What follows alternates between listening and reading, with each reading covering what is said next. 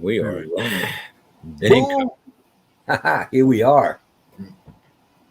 Aloha, everybody, and welcome to what I think is going to be an interesting panel tonight. Oh, yes. It will be interesting, no doubt. This is, oops, I got to mute my TV. Where's my remote? I got it up on the big screen here, but I got to mute it because it's on a delay. But, yeah, okay. Yeah, so I was going to say, this is going to be interesting tonight, Ronnie. We'll see if I can make some more enemies. Well, you probably won't have to work too hard to do that. No, I know. It's going to come very easy.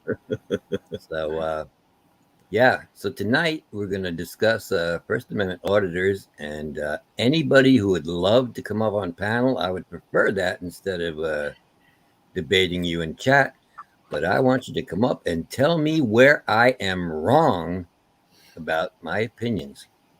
And I'm sure Ronnie will be more than happy to chime in on this as well. So, oh, I'd love to. Now I know. So me and Ronnie, we're going to have some back and forth tonight, and it's going to be fun. Well, it might not be fun, but it's going to be interesting. There you go. Yeah. But this is more auditors, though. Not really political, right?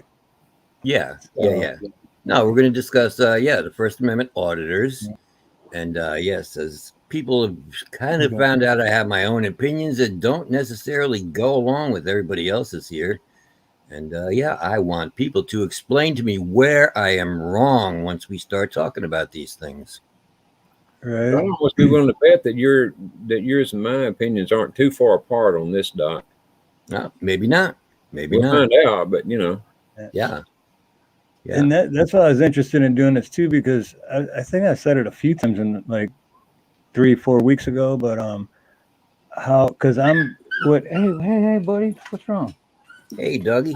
I'm on different like channels all the time, and so I'm like in different communities, and one of them is auditing, 1A 2A auditing community, but then other ones aren't, and so like I always say, my following is kind of like really diverse, Yeah.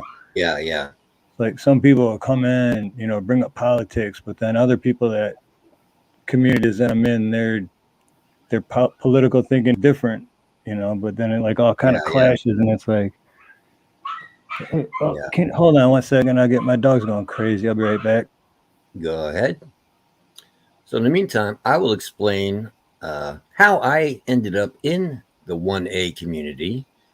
I started out because of music, and I met Anna from Banana Lounge, and Banana Anna, as she does her own auditing now. And then through her, I was introduced to her boyfriend, Accountability for All, Josh Abrams, and he and I hit it off comedically. We were really good together. He's very funny, and the two of us it's just crazy when we get together. So I started looking into what does my new friend Josh Abrams do, and then I found out that this whole Accountability for All thing, it was my first introduction to the 1A community. And I was like, holy crap, my new friend is an asshole. And and I'm not saying anything out of turn here, because Josh will tell you himself that he is an asshole. So I'm not calling him names. I'm not saying anything behind his back. He knows, and he will tell you himself. So if he's an asshole, he's a very funny asshole. He is, though. Yeah. That's what we're talking about. I was on the phone. Oh, you know what?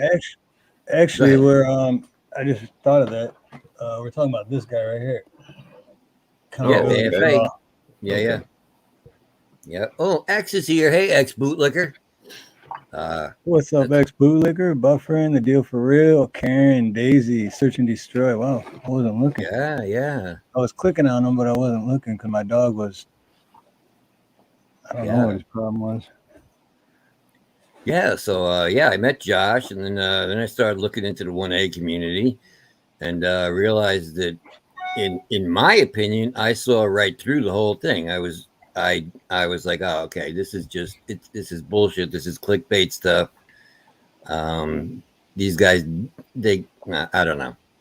But yeah, so what I did was, instead of going over and making my home where Auditor Troll lives and Blue Bacon and all of those guys, I decided, no, I am going to plant myself right in the middle of the 1A community. And yeah, and I did that, and I actually lasted there. I really thought I was going to get hate. I thought I was going to get run out of the community, tarred and feathered. And because these cats thought they don't pull any punches. If they don't like you, they'll try to run you out of the community. And surprisingly, that never happened. I didn't get any hate. Look, we got Heather Holt here. Heather Holt is she's one of the top mods in that community. Her and Judd, and both of them like me. I mean, I even won over the mods. So yeah, surprisingly enough, nobody hated me, even though I roasted the shit out of them and I had different opinions. And yeah, finally I got tired of it, and I walked away from it on my own without being run out. Hey, Nina, hey. There you are. I see you. I got to do a move out, so inspection. So have fun, guys. Oh, yeah, we will. Okay. Yeah. So yeah, I finally got tired of it. I was like, this gives me a headache. It's really stressful be dealing with that all the time and watching those videos all the time. Yeah, so I managed to walk away from it on my own, and came over back to the music community, and you know, this opportunity opened up to work with Conspiracy Music, and I'll be honest with you, I am much happier in the music community doing what I'm doing now than I was over in the 1A community, stressing out and roasting and battling people and stuff. But you know what? If you never went to the 1A community, we wouldn't be having a Music Mayhem 5 on Tuesday. So oh yeah. That's how we know each other, through the chats yeah. in the 1A. So yeah. Well, so how do you look at the 1A community, Doc? Tell me some of your ideas. Okay. Well, I like the original idea behind it. The cop watching and the transparency for cops. I thought that was the original idea was good, but they have taken that and they have twisted it and they have morphed it into this thing where they're not just cop watching. They're going in already with the idea that they hate cops. All cops are bad. Every single cop is up to something crooked every single moment of the day. They're a bunch of tyrants. You know, like if they're filming and the cop says, okay, I need you to step back 10 feet. If you could just step back 10 feet. Tyrant. You see the tyranny we have to deal with? This is like living in Nazi Germany. No, it's not like living in Nazi Germany, and it's not like they're not tyrants. If this was Nazi Germany, the cop would have hit you in the head with a baton and you would be in an oven dead right now. That's what a tyrant is. So when somebody tells you to step back or I don't take directives, oh, come on, man. The guy told you to step back 10 feet because you're interjecting yourself into the situation, which you're not supposed to be doing. You're only supposed to be watching. And yeah. And then they claim that they're journalists. And a journalist does not put himself into the story. A journalist, he films the story. He might write the story, but he doesn't put himself in the middle of it where he becomes a combatant with, you know, one of the other people that he's supposedly watching. So that's a few of my ideas. What do you think, Ronnie? Oh, I agree with you wholeheartedly. And the one thing that that you left out that I'll go ahead and throw in there is that the cop in most cases don't know who the people are that he's stopping or whatever, or dealing with. And he's got to be sure he watches out for his own self and protects his weapon. Yeah, absolutely. Yeah, they don't know who they're going to deal with or what's going to happen, so they have to be careful. And I mean, I find it hard to hate on them for that. Are there crooked cops? Sure, there are. Just like there are crooked people in every profession. That's I'm not going to tell you that all cops are great and all cops are good. Because there's a shit ton of crooked plumbers, and I'm not one of them. But it makes me look bad. Exactly. Yeah. No matter what. I do believe there's more corrupt cops than there are good ones. That could very well be. Yeah. I don't know, but that could be. Hey, AC, what's up? Hey, Doc. And I got a question for everyone up here. Mm-hmm. Do you think I know journalists ain't supposed to do it. I know journalists, they go to school not to become the story. Do you think a lot of these independent journalists want to become part of the story with a crooked cop? Is that why they're trying to push the buttons of the police officers? Yeah. Could that be one of the reasons? Oh, it's absolutely the reason. They're looking for a reaction, because if they don't get a reaction, then they're not going to get any views on YouTube. And it's about getting views on YouTube, and it's about having your followers, want to see what you're doing. And if you don't have any confrontation and you don't get a negative reaction from the people you're filming, then there's really no story. The story that you're trying to do is the reaction that they get from whoever it is that they're filming. Well, that would be dependent upon the auditor themselves. I know many auditors of many different YouTube channels that would prefer going out and having absolutely no reaction from the police, and that way they know that those police law and implementing it correctly. I'm not disagreeing that there are auditors that only want I try to avoid those when I find them. Yeah. Real quick, one second, guys. I have to, JD just became a member. I have to play this clip for him.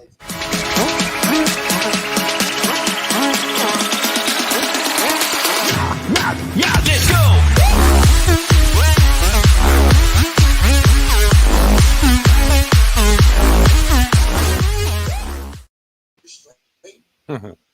There you go. Fireworks. Yeah, Heather Holt, man, you are a maniac putting out your videos now.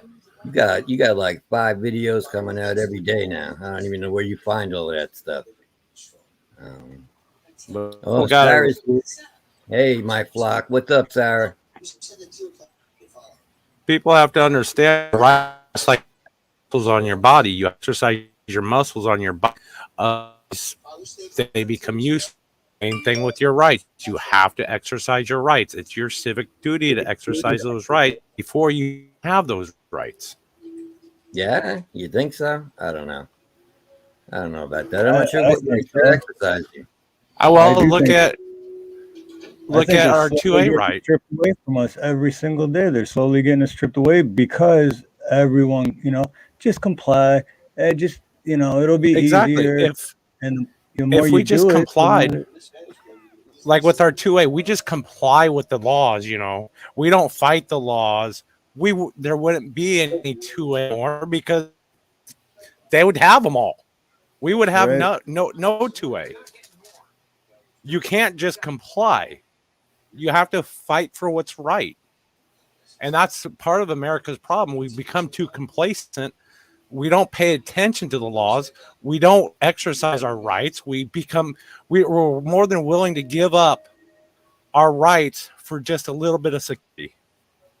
And what rights do you think that you are being forced to give up? You give up your rights, a lot of rights, when it comes to interaction with the police. I'm sorry, I'm one that I don't like the police. I feel that, yes, you need to defund the police. The police should not be in existence. The police are created not to serve and protect you, but to serve and protect the officials.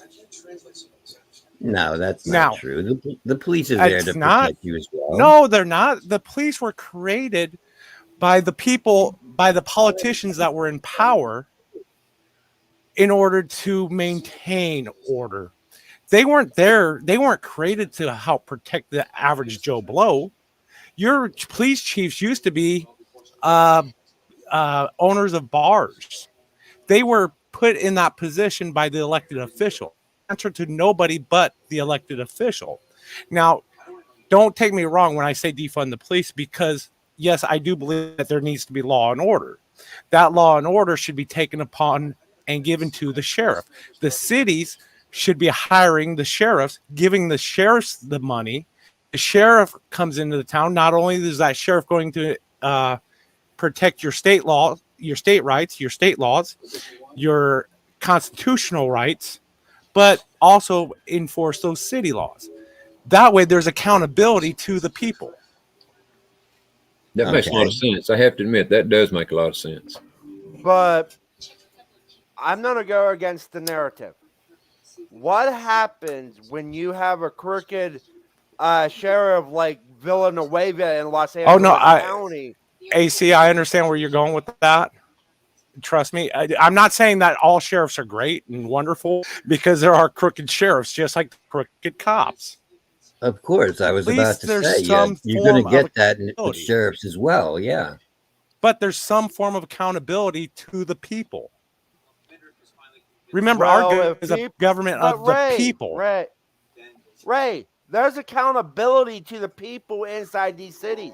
If more people would go to city council meetings and tell them they want the police chief fired, and they have 1,000 people stand there instead of a couple, then things would get done.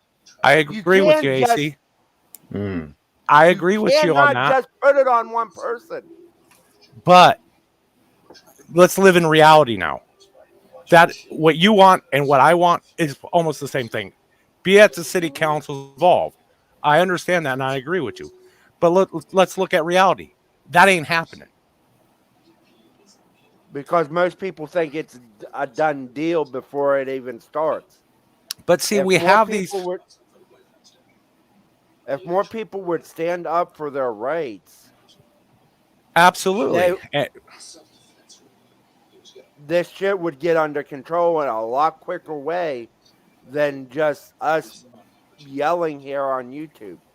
Yes, I don't want to see a war happen in this country. Don't get me wrong. But at some point, people are going to be F this, because we've seen part of it in 2021. I'm not saying what happened was a good thing, but we've seen what some of it's caused. The people that did something wrong on that date, yes, prosecute them. But people are going to get upset, and it's going to get a lot worse. Well, to me, it goes back to the sheriff being elected. The police chief isn't elected. Well, if you got a sheriff and he's elected, you can either vote him out or vote him back in again. But with the police chiefs, then you got to go through the city council and all this bullshit. So I can definitely see the point of the sheriff there. And plus, with the sheriff, he's sworn to uphold the Constitution, just like all other elected officials are. So it's a whole lot easier to hold a sheriff responsible than it is a police chief in the long run. Okay. And I'm not disagreeing with you, Heather. I'm just saying that if more people would go to these city council meetings and they have a line standing outside to talk about the police chief, more things would get done, because those politicians in that city council want to try to keep that job as long as they possibly can. They are just like Nancy Pelosi. So, to some extent, and I'm going to ask everyone up here, should every city, when a police chief resigns, should they go to where the people inside the city vote for a new police chief? Should that the way it should be? I don't know. Again, go ahead. Oh no, go ahead, Ron. I was going to say that I think the only one that needs to be elected is the sheriff, and then like Ray was saying, if the sheriff's elected, so let him hire the deputies put in there, and then every year, if he don't keep his deputies under control, or whenever his election comes up, you can unelect him, and get somebody else in there. But then somebody in the chat, so as Cindy said that she has a sheriff up there in King County, Washington, that's appointed. So I guess all states are different, and I didn't know that. Yeah. No. Ex-bootlicker has an interesting idea. What's that? You want to bring it up, Steve? About the most recent one? No, just end all government qualified immunity. Oh, right. Oh, qualified immunity needs to. I've been screaming that from day one. That needs to get gone. You can't. Two wrongs will never make a right. Therefore, and no one person is ever above the law. At least here in the United States, that's the way the United States was supposed to be. The law is equal to everybody. Well, in most states here, now I don't know about all of them, but in most states, all elected officials have to have a bond. If they haven't got those bonds, then that means that there is something going on with them that shouldn't be going on with them. They definitely shouldn't be in office, in an elected office. If your sheriff is elected or a judge or whatever, and they haven't got a bond covering their ass, well, then they can be kicked out of office right then. Yeah, that's not the case here in Arizona. You don't need a bond to be the official. Qualified immunity, which is funny because especially in the policing world, you have police departments that tout that as a benefit of becoming a cop. Oh, don't worry, you'll have qualified immunity. They're taking that as a benefit. Basically, what they're saying, hey, go beat the shit out of this person, violate his rights, but it's okay because you will have qualified immunity. That's what they're telling consequences for you. Exactly. Yeah. Cindy Loon says in King County, Washington, we have been abandoned to the communists. Really, Cindy? The communists, you think? Do you think it's very much like living in Russia or China under communism? I hardly doubt that it's the same thing. So but if you prove me wrong, tell me. So in private chat, I put a link, and Steve, if you want to put it in public, it's in regards to the history of policing, and I'll read two quick paragraphs here to kind of give context of policing here in the United States. Okay. It was not until the 1830s that the idea of a centralized municipal police department emerged in the United States. In 1838, the city of Boston established the first American police force, followed by New York City in 1845, Albany, New York, and Chicago in 1851, New Orleans and Cincinnati in 1853, Philadelphia in 1855, and Newark, New Jersey, and Baltimore in 1857. By the 1880s, all major U.S. cities had municipal police forces. These modern police organizations shared similar characteristics. They were publicly supported and bureaucratic in form. Police officers were full-time employees, not community volunteers or case-by-case fee retainers. Departments had permanent and fixed rules and procedures, and employment as a police officer was continuous. Police departments were accountable to a central governmental authority, not to the people, to the government authority. And usually it was those that had the power, like we have our Republicans and Democrats today. The Republican governor, the Republican was in charge of the city. He was elected. Now he's going to choose the police chief that fits his ideas. And that police chief is now accountable only to the mayor, nobody else. He's not accountable to you as a person. And that hasn't changed any. After 200 years, I think it's time for a change in that type of mentality. Buffering says Russia probably has more freedom than Washington. I doubt that, Buffering. I really do. If you go to Washington, you can speak out against the government. You can speak out against the police. You have your First Amendment free speech right. Go to Russia and try that. You'll disappear. they won't even they'll never see you again. So no, I think Russia has more freedom than Washington. I really don't. As if it's your business. I'm actually getting out my binoculars, buddy.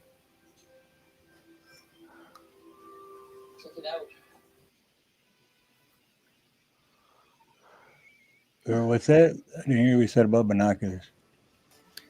He said, as if it's your business, said he's getting into the jammies. I'm like, Gotcha. I'm busting out. That's stop looking at me. I'm busting out my binoculars, buddy. I was going off of what Doc was saying, and I'm like, huh? It doesn't go together. We're going to do some voyeurism. Yeah. That's funny. So Cindy Loon says there's a goddamn statue of Lennon in Seattle, for fuck's sake. There is. Really? John Lennon? No. I know. Is there and really yet down? And yet down south, ripped down statues of Robert E. Lee. I mean, really? Well, I do find that an odd statue to have up. I don't really understand why they would have that. Because they believe in communism. Well, they believe in what Russia was trying to sell.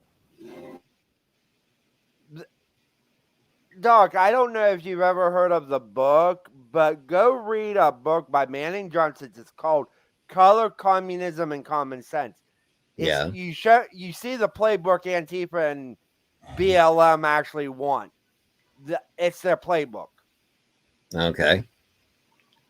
Yeah. Well, I mean, BLM, as far as that goes, the whole idea of it was great. I think the whole Black Lives Matter thing is a good point, and it's but the organization itself was it was crooked. It's about making money. BLM is nothing more than the Black Panthers reinvented. I mean, I wouldn't call them. I think the Black Panthers did some good things. BLM and Antifa are nothing more than an organization that was started here in the South after the Civil War. That's what Antifa and BLM are. Just different colors. Now, if you named it ALM, All Lives Matter, hell, I'd be 100% behind you. Black, white, yellow, green, purple. I'm even fucking upset at Candace Owen and Kanye West. So, yeah. Well, I mean, I agree. All lives matter. Clearly, that's true. But you have to admit that Black people have been at a disadvantage, and they do, they do. A lot of the times, their rights are not respected as much as, people who are not of people of color. And that's kind of why the Black Lives Matter thing started. At least I don't think it matters if they're not respected as much as people. I think it's people, period. All people's lives aren't respected as much as people with more money, more power, higher up, more important, So, because, dude, I grew up in Detroit, and I'm just a tall, skinny white dude, I didn't get no special fucking, you know what I mean? Yeah. No, I agree. I didn't get any different treatment. I didn't have white privilege when the cops came. They still threw me on my ass just like the next guy. So yeah. And plus, BLM admitted to being the leader or whatever you want to call her, a trained Marxist. Exactly. Yeah. I'm still waiting on my white privilege card. Must have got. I know, right? I'm fine. Like I said, I grew up in Detroit. I never had. I was using it wrong, if that's the case, because I was never privileged by it. So, as far as Antifa goes, they are a Nazi organization. That's what the fist in the air are. Yep. Check out the Antifa. The original beginnings, if people want to know this, I know this from my own studies. Antifa came from Germany. The actual name of the organization back before World War II was called the anti-fascista, the anti-fascist party in Germany. You know who they supported? Yep. Tell us. Adolf Hitler. So the anti-fascists are actually fascists. I love how Democrats use certain words and phrases to make everything look like it's good. Think about this. If you didn't know a certain organization, if I told you Planned Parenthood, what would you think? What would be your first thoughts? And take away from what we know about if I just said Planned Parenthood, what would you think the organization would do? Well, it's supposed to be about helping women who are pregnant or maybe thinking about getting pregnant. It's supposed to be about helping with contraception. And then, of course, abortion comes into the issue. And, that's the hot topic button right there. Hot pockets. Oh, you said hot topic. Okay. Hot topic. I was reading Living in Her Mother's Basement, and every time I think that, I think of "Mom, me a hot pocket." 37 years old, make me dinner. I was actually getting hungry because I was thinking hot pockets too. My stomach started growling. Nah. What's your favorite hot pocket? Pepperoni Pizza. That's the ones I got in my freezer as well. There you go. See, we all come together on the hot pocket pepperoni pizza thing. Doesn't matter what we think about anything else. It's about the hot easy pocket. It is to unite. Yes. So easy. All it takes is a pepperoni pizza hot pocket. Oh, you said pepperoni? Ham and cheese. Wait. You said, fuck you, guys. You said pepperoni. In AC's case, it's not pepperoni, it's pupperoni. P-U-P. Oh, fuck you. Fuck you, Well, it could be hopperoni. Hi, hopperoni. There you go. I have one. All right, I'll be back in one moment. Should I get ready to have you shove your boot up my ass? AC's a good guy. No, I love AC. I've known AC for a while. You have to look at the name. You know, I wanted Hoperoni. Hopperoni. So, Angry, I always wanted to ask you this question. I really wanted to ask you. I've always wanted to ask you this. Why are they so angry? And have you ever thought of like a Xanax or something to kind of calm you down from the anger? The anger is because my country is going to hell in a handbasket. And it's been that way for a while. And I want to live under my God-given rights instead of what these fucking political establishments say are your right to do.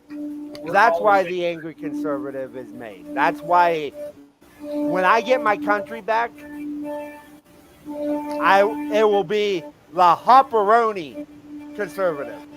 How about some Xanax or Ritalin or something, just calm you down a little bit? And I agree with Sultan. Hey, yeah, I'm always going to be angry. Mm-hmm. Oh, hold on 1 second, guys. Aloha, none of your damn business, and mahalo.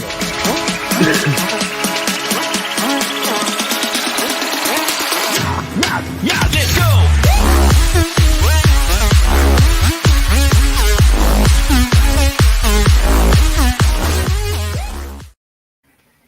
All right, let's party like it was 1899.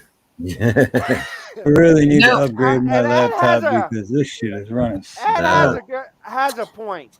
Ed has a point here. Okay. About the letters KKK. It could be the Cool Kids Club. Oh, it could be. Let me just say I am angry right now because my own partner, Conspiracy Music, just called me Doc Dander. And He said he played for 16,000 TikTokers last night. I didn't So congratulations on the TikToking thing, and thanks for calling me Doc Dander. Appreciate it. Now, I put those, that on there dummy. and I read it and I did not even notice it. I automatically read danger. That's hilarious. now those Hey, Princess TikTokers, did they LDG, I remember? see you. Did those TikTokers remember Puff Puff Pass? Yes, Or were they bogarting it all? 16,000 of them. Wow. Right? I mean, that's a lot of puffing right there and passing. Yeah, we got Princess LDG checking in. We And love her. She's a really, really good musician. So shout out to Princess LDG. We're getting more Patio's people Cop in here. Watch This is here. cool. At Hand, Salt, and Light, as if it's your business. None your damn business. Heather Holt, which is like the greatest moderator in all of YouTube. Absolutely. She mods like 5 channels at one time. She's amazing. And puts out 6 videos while she's doing it. So that's what I'm saying. It blows my mind. Yeah. I'm like, how do you do that? Because like it is amazing. It's conspiracy. All I gotta ask is, I've been watching for a while. Can you ever English at any time other than tonight?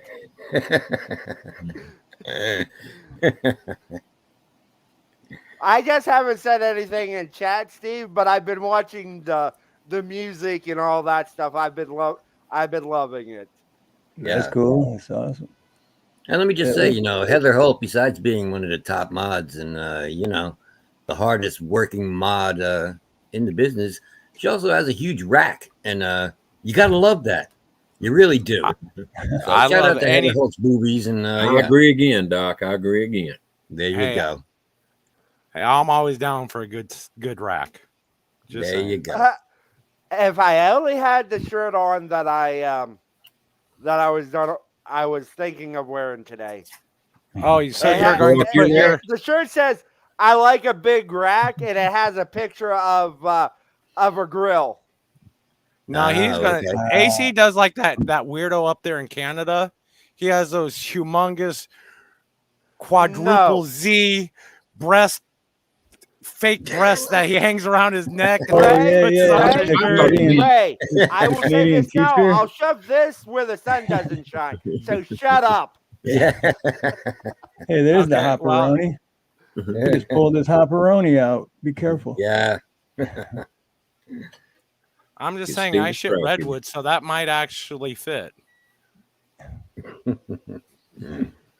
With room to spare. Okay, so let's talk about First Amendment auditors and the right to film in public. Yeah. The idea that there is no expectation of privacy in public, one of the lines that comes straight from the auditor's script.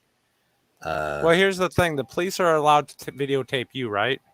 Of course, but there's a reason for that. That reason? In case something happens. That's more of a security camera. But they are not taking. They're not taking those videos and uploading them to YouTube. It does. Well, they're freely available. You can FOIA request those videos if you want. Sometimes, because when you do FOIA request them and get them, a lot of shit will be missing. Redact. A lot of their convenience, but right. But Doc, it's same purpose.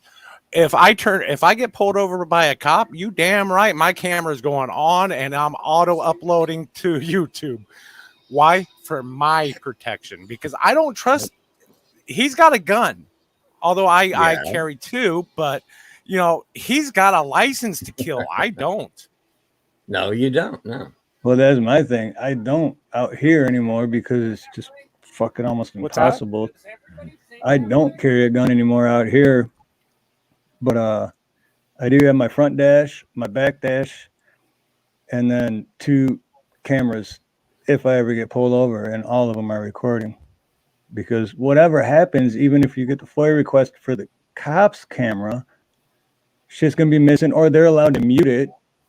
So they can be saying all this shit and just mute it, and then you have no idea what's happening. So it's not... It's kind of like what you're saying, Doc, about the auditors, how they edit it and do this. The cops do that with their cameras, with their video. All right. Well, and that would be your crooked cops right there who would do that. Yeah, you were going to have that happen, of course. But yeah, I would imagine that it doesn't happen quite as often. Personally, I believe it happens more often than we even know about. Yeah. I'm sorry, guys. What I missed the first part of that. What are we talking about here? You watching TV over there? No, I'm trying to explain to Milo that he needs to look at statistics of what I'm saying and what a lot of you guys are saying, and it'd blow your fucking mind if you actually looked at these statistics for the first time. There's probably more murder and death caused by cops on innocent civilians than the criminals.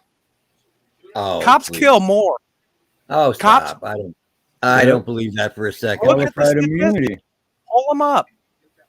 Don't take my word for it. Are you talking about armed or unarmed people there, Ray? It doesn't matter whether they're armed. It doesn't matter if they're armed or unarmed. You kill an innocent civilian as a cop, that's wrong. You should have to pay for that. I don't care if it's in the line of duty. I understand that's war. You know, shit happens in war. There's casualties, unfortunately, and unforeseen casualties, but not when it comes to enforcing laws. You do not have the right to kill. Milo was just talking about this officer that is in some very serious trouble, female officer that pulled out her gun instead of her taser. Do you think that would have gotten any attention? You think that cop would have gotten in any trouble if there wasn't video that surfaced? No, they would cover that shit up. Okay. Well, my partner Conspiracy says cops kill over 1,000 people a year. Now, if that is the actual statistic, I guarantee you that civilians kill more people. There are more civilian murders than there are 1,000. I didn't know. I did. I think I kind of worded it wrong. Sorry, I do. Because I just found an article that says, and this is from Northeastern University. 1,000 people in the U.S. die annually in police shootings. And so how many of those were innocent? It does not mean they're all innocent. No, I don't say that everyone's innocent. Technically, everyone's innocent until you're proven guilty in a court of law. But I mean, if you have a gun and you're shooting at somebody and the cop has to shoot you, you know, there's kind of no choice there. Something that needs to be done. Well, there was a case in here, and I think it was New Mexico about 10 years ago, where this guy, he was on drugs, I guess. He was, anyways, up on a kind of a mesa. And I don't know if someone called the cops up there, if they just happened to stumble across him now, but he was sitting down, you know, had a knife there. I don't even think he had the knife in his hand. And these cops killed this guy literally in cold blood. Do any of you guys remember this happening? AC, Ray, Doc, anyone? No, not that particular case. I do know because I lived in the apartment complex that this happened in out here in Arizona. This guy had a run-in with this female cop once before. Well, about 2 weeks after that run-in, that didn't go well. The cops were called out to his place again. This time, it was that female plus that female's boyfriend cop, which, you know, there was no fraternization, but they were, you know, kind of being sneaky about it. He ended up tasing this guy to death. He electrocuted him. He had no fucking weapon. That cop got off. So there's more than just shooting to kill somebody. Cops can now electrocute you. There's cops that I've seen very rarely where they basically beat you to death. Yeah, but why does that happen? What is the incident that causes them to do that? They don't just pull you over in a car, drag you out, and beat the crap out of you and electrocute you and shoot you. It doesn't happen. Bullshit! It happens all the time. I could pull up a video right now that would show the gentleman, and I follow the civil rights lawyer, and he's the one who posted it, where the guy was in handcuffs. Okay. Wasn't resisting. He was passively resisting, which is a difference. But no threat to the police officer. The cop came and just straight cold cocked him and knocked him down. Abuse of force. Police get away with it all the time. I can't argue with that. I can't argue with that particular incident. Yeah, that would be abuse of force, of course. Yes. Real quick, Cindy. Yes, absolutely, and everybody else in chat. I pinned the link. It's open, so anyone wants to come up and talk and debate, whatever. Yeah. Share your thoughts. Come on up, Ed Hen. Open panel. So we got room for 5 more people. So yeah. Ed Hen says Doc isn't paying attention to real life. No. I just live in a rainbow candy-colored world. Yeah, I see everything through rose-colored glasses. You didn't invite me. Oh, bitch. They told me that shit wasn't real. Unicorn shit, marshmallows, and fart glitter. Yeah. Fart glitter. Look, I've not had pleasant experiences with police. I have been arrested, and but it didn't make me anti-cop. I am not now a cop hater because that happened.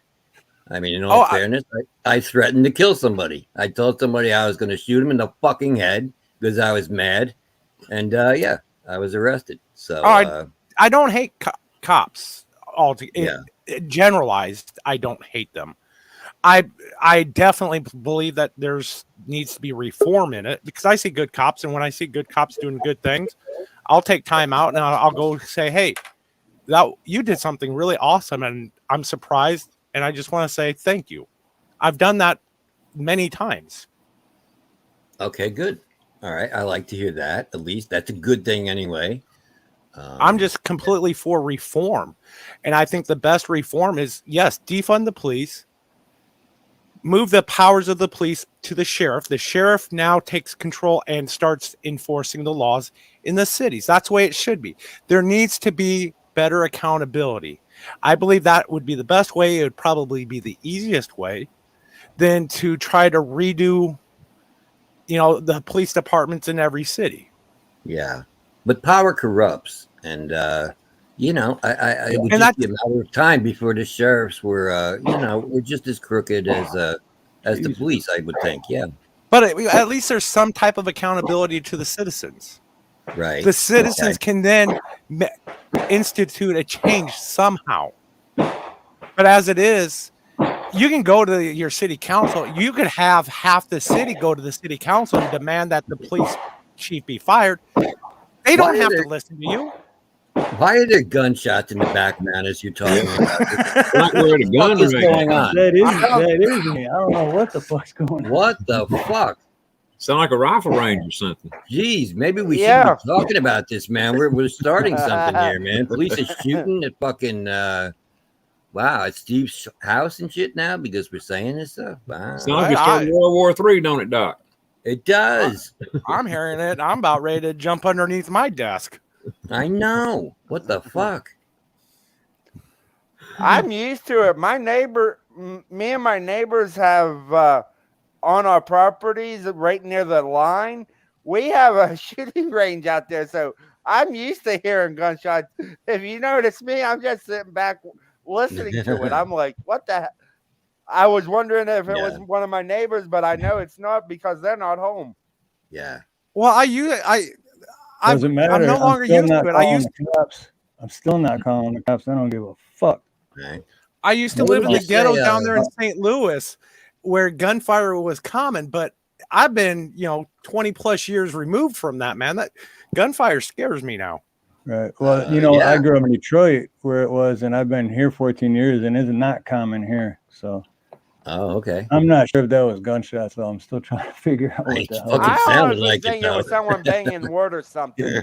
Is what it actually. No, it definitely wasn't that. I mean, it sounded like gunshots, but it could have been one of those nail guns. But it's so not common here, and I know the difference too. So it's like, that's why I'm like, Yeah, I don't know. And I got a question for Bootlicker. How can you have rocket surgery? That's the joke. Oh, okay. How can you have rocket surgery? That's my question. That is a good I've question, heard my of friend. rocket science. X, what are you talking about, science, bro? but I've never heard rocket surgery. I tell you Not what, you go rocket ask surgery. Brandon that, and I guarantee you, Brandon will tell you exactly how. Let He me damn just say, sure what's would. up, Tapatios? It's nice to see you, my Yes, friend. aloha. Aloha, brother. Nice to finally meet you. Yes. What's going on, man? How's everybody doing? Good. How are Good, you? my brother. I always see you in chat. This is the first time I get to see you and talk to you, man. It's very nice. What's going on, Mr. Doc? Oh, nothing, man. You know, I don't know. Up here trying to get myself in some kind of trouble, you know. He said, I'm not going to start trouble with anyone, but fuck it. Let's do this. Well, the reason why I came up on panel is because I just want to tell you like a little story of me growing up. It's not going to be long. I do got to go to sleep. I wake up early in the morning. Oh, But go ahead, man. the reason why I got into the 1A community is for the matter that well, I grew up in LA, in the streets of LA. So you guys most likely have like an idea of how everybody talks about LA and this and that, and you know.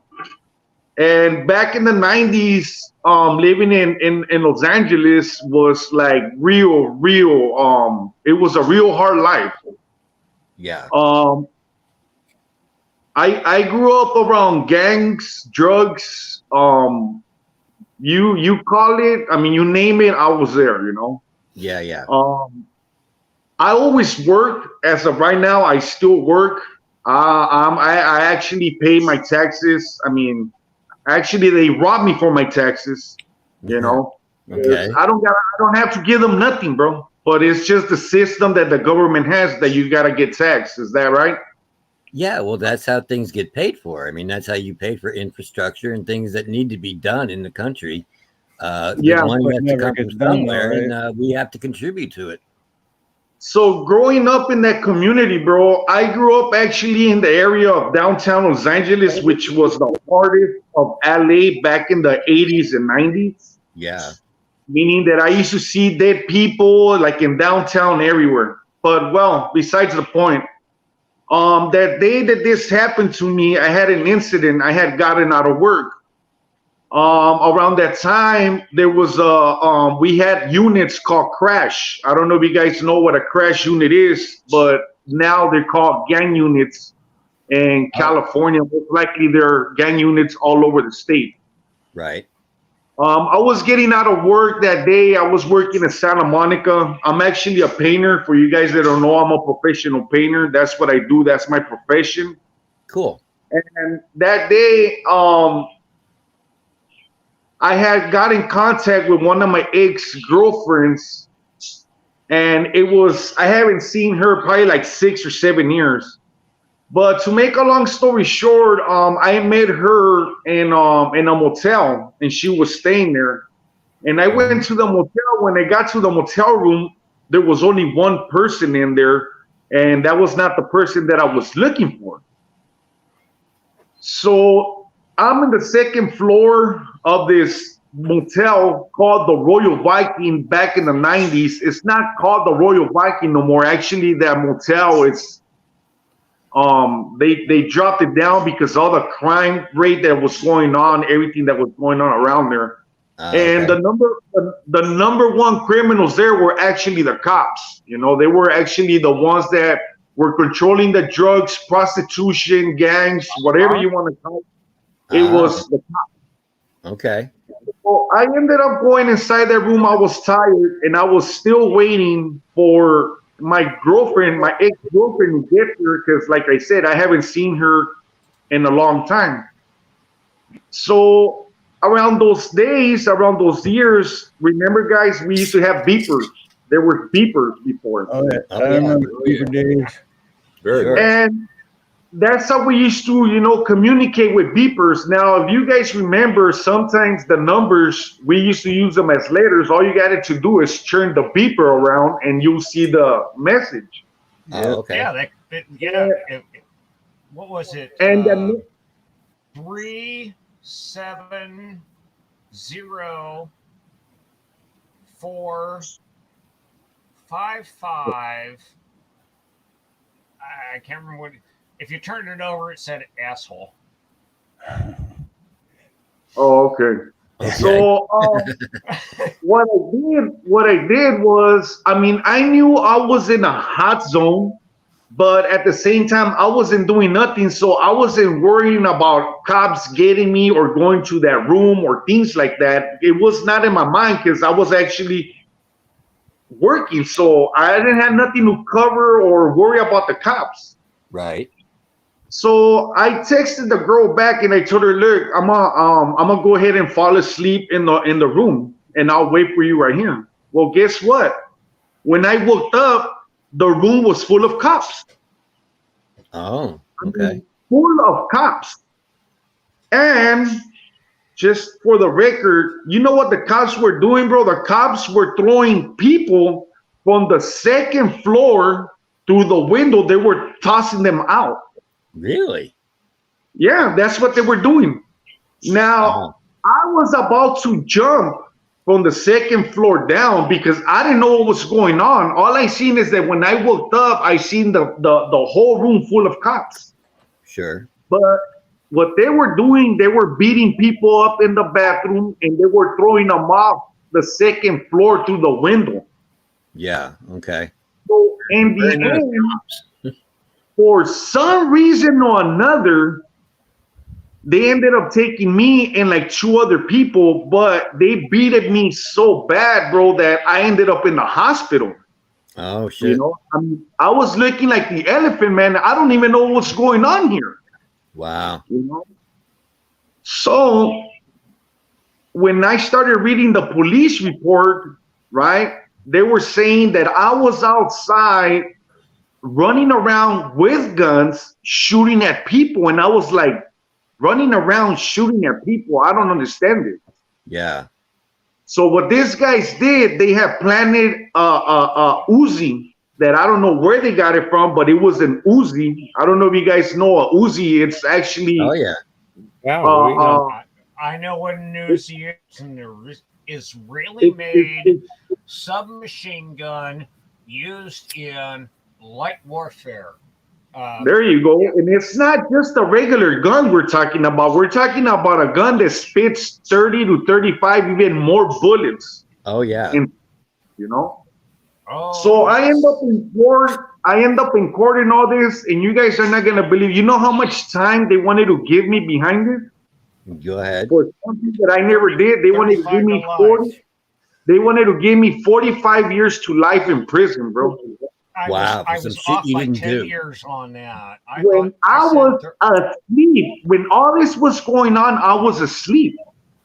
Yeah, yeah. Well, you know what? My mom went through so much pain. My family, we had to get lawyers. I mean, we lost a lot of stuff behind all those lies. That police report was just, I mean, it was like a movie, bro.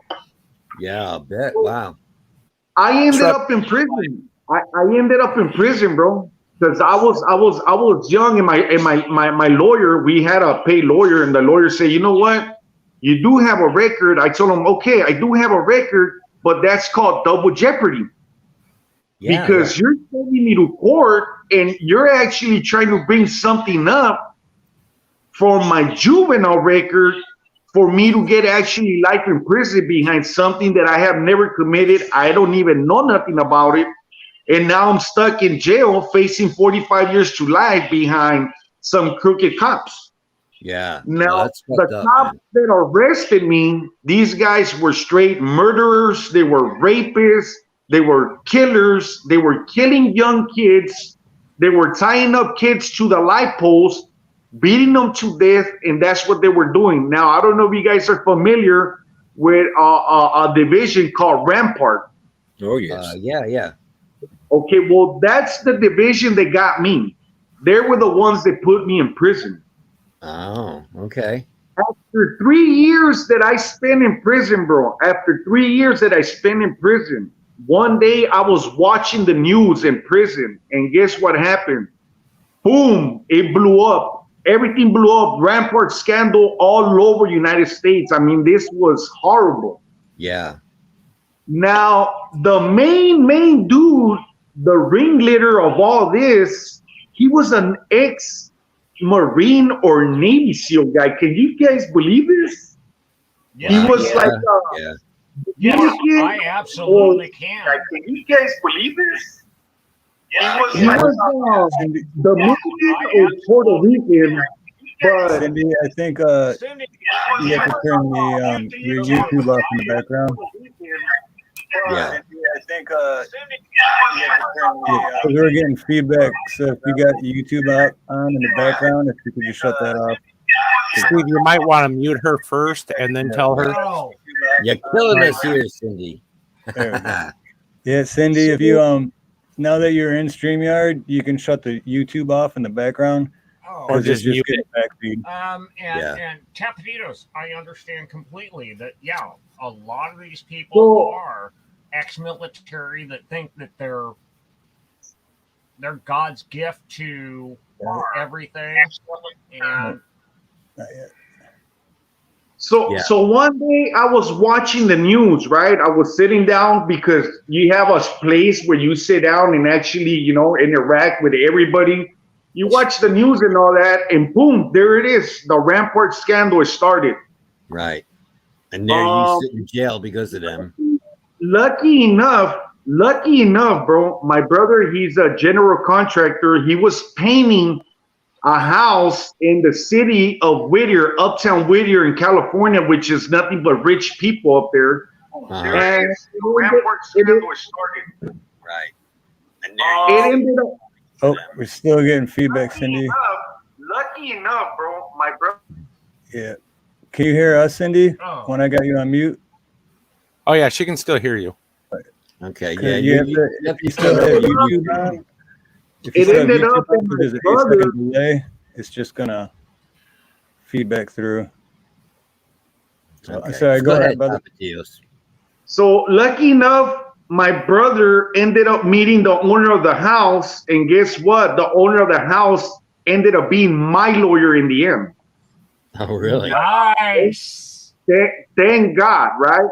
Yeah. So I didn't know this until I got a special visit to the prison where I was at. Now, I don't know if you guys are familiar with the city of Life in California. Live. It's still back feeding.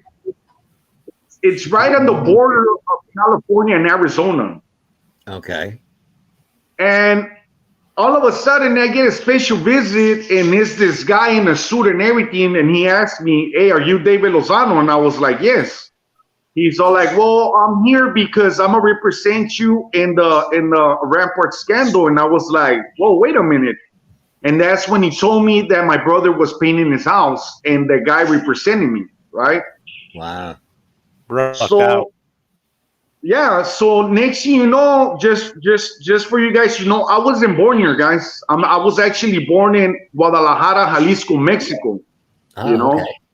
But I've been here all my life since I was like 3 years old. This is all I know. United States. This is all I know, and I'm proud. I'm a U.S. citizen. Thanks to those crooked cops, I'm a U.S. citizen. Yes. Sure. So in the end, they released me from jail, and next you know, ICE went and picked me up. Immigration went and picked me up. Really? So my mom had to get another lawyer. So I mean, they made my family go through hell, bro. I mean, my mom came up with diabetes. I mean, it was awful. I mean, my mom is really sick now.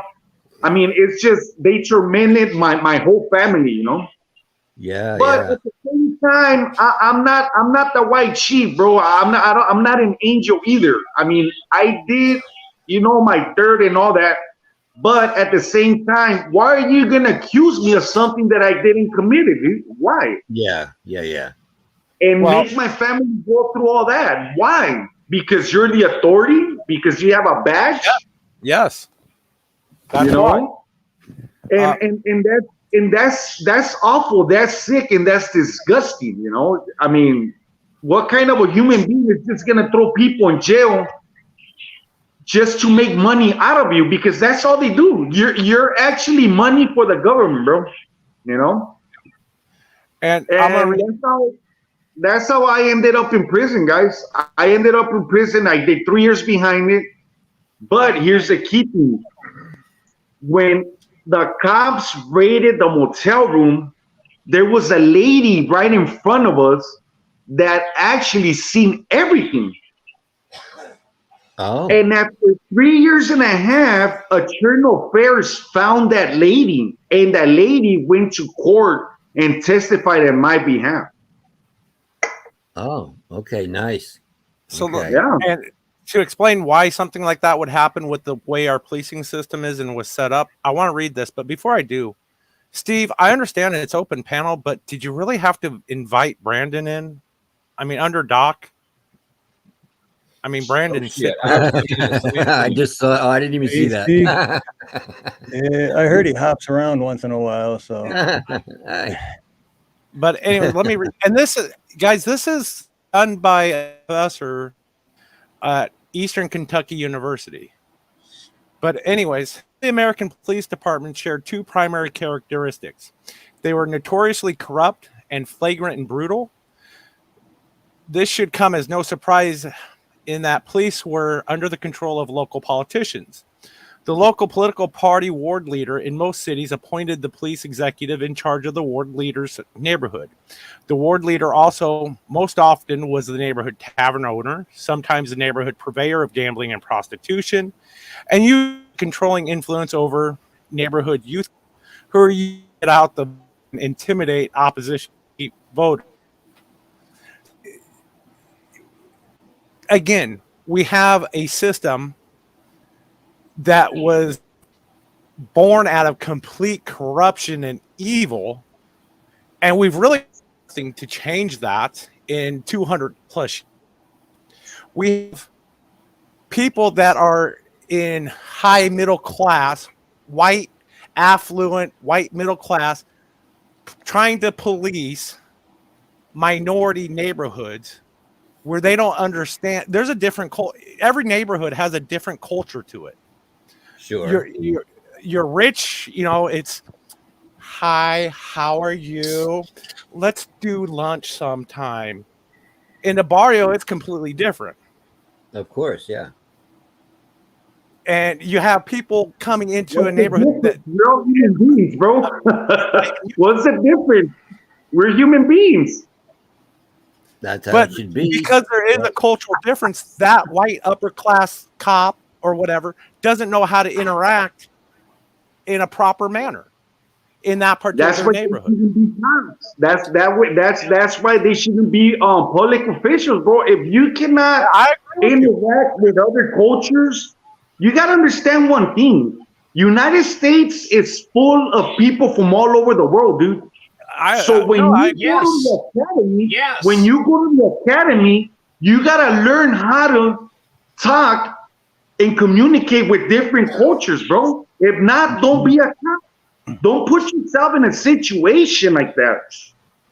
Well, I think you're gonna get other and real quick, just for the chat.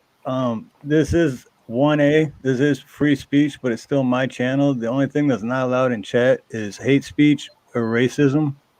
So that's why someone got timed out. Ooh. So, yeah. Let's go easy with that out there, okay? Did I get timed out?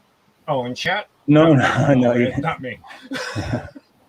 Yeah, now if you come in with some bullshit like that, yeah, you're gonna have to go. So yeah. Yeah, no hate speech or doxing or racism. I remember back in the 1800s when they had all of the a lot of them were Italian immigrants came in and landed on Ellis Island, and one of the things that they required was that you learn English, and there were some of them that could not, and they got back on a boat and went back to Italy. And I mean, it's just a really strange thing that requirement of learning English from the 1800s has been lost.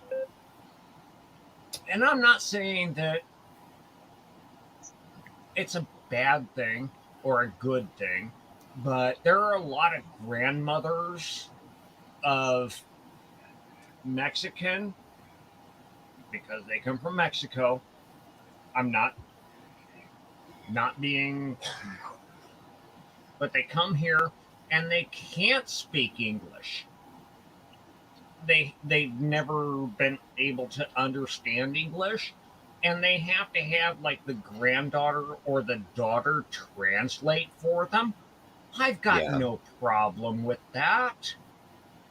You know, she wants to communicate something to me. Living in Arizona, the best Spanish I know is burrito, taco, chimichanga. Food unites. Just saying, food unites everyone. Well, I know that, but they're trying to buy Arizona parts. flooded with Hispanics, bro. You know, they're trying to buy parts to fix their house, and you know, we got to have a connect there somewhere. It's just, you know what? Sometimes people feel privileged, and in reality, you don't belong here, you know? If that's the mentality, you know, when you have or you feel that privilege, you don't belong in the United States, bro. Because United States is just like any other country, you know? You can't tell someone not to, you know? Or you can't actually... I'm getting a lot of echo or something. Yeah, bad robot. Yeah. Yeah, your connection's not the best right now. Tapatio. Could I, buddy? Yeah, I know. I see. Yeah, Cindy's got hers working good. Yeah, Cindy, I can hear you. Can y'all hear me okay? And I'm very sorry about that problem. Actually, Steve, I had 2 YouTube windows open. I had no idea. I'm so sorry. So you thought it was closed, but okay. Yeah, it happens. It happens. I am a total computer tard, Grandma. I will admit it. But don't worry about it. This man said something beautiful. Food unites. Yeah. Food unites. Listen, when we all get to go to the neighborhood potluck and bring our beautiful food together, oh my God, what love is shared. Because old women like me get to put our 2-handed giving hands into our food, and we get to give it to everybody. And there's nothing more delightful for me as a grandmother to give to give with 2 hands. And there you go. You know, I don't even know why I really came up here, because I saw people struggling, Steve, really struggling. And we have so much more in common than we have apart. Right, that's true. Yeah, I was talking to Doc either earlier today or last night. Yeah. Like, not online, but just between me and him, and I was just saying how, you know, everyone's got, or no, it was earlier. Yeah, everyone's got different opinions, and it's like, just because your favorite color is yellow and my favorite color is green doesn't mean we have to hate each other. It's irrelevant. It's absolutely irrelevant. Wait. And Steve and I don't agree on a lot of things. Yeah, we both we have don't. very, very different opinions, but we're still friends. It doesn't make a difference. Right. Exactly. You know? Okay, but Steve, I despise green. You despise what? Gray? I despise green. Oh, green. Oh, well, we can't be friends. You know what? No, I was in the U.S. Army, and they made me wear green. My underwear was green. My socks were green. I hate the color green. That's well, okay. You have a legitimate reason behind it. Go to the NCSO jail cells here. You'll wear pink underwear, okay? It's all good. Not anymore. No, they still do. Believe it or not, they still do. Yeah. Really? Pink? Yep. Oh yeah. Pink handcuffs, pink underwear. There's some things Sheriff Joe implemented because people were stealing. Okay. People were stealing you know underwear from the jail when they got released, so And they decided to make it pink. Okay. I think that is one of the things they should actually bring back. Mayors do not have anything to do with sheriffs. It should be like the old what I mean, I don't care what happened back east with their police departments, but city sheriffs should be elected by the population. And the population has control of that sheriff. There are no city sheriffs, there's county sheriffs. Isn't that the thing that sucks? Because if the people were to elect city, county sheriffs, unless you live in Louisiana, then you don't have counties, you have, I don't know what they're called. Parish. But yes. But if the people elected them. But Milo, just missed the point of my whole argument. We already have sheriff. We don't need police. We need to take that money that the cities are investing into the police, give it to the sheriff, let the sheriffs enforce the law. Not only are they going to enforce county law, they're going to enforce state law, they're going to enforce federal law, but they can also enforce city law. If we gave all the police assets and the budget produced for the police department, I'm talking, please. If we give all that to the sheriff can now afford to police the cities. There is accountability there already because we elect our sheriffs. They are not appointed by anybody. We don't need city sheriffs. We have a sheriff. Every county in the United States has a sheriff. Excuse me, my sheriff was appointed in King County, Washington. I'm backing off. I'm sorry, sir, but you have to digest that. I gotta look that up.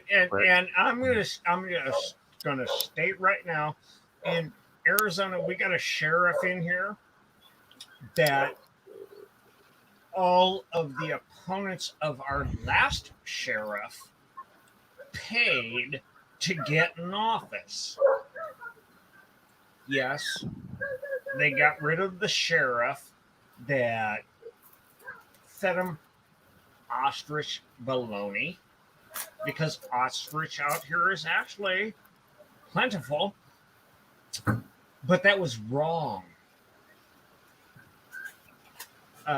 He decided to get rid of one of the biggest things that inmates wanted: coffee. You know what? You are a convicted felon. You do not get the right to coffee. That got me out of jail. All right. Hey, whatever stops you from going to prison, right? If it's coffee, then good for you. No coffee? Cindy, I'd like to say a few things before we move on. I just wanted to shout out. Go ahead. If the people elect an official, the people can actually remove that official. Not a government entity can remove that official. And if where you live lets the government put that official in place, you got a problem. Let's go back to the old Wild West days, where your little town elects a sheriff. I want to take a minute. Cindy, thank you.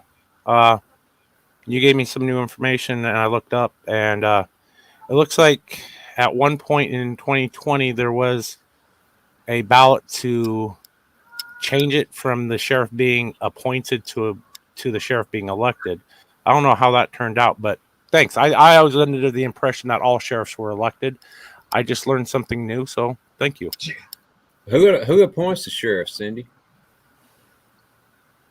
Oh, she's mute. Oh, well, hopefully she heard me. Yeah. Yes. There you go. Sorry, guys. It was council. I'm sorry. I don't know. It was like not like the community council, but they just all got together and decided. And you guys got to realize, we are living in a city in Seattle. We are under siege. And you've got to realize in Washington State, this is a state under siege. We have 20 years of mail-in ballots. We are under the most oppressive, communistic, it's because we're commie Seattle. Hello, Indy. Yeah. See, Indy lives in the same county I do. I assume. I assume. And yes. And we have been abandoned. We have been abandoned by the rest of the United States to just this, because we're in the tech center of the world, right? We've got Bill Gates living on the island in the middle of Lake Washington and Medina, and he's Mr. Guy going on, and then we've got what is that, Amazon out here? Yeah. See, you're good, Gary. Gary's not sure if you're technologically. I'm really sorry to kind of be a Badinsky. No, I mean, hear you men talk. Cindy, I love it because you opened my eyes on something.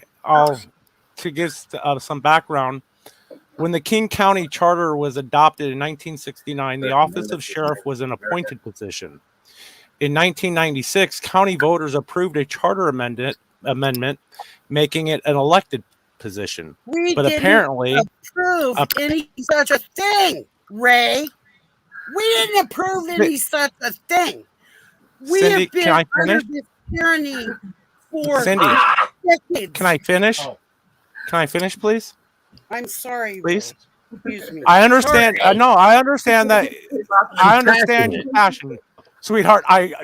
If anybody understands your passion, I understand it. Calling me sweetheart or honey or any other thing. Now, so apparently they moved it back to a appointed position, and that's fucked up. Yeah. I was just reading the history of King County. Hi, Charlie. That's Chuckles. Yeah. So I wanted to make a few comments here. I just wanted to shout out to Karen M, who's in the chat, because Karen M has one of the cutest female speaking voices on YouTube. I also wanted to address something that Salty Explorer said, do you think Denver Metro Audits is going to be on panel? I guarantee you, Salty Explorer, Denver Metro Audits will not come on a panel with me. I guarantee you. So no, I don't think that's going to happen. No. And I did want to say to Tapatio's Cop Watch, that's a fucked up story that you had to tell. I'm sorry that happened to you and your family.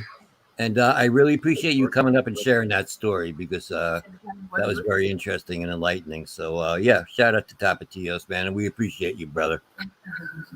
Why did you slide out of it? Yeah. He slid out of it. Exactly, brother. That's all I got. Law enforcement. I don't know a lot about law enforcement. I was actually up here to talk about the 1A auditors. Yeah, it got switched over quick. But I mean, it all does kind of go together, because it's, Yeah.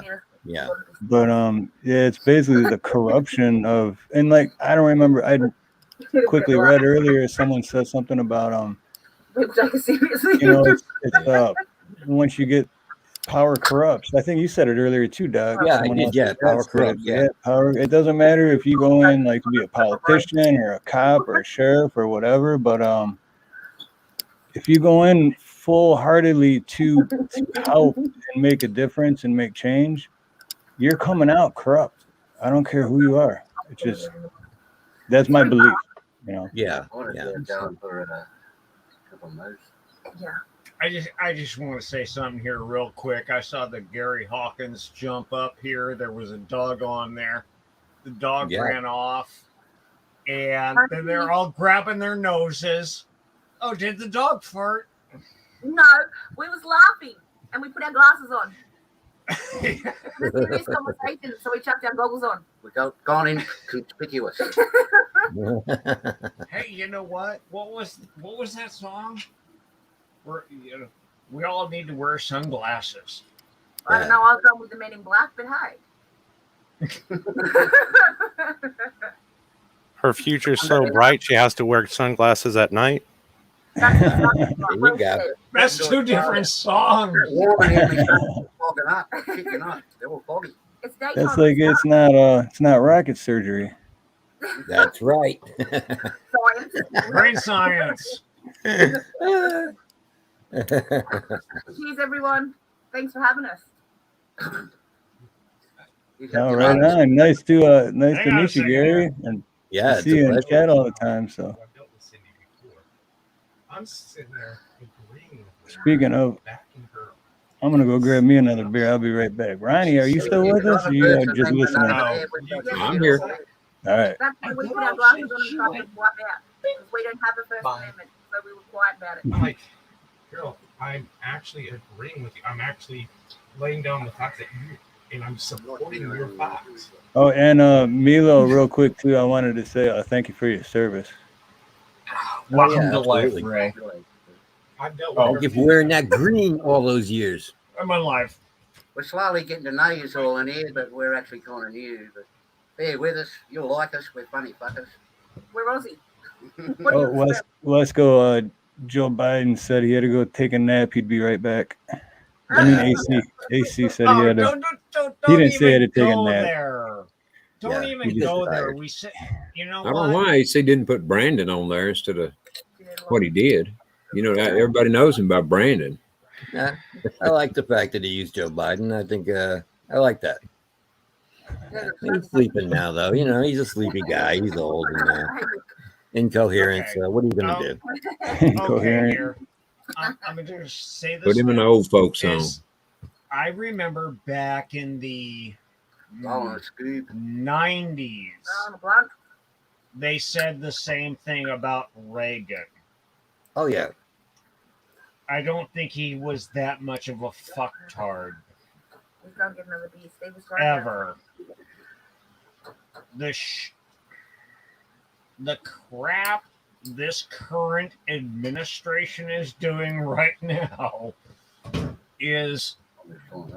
makes me think Carter was a good president. Comparatively speaking, he was a great president. Jeez. Yeah, so here's the question. I know a lot of people are huge Trump supporters. I can't figure out for the life of me why. But how has your life changed drastically since Trump left office and now Joe Biden is in office? How has that changed your life drastically? The price of living. I can answer that, Doc Danger. Everybody goes at once. Go ahead, I can answer how my life changed drastically, Doc Danger. Okay. Do you want to hear it? Sure. All yeah, right. All right. Number one, we were accused of fraud, my husband and I.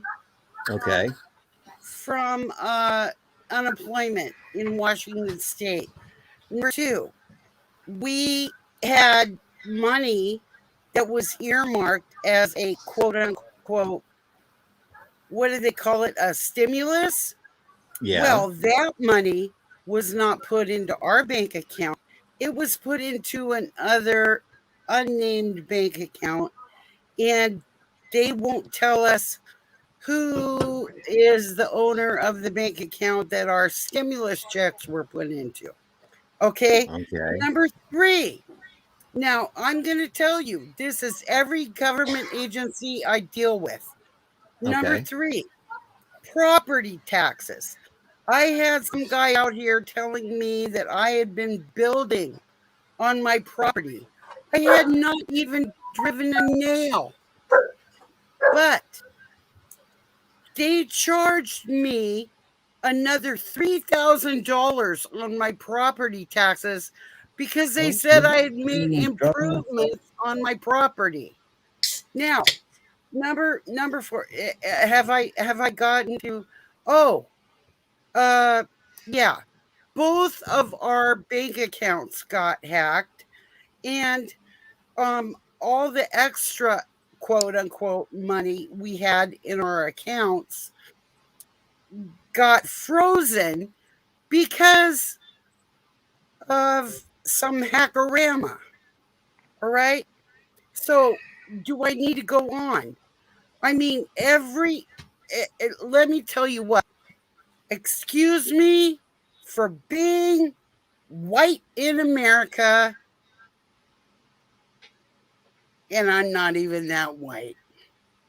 Okay. So, Doc Danger. Yes. Any part of that you want to elaborate on? No, if that is your story, I am not going to dispute anything that you're saying. Well, thank you. That's my reality for today. Sure. My life, it changed drastically because I used to pay $2.20 for gas in Hawaii. Now I'm paying almost $5, and I'm a plumber. So I when I'm not plumbing during the day, I'm driving, and I do a lot of driving. You have to realize that's a global thing as well. That is happening globally. That is not just happening in the U.S. because of Joe Biden. That's something that is going on globally. And everything that Joe Biden did created reasons why the economy went in the shitter. And it's putting the brakes on every man, woman, and child that ever And thought then the materials that I use for plumbing, I have to keep my van stocked. And the materials tripled. So then, of course, because of the gas and the materials, I got to raise my prices. Right. And then people stop calling. Oh, he's raising his price. And it's like, I'm not making more money. I'm just, I'm still making the same money I used to. I just have to charge more to cover the overhead. Yeah. If you don't have your truck, Steve, you got to go get it. And that's going to cost everybody money. Yep.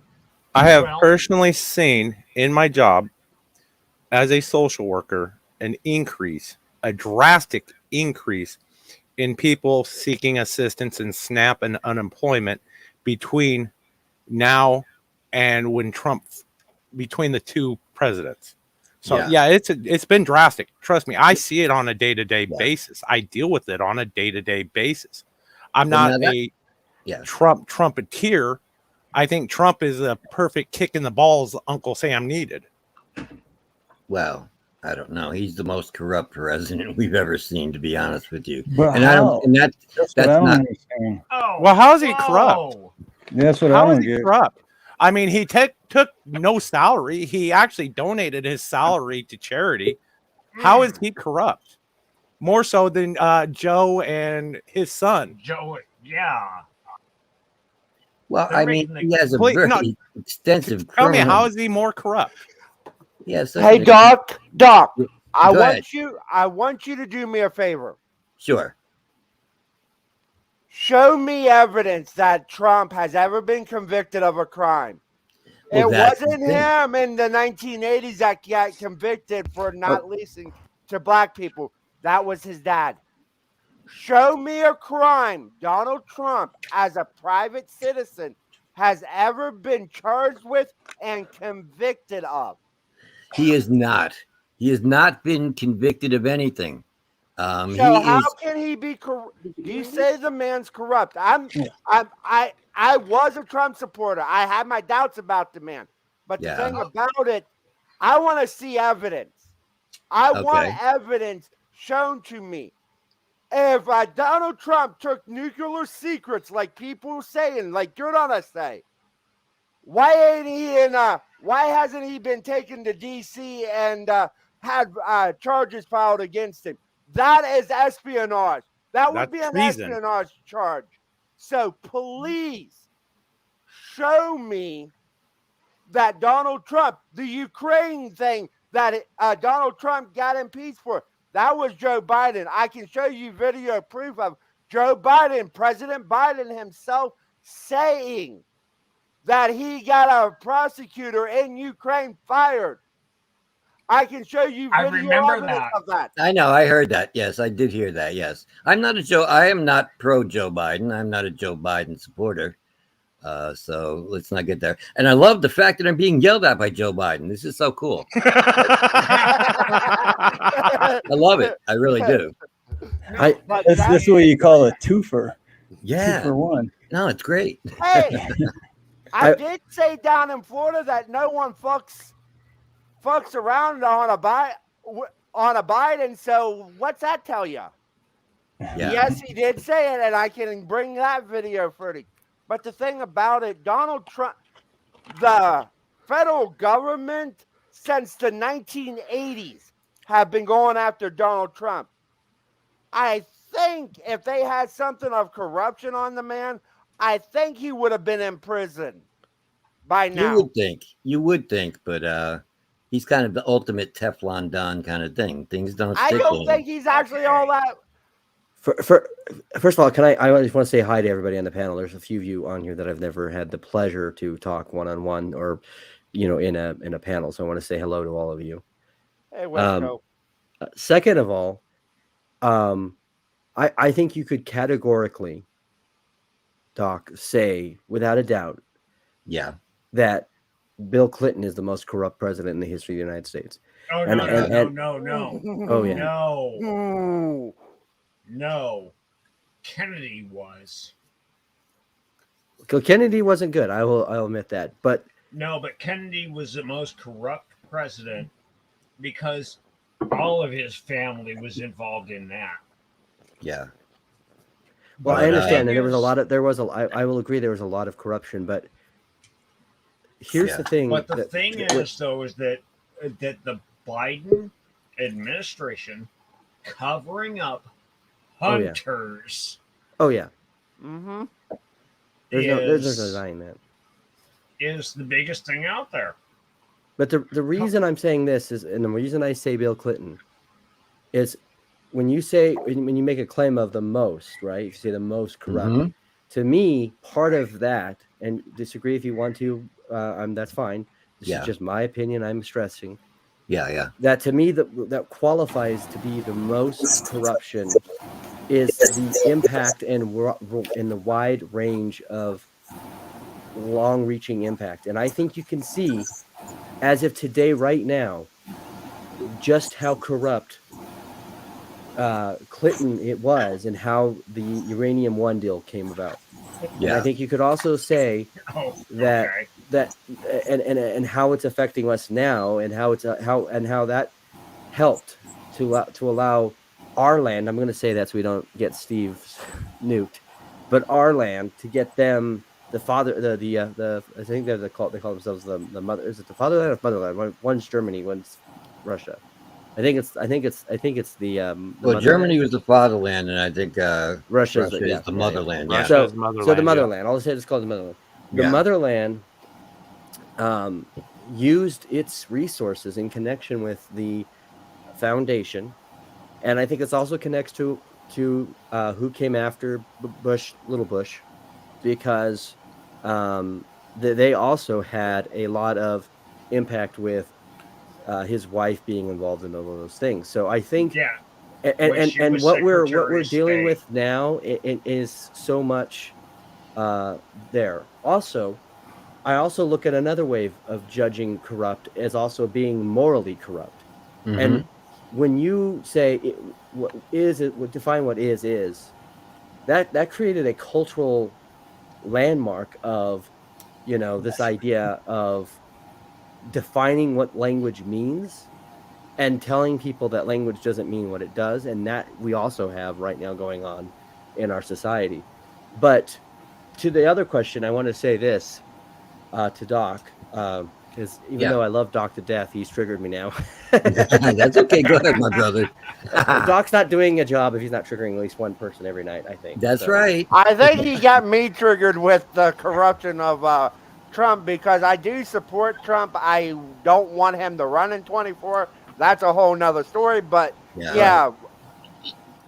But I will say this. From saying that he's the most corrupt, I would like to change that to he's the most dangerous.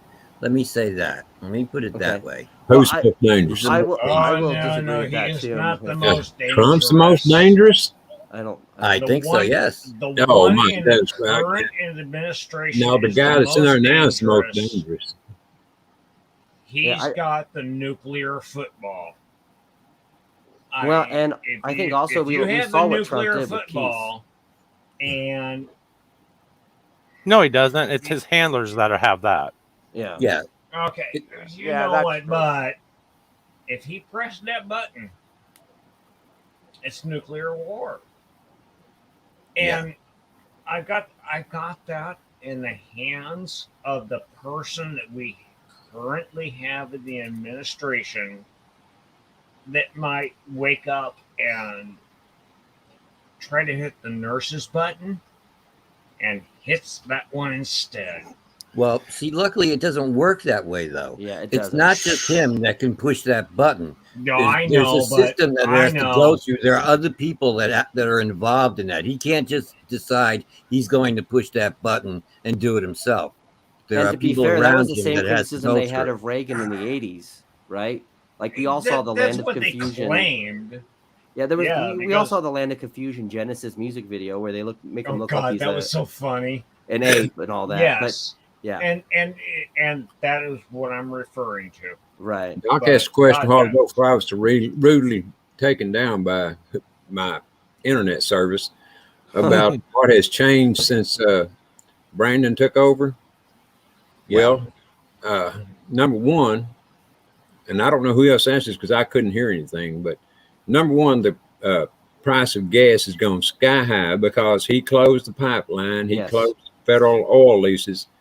Oil leases on federal lands. He slammed the border wide open where anybody and everybody can come across. He got at least 13 soldiers killed in Afghanistan by trying to pull them out first instead of last like they should have came out. There's just so many stupid things that this guy has done that it almost, it's very bewildering. How you could, Doc, how you can think that Trump is more dangerous than Biden is way over my head. Okay, well now, if you, I would like to take a minute or two to address that. Independent Mini is also asking why I think he's the most dangerous. And it's not because I watch the news. It's not because I watch CNN or Fox or OAN or Newsmax or anything. It's because I follow Trump himself personally. I watch his rallies. I watch his speeches. I listen to what he says, and I've seen what he does. Now, before January 6th, when he said he wants everybody to come to Washington because it's going to be wild, I knew immediately what the fuck he was talking about. And so when January 6th came, I immediately put the TV on, and I purposely went to Fox because I knew how CNN and MSNBC would cover it. I wanted to see what was going to happen on Fox. And people can't tell me what I saw. I know what I saw. And I got a question, Doc. They stormed the Capitol. I watched them storm the Capitol. I watched them kick the crap out of police. I saw the whole thing with my own eyes. So nobody can put a spin on that and tell me what I saw. And he's still, to this day, he's having rallies. Do you see his rallies? Do you know what those rallies are like? That is so Hitler-esque or dictatorial. Oh, come on. You sound like CNN. Who does that? Nobody does that. You sound like CNN. Talk. Go ahead. Go ahead, my friend. Oh. Joe Biden, yell at me. If you go look at my channel, go look at Angry Conservative 1981 on YouTube. Okay. The thing about it, I know a lot about Russian Nazi propaganda. Believe me, I've been studying this for years. Yeah. Nice. Nazi propaganda is when Joe Biden, September 1st, went in front of a red background and lifted. I will actually do this.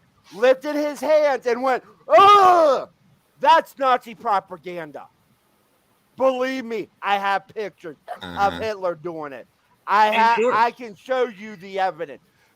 Trump doing rallies. Yeah. He did January 6th.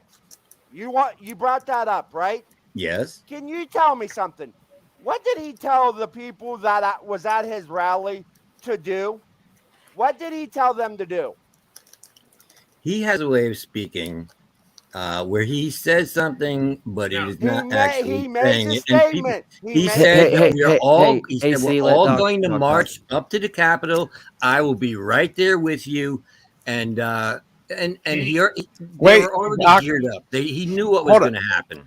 And he just sat back and he watched what happened. You can say that. He said, peacefully and patriotically, let your voices be heard. Yeah, he said, let's cheer on your representatives. I'm gonna use exactly what Doc said. Let's march up to the White House. Yeah. The Capitol. Wait a minute. Where does up to mean you enter the building? Right. Where does that come into play? How does march up to something mean you enter? No. And if we're going to talk about the video evidence of that day, let's also talk about how the police interacted with the public and how they went. Let them in. 0 to 90. Well, before they let them in, they went 0 to 90 with some of the gas grenades they were throwing in there. I mean, I've watched 3 different police officers on different news sources that have all three said that what those cops did was not proper de-escalation technique for training. So I think that you need to acknowledge that too. I think that is a part of that record. Doc, I want you to answer me a question. Sure. Mr. Ray and Mr. Milo might probably know about this man. Steve, if you don't want me to say it, please say it now. His initials are R.E. R.E. R.E. I don't know who you mean. He's from Arizona. Oh, He's Ray. an old man. He is an old man that was standing by the barricades, whispered something into someone's ear, and they started to take I know who you're talking about. Can I say the name, or do you want me to not say Why would he not be able to say the name? I don't even know his name, but I know exactly who you're talking about. Put his name in the name's in the chat. Indy and Buffering said both of back to back. That's who I'm talking about. Yeah. That man at one time was on the FBI most wanted list. A few days later, the FBI comes back out and his name's not on it anymore. He's never been charged. Because he's the FBI agent. I don't know if he's an agent, but he was probably an informant. So please, and I can show you this stuff. I have videos. I have videotapes of other YouTubers talking about this. Believe me, Doc, you don't want to go down this road. I know the history. I watched it. I've actually seen videos that's not even on YouTube from friends of mine that were there. The thing about it, the mainstream media from Fox News to CNN to MSNBC to CBS, ABC, all of them have lied about what happened on January 6th because the New York Times, because showed that the violence started before Donald Trump was done. If they were Trump supporters, do you actually think it would have started before the man got done talking. All of this I can hilarious. prove to you. All I know is, and I was not there, but if I had been there, do you think I'd have followed any of them asshats into the building? No, that's breaking and entering. Yep, that's crazy. Yes, and they should be penalized for that. Yeah, There's no denying that. I beg to differ because they opened the door and asked them in. They removed the barricade. Everybody that went in and breaking and entering, should be prosecuted to the fullest extent of the law. Mm-hmm. But the thing is, though, is that there were a lot of us that went, "What the hell are you thinking?" Yeah, right. Well, what they were doing was they were trying to stop the election count. No. That was the point of it. Well, no. I don't think in the moment that's what they were biggest thing about thinking. it is that to show your support, to prove, and if you stand outside in front of that building like a bunch of Karens do, in front of any clinic that says, no, let the baby live and we can adopt it off, that's wrong too. Yeah. Well, and I want to talk about, because Doc, you said you had a feeling about it, and I'll tell you what, I had a feeling too about J6, but it wasn't the same feeling you had. You see, I didn't go, and I had friends that did go, and the reason I said I wasn't going to go is because to me it was another Charlottesville, and I believe that because even though there are people there who are radical, even though there are people there who are normal people, right? We can't cast them all in the same light. No, I do know that there were. I do know that there were Antifa and Uncle Sam's, boys from the where. Yeah, they were there to instigate, and I do believe that there was actual instigation that happened that was not from people who were supporting what was going on. As to the reason why people walked in there, I do think, yes, the people that went in there and they broke it and they went in the offices, right? But we're not talking also about the fact that people died there, and all the reasons why they died there. There's some lies there. There's only one person that died that day. Yeah, the person that died of a heart attack. Ashley Babbitt was the only person that died that day. Oh, that's right. Yeah. I would be happy and to she discuss was murdered that by a Capitol police officer. Yeah. Yes. But and did you see? Okay, now, go ahead. Let me not interrupt you. I will address that as soon as you're done. Go ahead. And Karen, I asked Steve to leave that up, and thank you, Steve. The thing about it, not everyone that was in that building was let in by cops. It was only one side of the building. Yeah. I will say that right now. I want you guys to actually know the facts of what happened that day. That was only one side of the building. That wasn't the entire Capitol building. Yeah. Yes, people were let in, and there are videos of that happening. And another thing, there are videos within that facility that the public has never seen and probably will never see because the Capitol, Nancy Pelosi, Chuck Schumer, Mitch McConnell, all of them do not want the public to see, because what actually the cameras inside the Capitol building, there's over 1,000 hours of footage that will probably never be released to the public, because it shows that not everyone that they've kept in jail did anything wrong. There were people that walked in there and walked the ropes. Yeah, I know. I've seen those videos. Yes, I have. But I want to take it back to Ashley Babbitt for a second and the footage of that.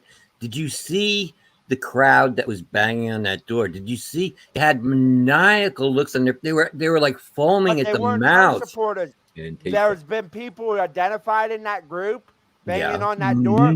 They are members of Antifa.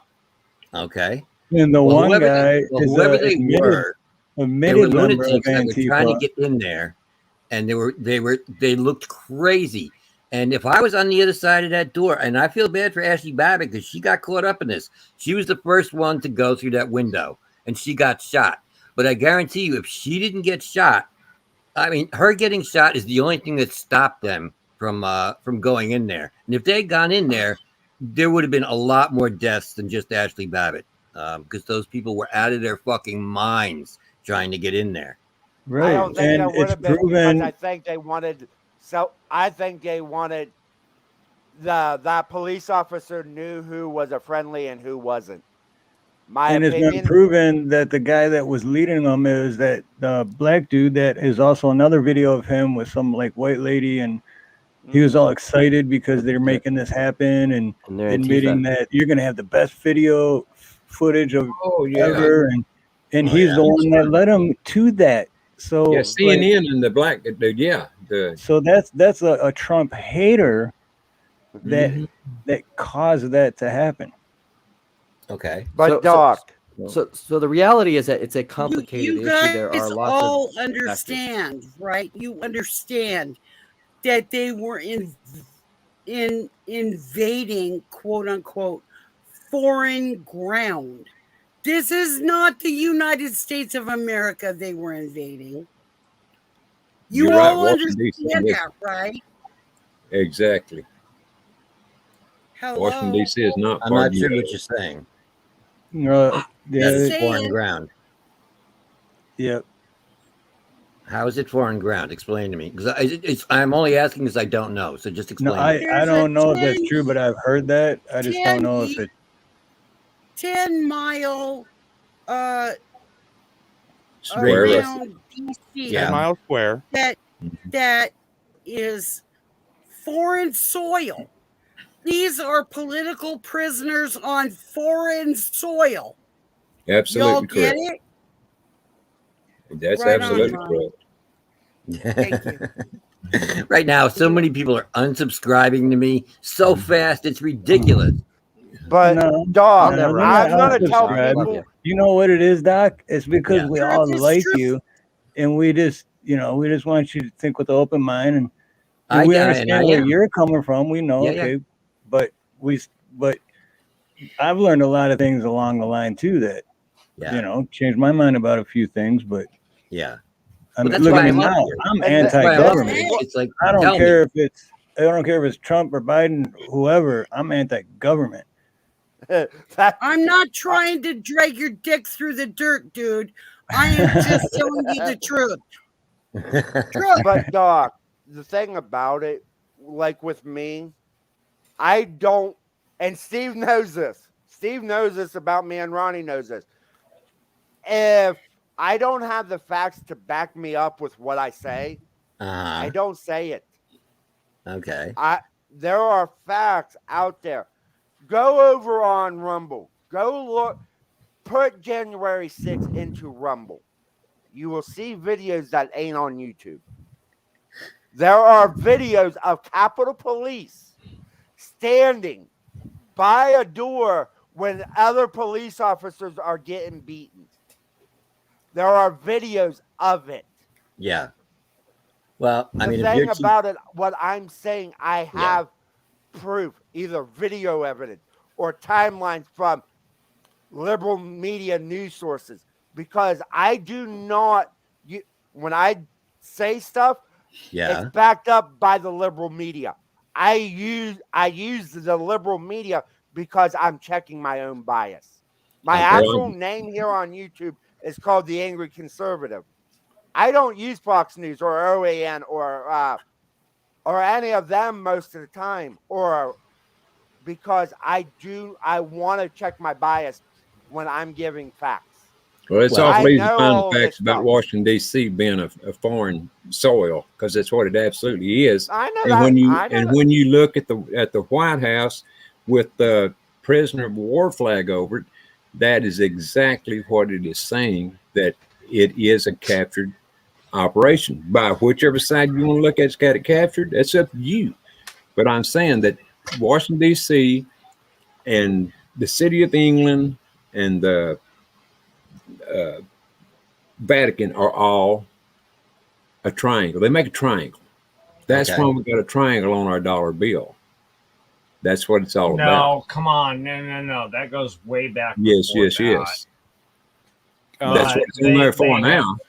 They have chosen that to be their emblem. But yes, I know what you're saying there, Ronnie. Yeah. But Doc, I have a point of view because I was pretty glued to the information that was not mainstream media, and from a spiritual perspective, intuitively, the supporters of freedom, the restoration of our Constitution, and kind of awakening that was happening. President Trump seemed to be the spearhead of this, and he was going to give a speech. But around the city and those that are in power, it felt really dark. So, given the opportunity, if I lived in DC, would I even go to the rally and be like, no, I would not participate in it as a personal choice because I knew there was such darkness. And we are now talking about it. Yeah. But the people that attended, and I think the leader who spoke that day is exactly what's going on in the rallies today to unite us, to help us break through misinformation that we might have grown up with or been indoctrinated with. But yeah, I wouldn't have attended that day, even if it was just right out my back door, because it just almost felt like there were demons everywhere. The people that showed up were good people. They're us, okay? Here talking, chatting together so that we can get more informed, learn more, just like what Steve was saying. I learned about DC being part of, was it Puerto Rico or something like that? I may have my information incorrect, but in other words, it's not a part of the United States. And they finagled it to make it this foreign entity within our own country. And a lot of people didn't know that, and I didn't know that until about a couple of years ago. Right. I love my Joyful Diamonds. I just love you, girl. I love you too. I know. Joyful Diamond's so cool. She is. So I wouldn't have gone, honestly, because I could just feel really dark stuff afoot. But the people were awesome that showed up there. Hell yeah. They were peaceful, and I think this stuff started going down, like Joe Biden was saying there. During his speech, and I think if I recall, he kind of said, "Okay, everybody, it's time to go." Kind of, we're going to wrap this up because the whole shindig was going down. It felt like it was very demonic. Joy, there was over 100, a million people there. Could the police or the military, even if they had been called out, they couldn't have stopped all them people. If all those people would have wanted to go in there, they could have went in, they could have took over the whole city, but they didn't because they didn't want to.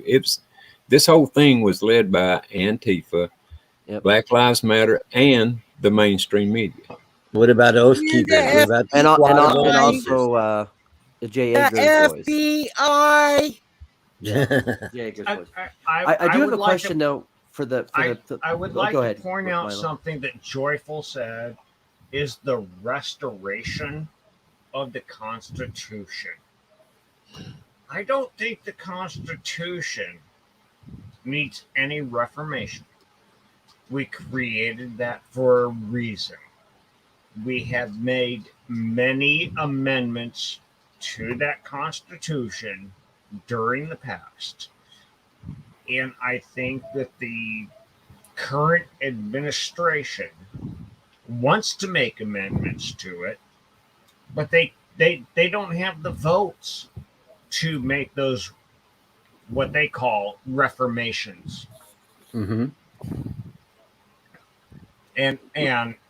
I, as ex-military, I will defend that Constitution with my life. Okay. All right. I just want to address something that my partner Conspiracy Music said, and I must agree.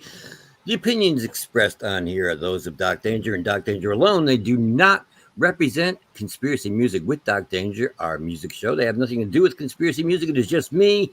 This is something that I actually told him I was not going to do, but I don't even take directives for myself. So here I am. I'm up here doing it anyway. So yeah. And then damn, Doc Danger. You lied to yourself. Is that how you really feel about 1A auditing? Yeah, right. I know. I'm so glad we got into that. That's the only shit I came up here to talk about. No, I know. No, because we went. It's supposed to be about. It's supposed to be about First Amendment auditors, and somehow we're all the way over here with this. Yeah, It's so interesting to me. If I wasn't up here expressing my opinions, we wouldn't even be having this conversation. So it wouldn't even be like this. So, well, if we didn't have the First Amendment, you wouldn't even be allowed to be up here to express your own personal opinion. And Milo, That's my stand balls.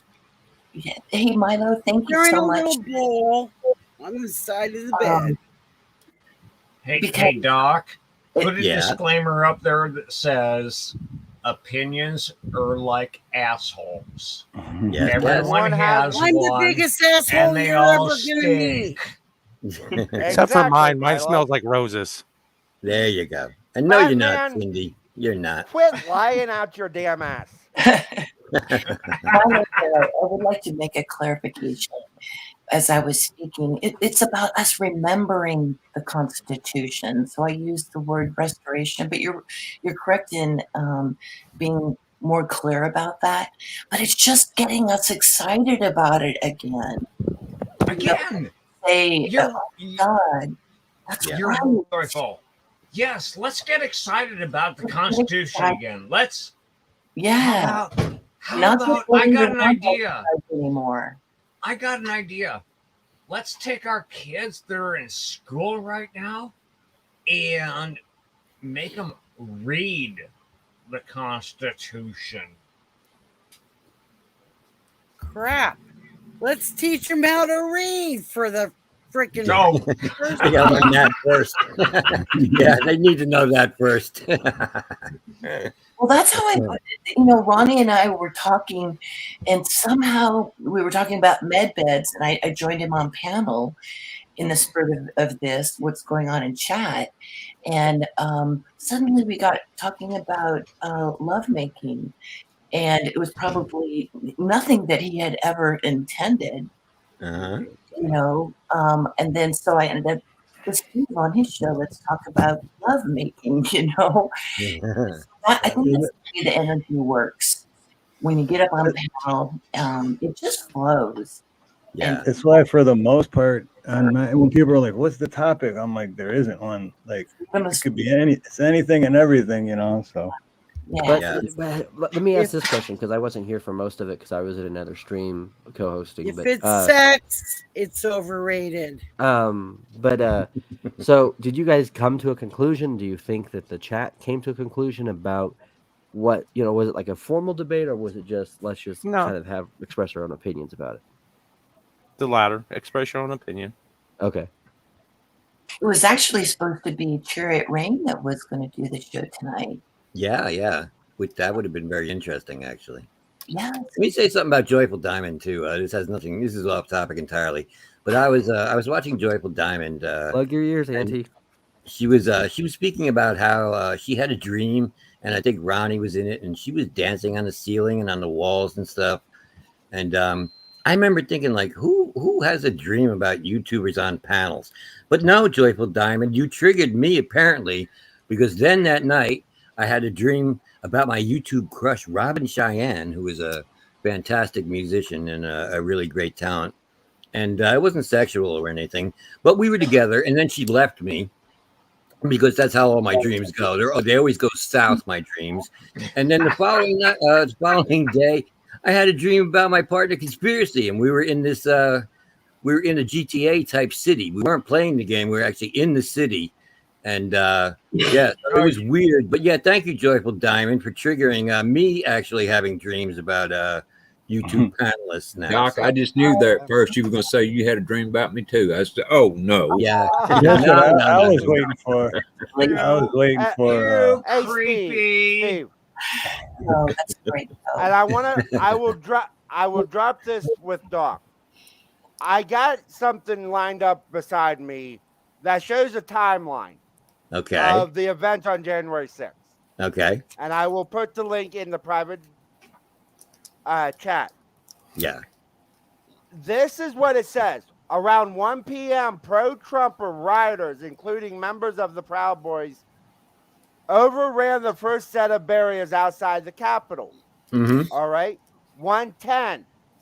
Trump, where the speeches, where the stages, call at 1:10, ends his speech. All right. To get from where Trump spoke to get to the Capitol, it's a 25-minute walk.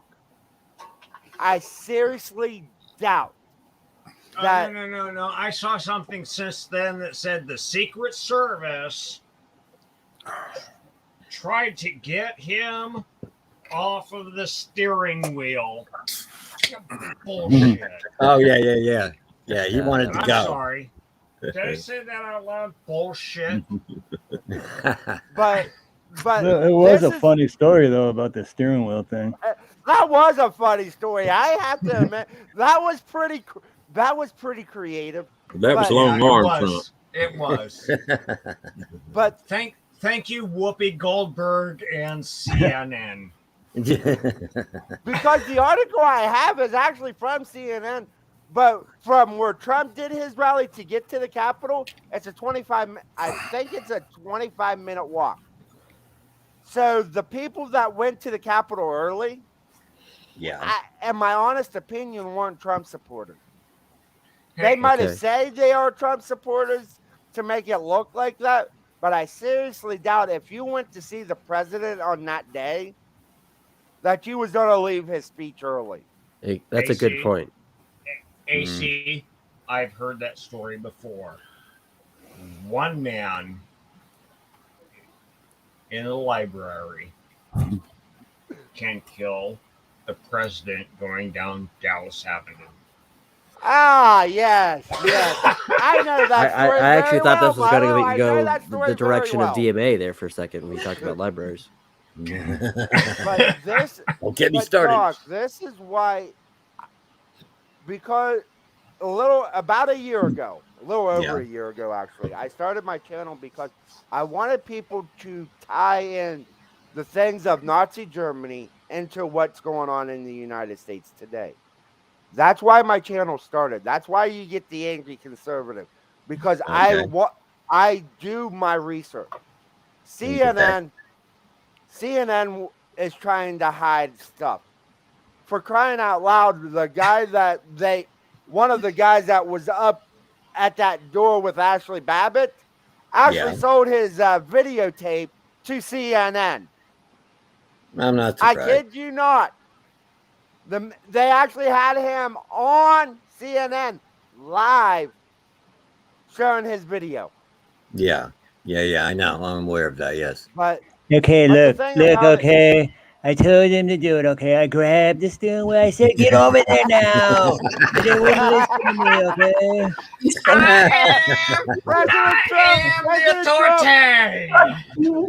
We got Trump and Biden on the panel. This is fantastic. Actually, Biden's left. Biden had to go home. It was time for his ice cream. I would like to. I told Biden, go have some ice cream, okay? You're gonna be fine. Just eat some ice cream, okay? And he did. I would like to say a couple of things because I don't have much time. I do got to get to bed, and I wanted to contribute a little bit on the 1A side of the debate since I was late to it. Okay. And I think this applies to a lot of the other things that both Milo and Joyful said. And even to a point of what Ray said. So the first thing is, if we do not defend and advocate our rights, we will lose them. If we don't go out and teach people about their constitutional rights and let them know, then we lose a war.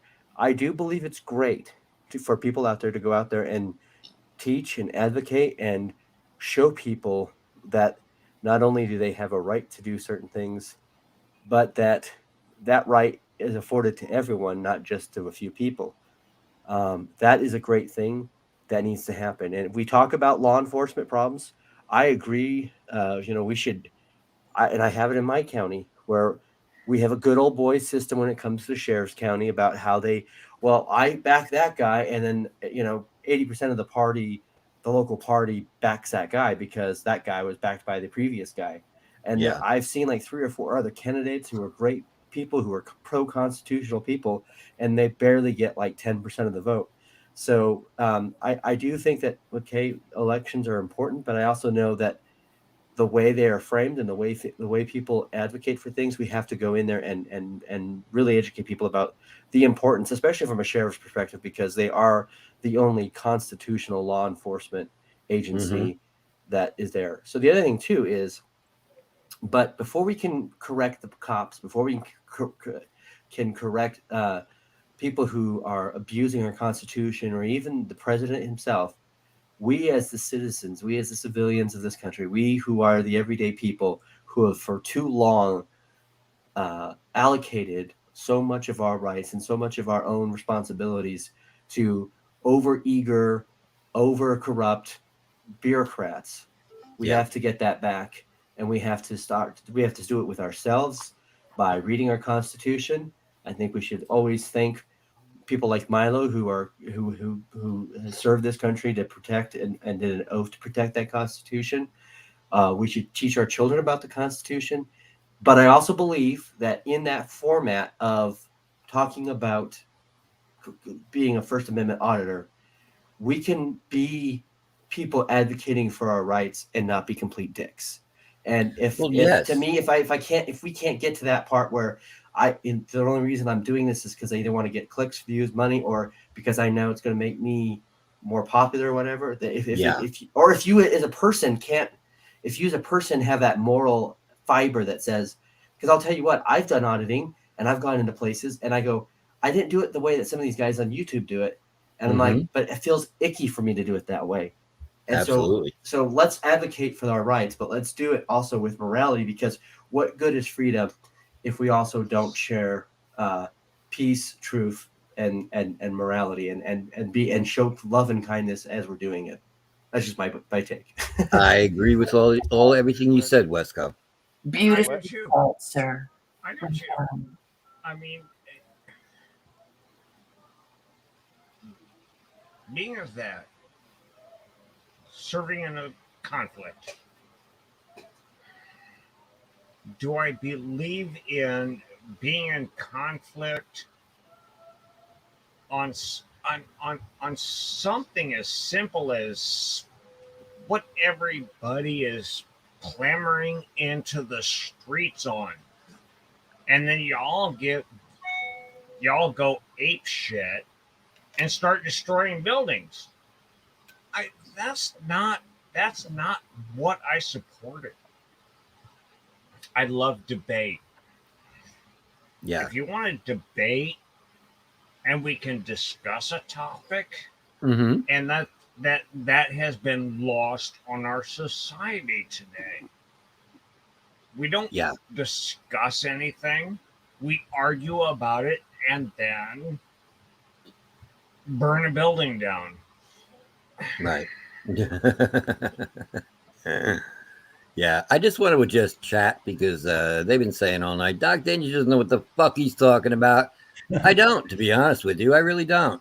I do not do deep dives on any of this. I do not do research. I'm just telling you the things that I witnessed and what I saw and what I believe about what I saw. So that's and I'm here to ask questions. And that's an honest thing. So I applaud you for that very honest statement.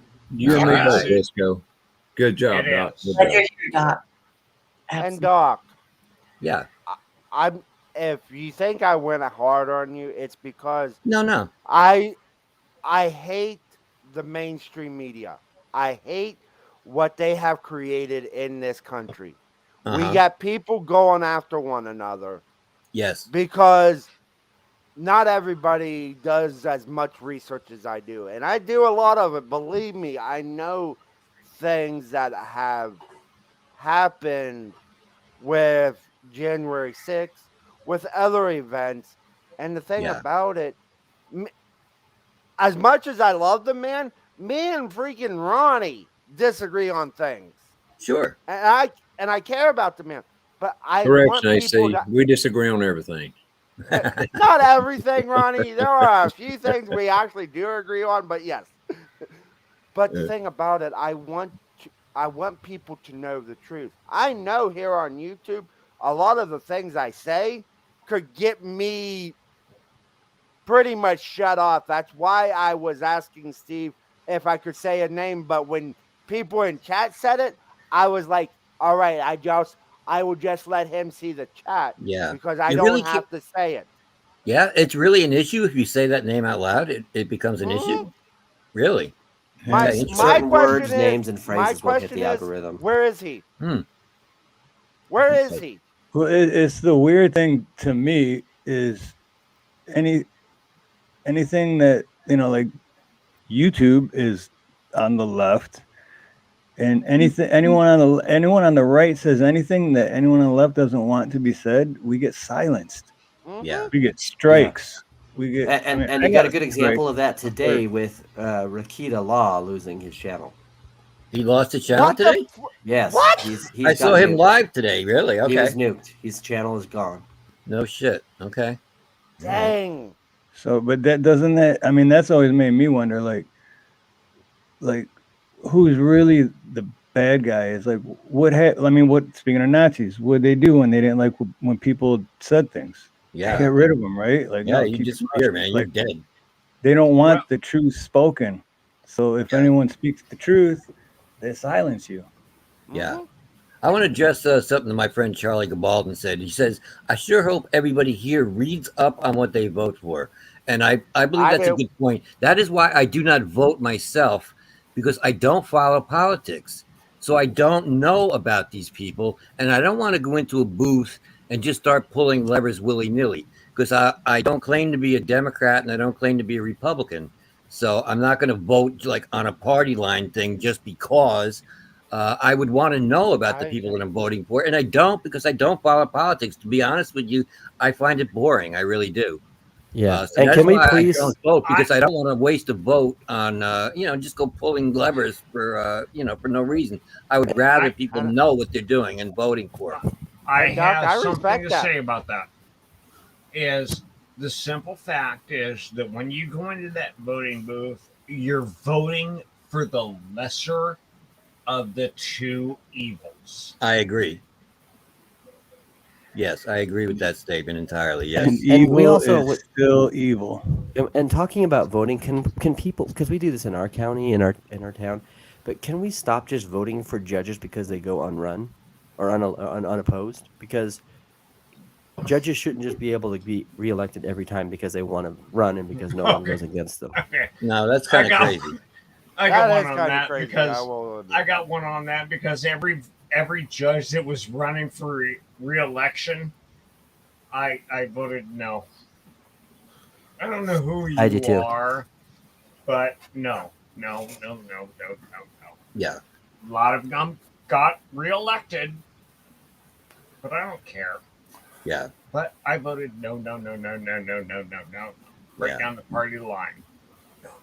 Yeah. Anti-Atjack says if you don't vote, don't speak on anything to do with votes. That's why I don't speak on anything to do with votes, because I don't vote and because I don't know shit about the politicians. I agree with Buffer, and yeah. I hate politics, Doc. It's the evil I want removed, and that's exactly what I say. I'm anti-government. Yeah. I will say though, before we go on that little thing of saying, well, if you don't speak up on anything, if you don't vote, you do realize that refraining is a way of speaking and it's a way of voting as well. Just putting that out there. Yes, it is. Yeah. Yes, it is. And two, what you were saying too, Wesco, and I agree with you on that too, because, and I'm sure Doc agrees with us on this too, because there is a lot of, and this is the whole thing about auditors.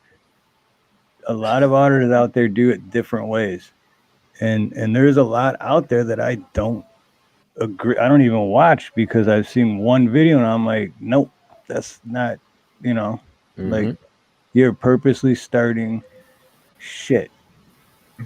But when other auditors are out there and doing it and not breaking the law, not I don't want to say not purposely starting shit, but they're not like antagonizing, and they're not, you know. I've seen plenty of videos where, you know, just a cop has someone pulled over and someone's just videoing to make sure that the person that got pulled over doesn't nothing's get gonna killed. happen. Yeah, because you can't rely on the body cams that the cops are wearing. No, and that's why I'm all for and then the cops would amendment. end up arresting that guy because he's impeding their investigation, and it's like, no, that's not what's happening. Steve, have you ever saw the show Live PD? Yeah. Yes, and that's a freaking joke and a half. Yeah, it's all staged. Yes, and Wesco, I want to mention, I just want to say, I see your point on voting. Respectfully, I disagree with not voting. I think everyone needs to vote. I don't care if you vote for Donald Duck or Daffy Duck or Pluto for all I care. Right. At least you're making an effort. Right. And I'll be honest with you, Arizona. I'm not one way. I mean, I'm not saying don't vote or you should vote. I'm just saying sometimes people make that statement, and I think sometimes it can. I think sometimes abstaining to do something is sometimes using your voice, and is no. I understand that. Yeah, but I do agree because I have a good friend, and he was just telling me, I think yesterday, he said, even if you have a bleak outlook on voting, at least if you vote for the person you like, it's a big F you to the guy you don't like. But the problem is, that's also part of the reason why we're in the system we're in, because we keep on voting for the lesser evil and not voting for the best person who qualifies for the job.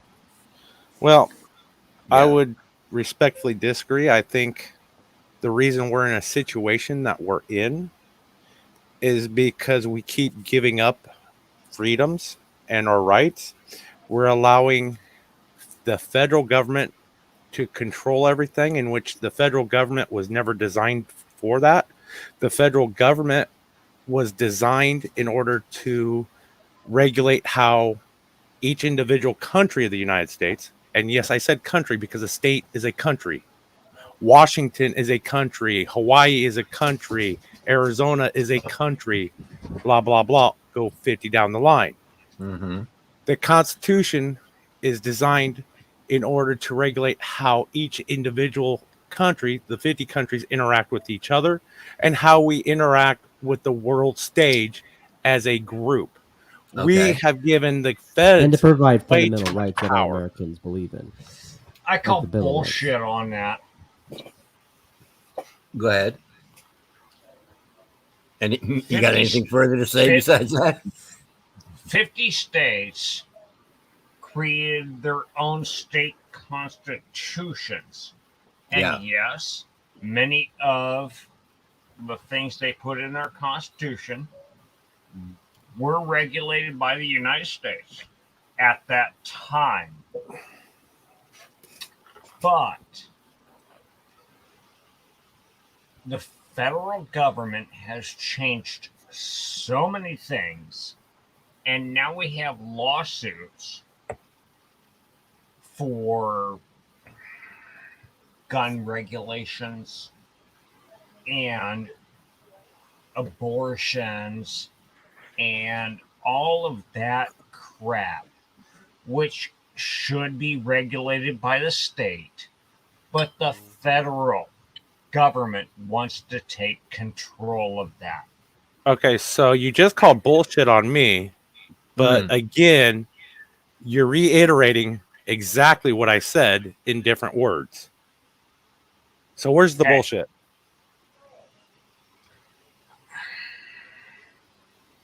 We're not headed for a civil war. I already think we're in a civil war. No, we're not. I agree.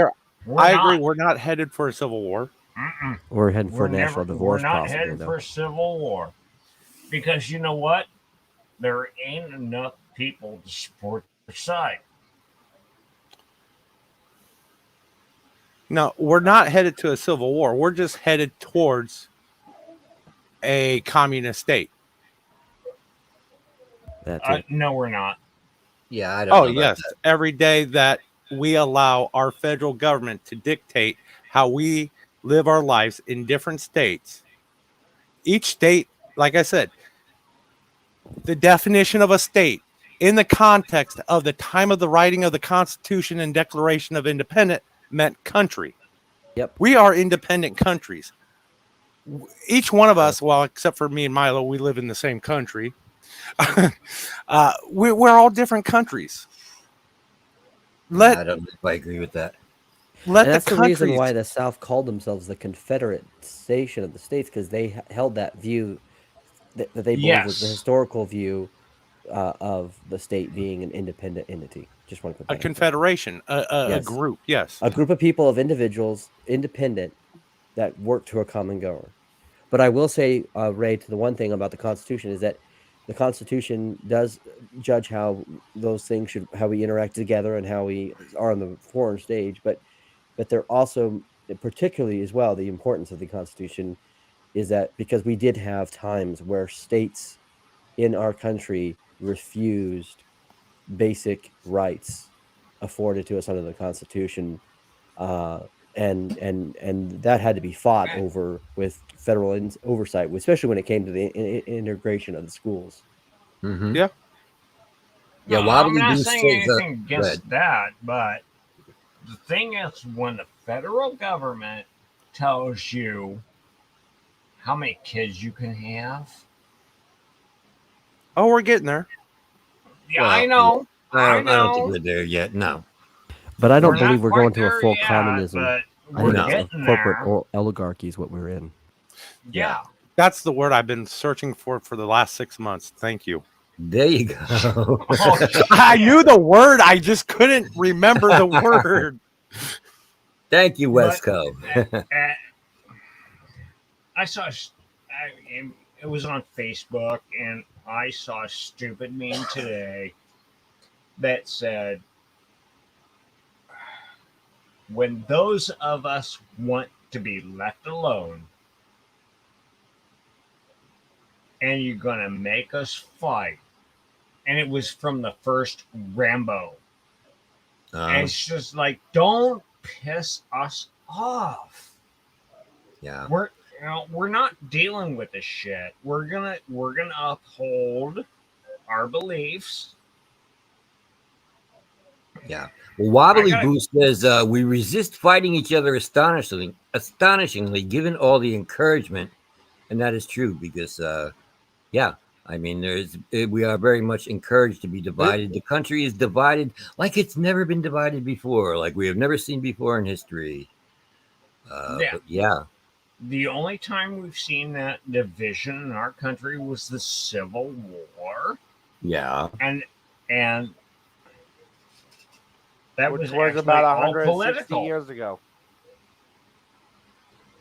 And we've seen it in other countries. And we try to intervene. Yeah. And you know what? Milo is absolutely correct because our former, what was one of the guys? Oh, was it Bolton, I think, that said, yeah, of course we've intervened and we've done, we've interfered with other people's elections. And do you guys remember when he said that? No. Yes. But I don't think he lived for it. I have on one of my old computers. I have on a hard drive. I'll have to find it. I got video clips of some of the most outrageous things that politicians have said that I've never uploaded to YouTube. Some of the stupidest things that, for crying out loud, there's a certain man, I won't say his name. There's a certain man that called a president of the United States. How did he put that? Let me find it. Let me find what he actually said. Mm-hmm. Well, there was actually a United States president that was actually caught on tape before a negotiation that said, fuck it, let's nuke them. And it was Ronald Reagan before he went up against the Russian with a big birthmark on his head. The big wine stain. Yes. Brezhnev. Yeah. Brezhnev. Yeah. Okay. Yeah. And Gorbachev. Thank you. Yeah. But yeah, it actually took down the Berlin Wall. It's like the United States are not fucking with us. The man said, this is what a man said. I mean, you got the first mainstream African American who is articulate and bright and clean and a nice looking guy. I mean, that's Storybrooke, man. Does anyone know who actually said them words? No. That was said by a VP to the man he was VP for. Yes. It was. It was. It was Joe Biden Brandon. talking about Obama. Yeah. The same man in the 1970s said, talking about busing, this is talking about busing. He said, I don't want my kids to grow up in a jungle, a racial jungle. Oh, nice. Wow. Well, anyways. Yeah. And I will say this now. I think Corn Pop was the outstanding dude. Joe Biden made that lie up. I think Corn Pop was a cool dude. Corn Pop. Yeah, gotta love anybody that calls themselves Corn Pop, right? That's the name he. Bad dude. And Corn Pop was a bad dude. I will say this: if Milo and Ray are in the state I think they're in, they are like one of the last. In some ways, I mean the cop situation in places in Phoenix and whatnot and Mesa are pretty bad. But I do think if you guys are in that state, am I right? Yeah. Yeah. Okay. But you guys give the big FU to everybody because you don't do the whole daylight savings. Well, we came to a compromise. We came to a compromise. We changed the letters after the time.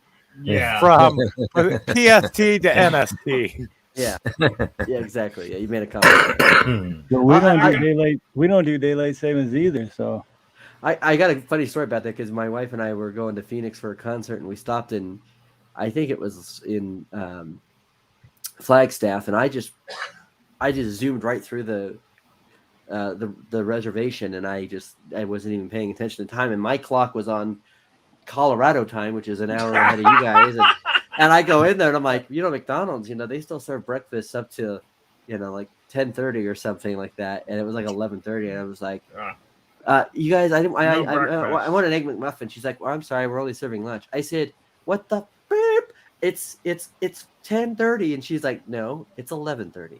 I'm like, oh yeah, it is, isn't it? Yeah. Let me address something that Charlie says. He says all this time has passed and nobody has spoken up to say, who is Corn Pop? Tell me, who is Corn Pop? Because we're talking about him, and all I know is I like the name, but I don't know shit about him. So tell me. I think baddest son bitch in Joe Biden's mind. Corn Pop is the guy who likes to sniff everybody's hair. There we go. Okay. He's a hair Hey sniffer. guys, I'm gonna jump on down off here. Thanks, panel. Enjoy talking to all you guys. Steve, thanks for having me up again. Ronnie, so good to see you, sir. Yeah, thank you, George. Ronnie. And Doc, I want to say it's been a pleasure tonight, brother. You have done a great job being the only guy up here on the panel that was willing to come in and take all these slings and arrows. Congratulations. Oh, yeah. Well, I'm thick-skinned. I spoke with Steve about it before we came on, and I told him I am just going to come on and I am going to just state maybe an opinion and then tell me where I'm wrong. That's what I want. I want people to tell me where I'm wrong. That was, that was the point of this. So, yeah. Good night, sir.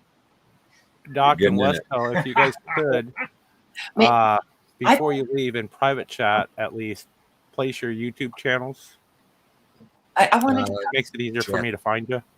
Yeah, I can't drop links. My computer has more STDs than Ron Jeremy in 1982. So I can't. Wow. Now that is pretty darn bad. So, Doc, yes, Yes. okay. Now that we've had this discussion, just it was something you said as you started and sharing your thoughts and your heartfelt feelings about people that go to President Trump's rallies. Yeah. Is us. And what that group to me is, it's just full of big love. We're all trying to learn.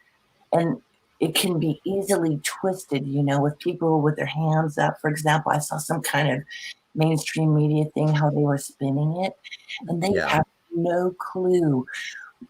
We're just people that want to be free. We're waking up, and there's just so much love. I think it's very different than what was going on in Nazi Germany. So to be compared, to that, maybe another way to see it is, it's those of us that couldn't make it to the rallies. But if they would have been down the block, maybe, we would have been there, or at least watching online in the support of love and transformation and unity. Not only for America, but for the whole world. So that it's just a perception thing, that there's a lot of goodness that happens in these rallies. People network together. They take care of one another. And we all have that hope and eternal optimism, which makes America so amazing, is that even though how many times we get knocked down, and we're a young country, that is kind of pretty awesome. I will say most of the MAGA people that I know, Joy, are very good, honest to God. Yeah. But I will say that there are a few, and especially probably some on more on the like the YouTube world and social media world, where I can't lie, there are some very weird, cringy MAGA people. Yeah. And I'll also say this too. You're talking about that thing about the Nazis. I will also say it's important for people too to also realize that not every person that's a socialist Democrat is Che Guevara. We need to be careful not to conflate communism with socialism as well. We all have the capacity to love, and however we express that.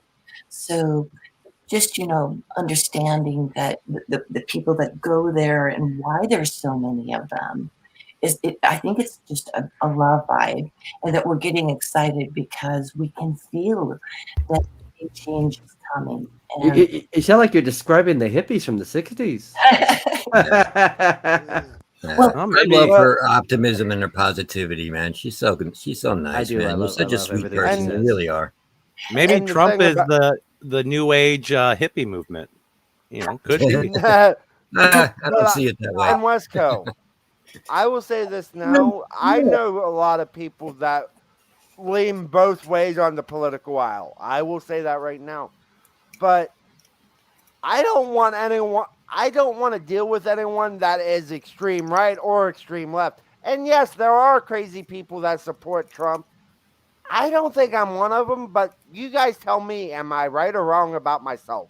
No, you're crazy, AC. I can tell you without a doubt. But you're a good crazy. You're what we call good or functional crazy. You're I like that, functional crazy. It's like a form of savant, right? And it's great because you bring lots of information. You bring a lot of, and as long as we could just cure you of your Buckeye illness. Not gonna happen. That one won't happen, Westco. Yeah, I love you, that one. Yeah, Wobbly Boost says Joyful Diamond's the only person he'll ever vote for again. There you go. I say Joyful Diamonds for president. We need her running our country. Joyful Diamond for president. Yes. Yes. Hey, Joyful. Yes, sir. Yes, you ma'am. You guys. Then we'd all be okay. Yes. Oh, but oh golly, now you got my Kirk. No, I'm gonna go Nina for president. I remember this old story is that talking about the different political parties was capitalism is I own a cow, I milk the cow, I sell the milk. Socialism is I have a cow, I milk the cow, the government takes the milk and divides it evenly. Yeah.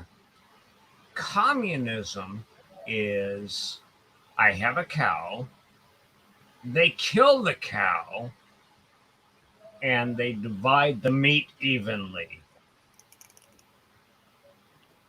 I like that. I like that one. I like it. And Ray, if you look in private chat, I just found Doc. Doc, I just subscribed to your channel. I would love to have these conversations with you from time to time. Absolutely.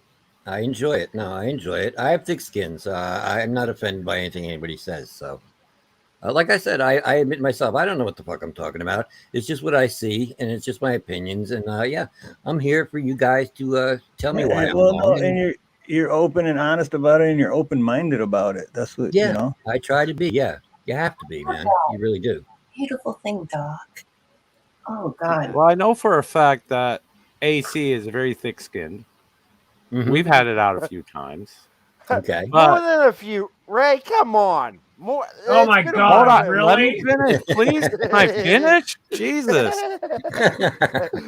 Christ! But I will give AC credit. When he comes to the table, he does come to the table with some facts, and he comes to the table with proof. Yeah. Okay. Well, that's a good thing. I appreciate it. That. Is. Yeah. Yeah. Yeah. Well, no, I'm here to learn, man. That's why I'm here. I'm open. I just want to hear what you guys have to say about it. Okay. Who here is not here to learn something new? Raise your hand, please. Yeah. No one can actually raise their. I don't think any of us can see each other raising each other's hand. Well, you know what I'm saying. Right. I look at life this way. You're not here to learn something? Seriously? I want to learn something new every day. Yeah, because that's how you grow as a person. Absolutely. I agree. Yeah. Howard County says, was the First Amendment discussion in the first 30 minutes the part I missed? No, actually, it was probably in the first 3 minutes, 2.5 minutes, maybe. And then we went off the rails. So, yeah. You didn't miss it because it never happened. Very, very appropriate, though. The energy is very appropriate. But can't come here. But we did get to go down that 1A rabbit hole because we did talk about a lot of things a lot of people might not know about. So, yeah, well, technically, if you think about it, the 1A rabbit hole, it all leads to government. They are part of the government. It all leads to mayors and presidents and everything we're talking about. Yeah, it's all connected. Whatever they say is controlled by 1A.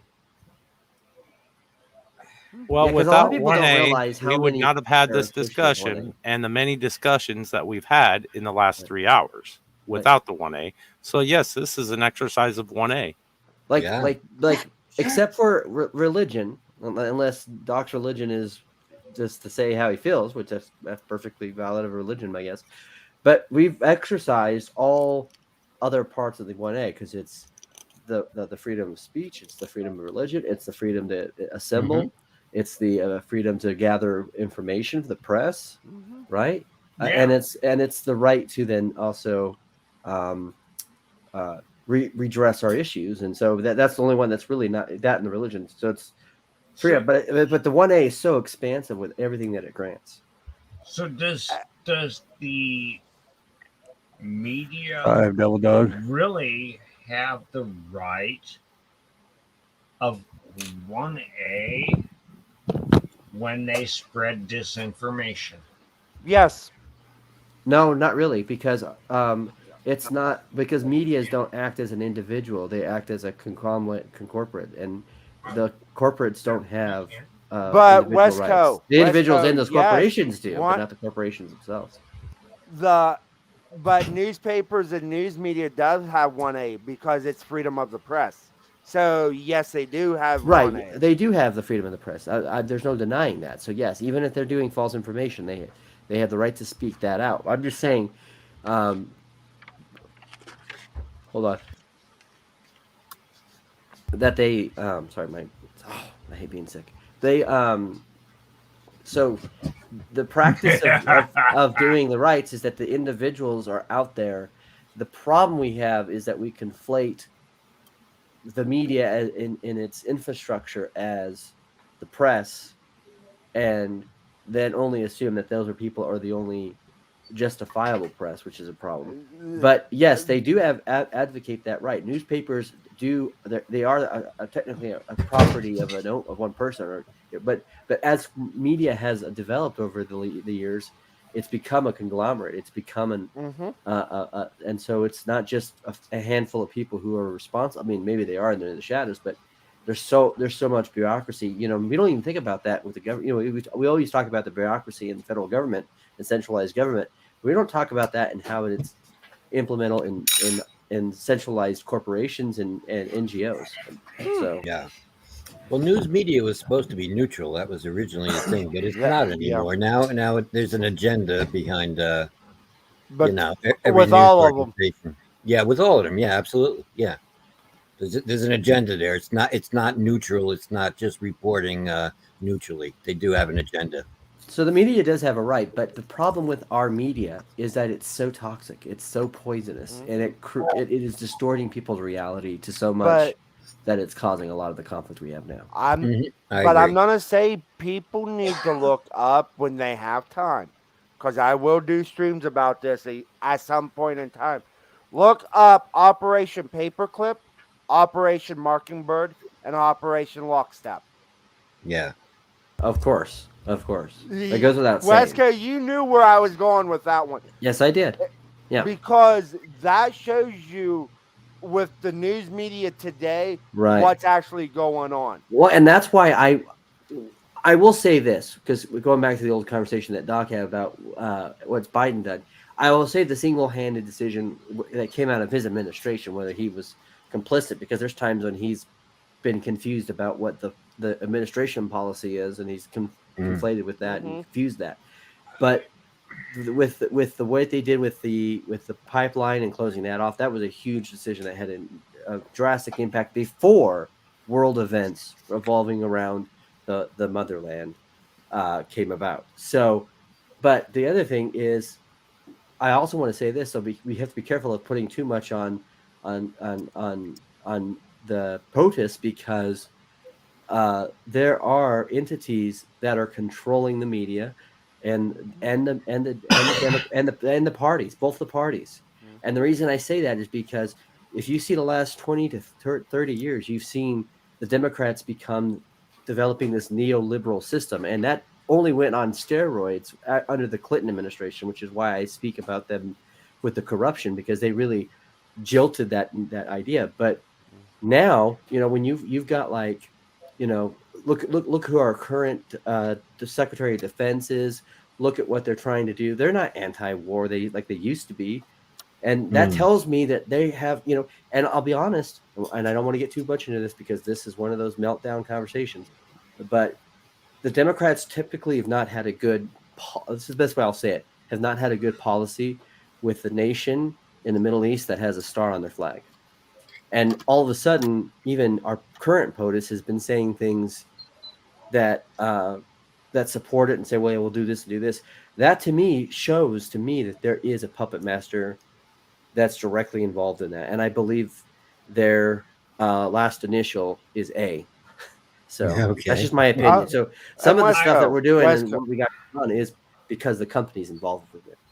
I'm going to say this now. I totally agree with you.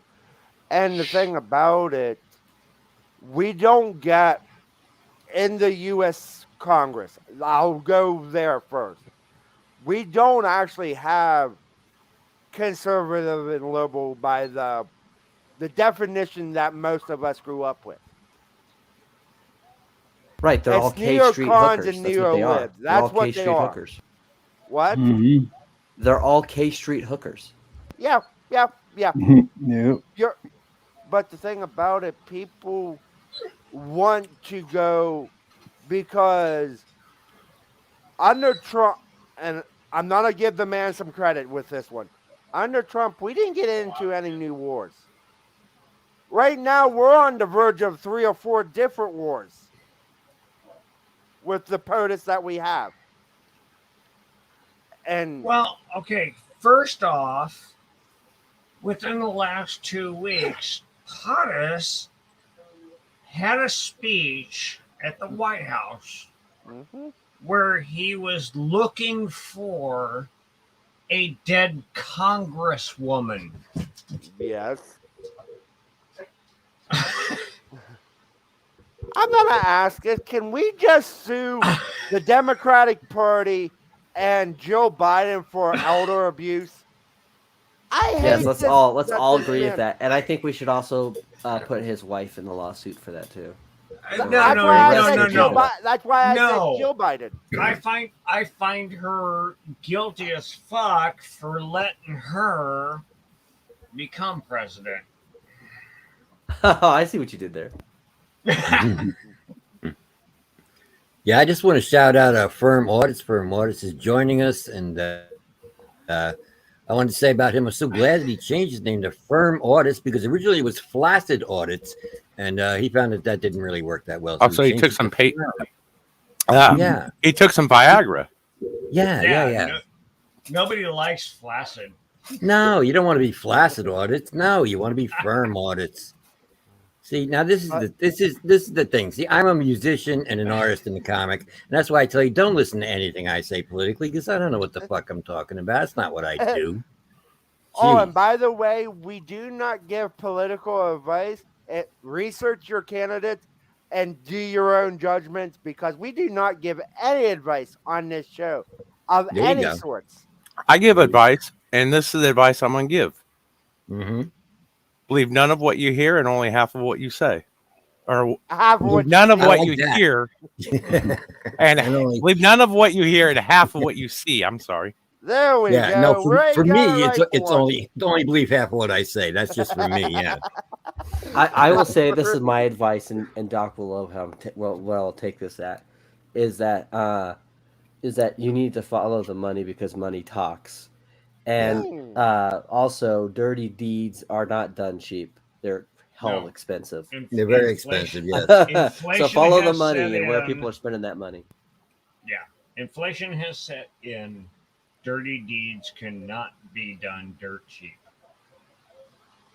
So you mean that means my prostitute's going to up her rate? Poor Ray. What? Your prostitute has to make you pay more money. Yeah, she's going to up her rates. Jesus Christ. Yeah. I can barely afford it as it is. and just remember, and I don't know this for a fact. I was just she went from a nickel to a quarter. I don't take this as gospel truth, because I just heard this and I haven't been able to define it. But it's interesting. Somebody said that when you use like the Cash App, or you use like the Google or like the YouTube chats, that if you use like a Google device, or if you use the Apple device, that those platforms are taking a piece of that to go to their connection of the app, and all that. So I guess when you're paying for those apps, those prostitutes, allegedly, you are also paying. Apple's getting a piece of that, and so it's Google. So how fitting is that, if that's true, right?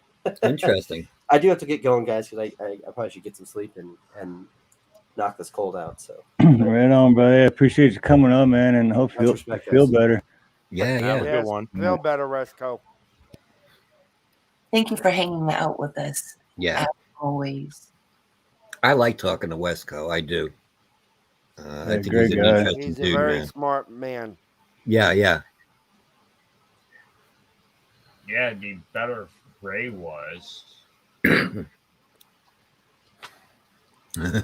So if that's how you feel about that, Doc, are we on a planet that's spinning around in the middle of space, or are we on a pancake?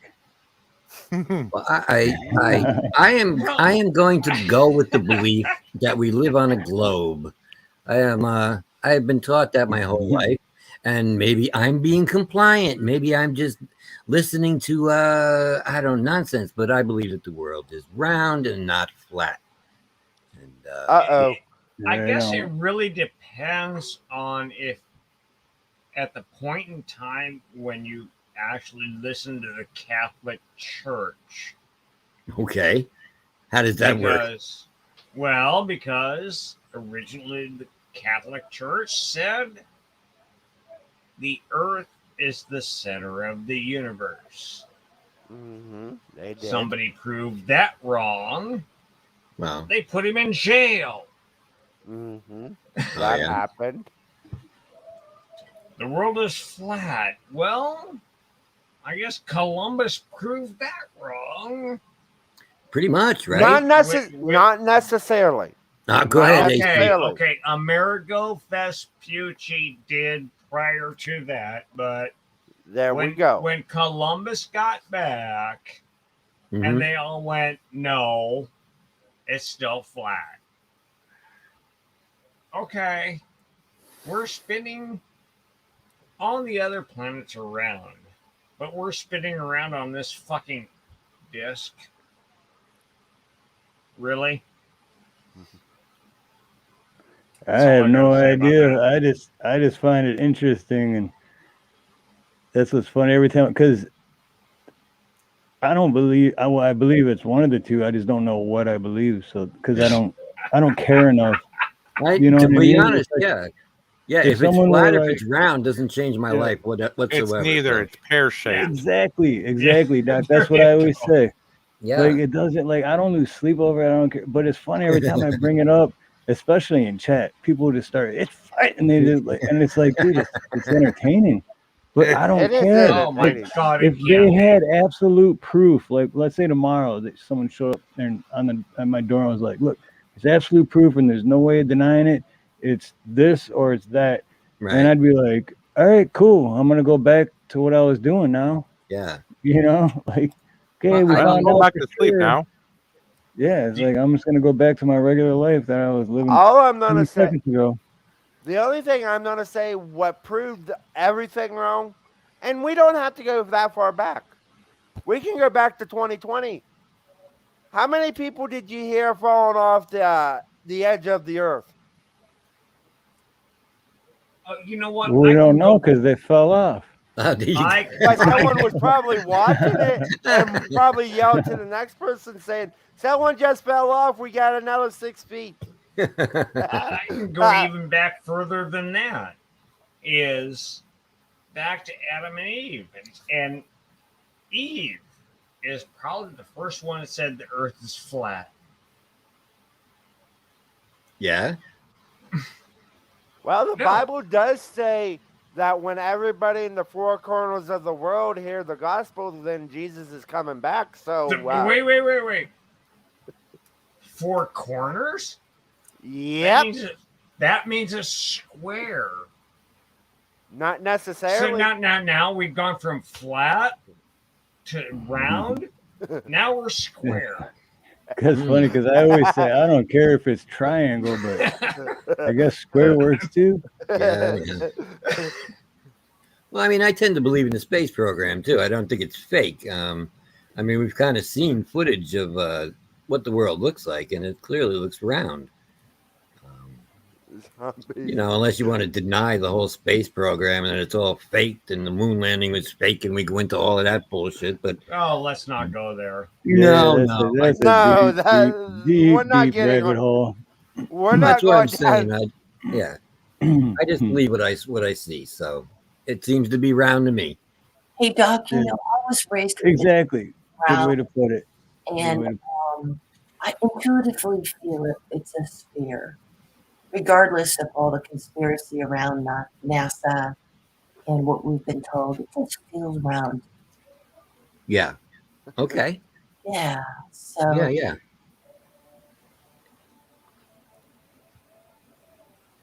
Yeah. I'm gonna bow out because I'm sick of the conspiracy theories. I'm gonna go watch another episode of Stargate. There you go. I'm sick of the conspiracy theories. So I'm gonna. Yes. Everyone Y'all up have a there good is one, a all. conspiracy All theorist. right, man. Much love and aloha, brother. Thanks for coming up, man. Have a good one, y'all. Later, too. Milo.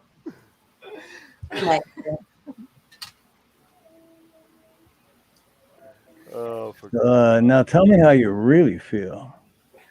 Yeah. But this was an interesting debate on 1A.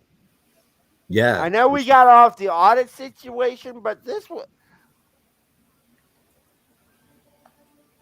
Yeah, it's true. It's it all has to do with freedom of speech. Yeah. Right on. It Hey, real quick, it wasn't through Super Chat, but That was fun. That was fun. from buffering. Yeah. Let's see which one do I want? I'll do this one for buffering. Steve is my friend.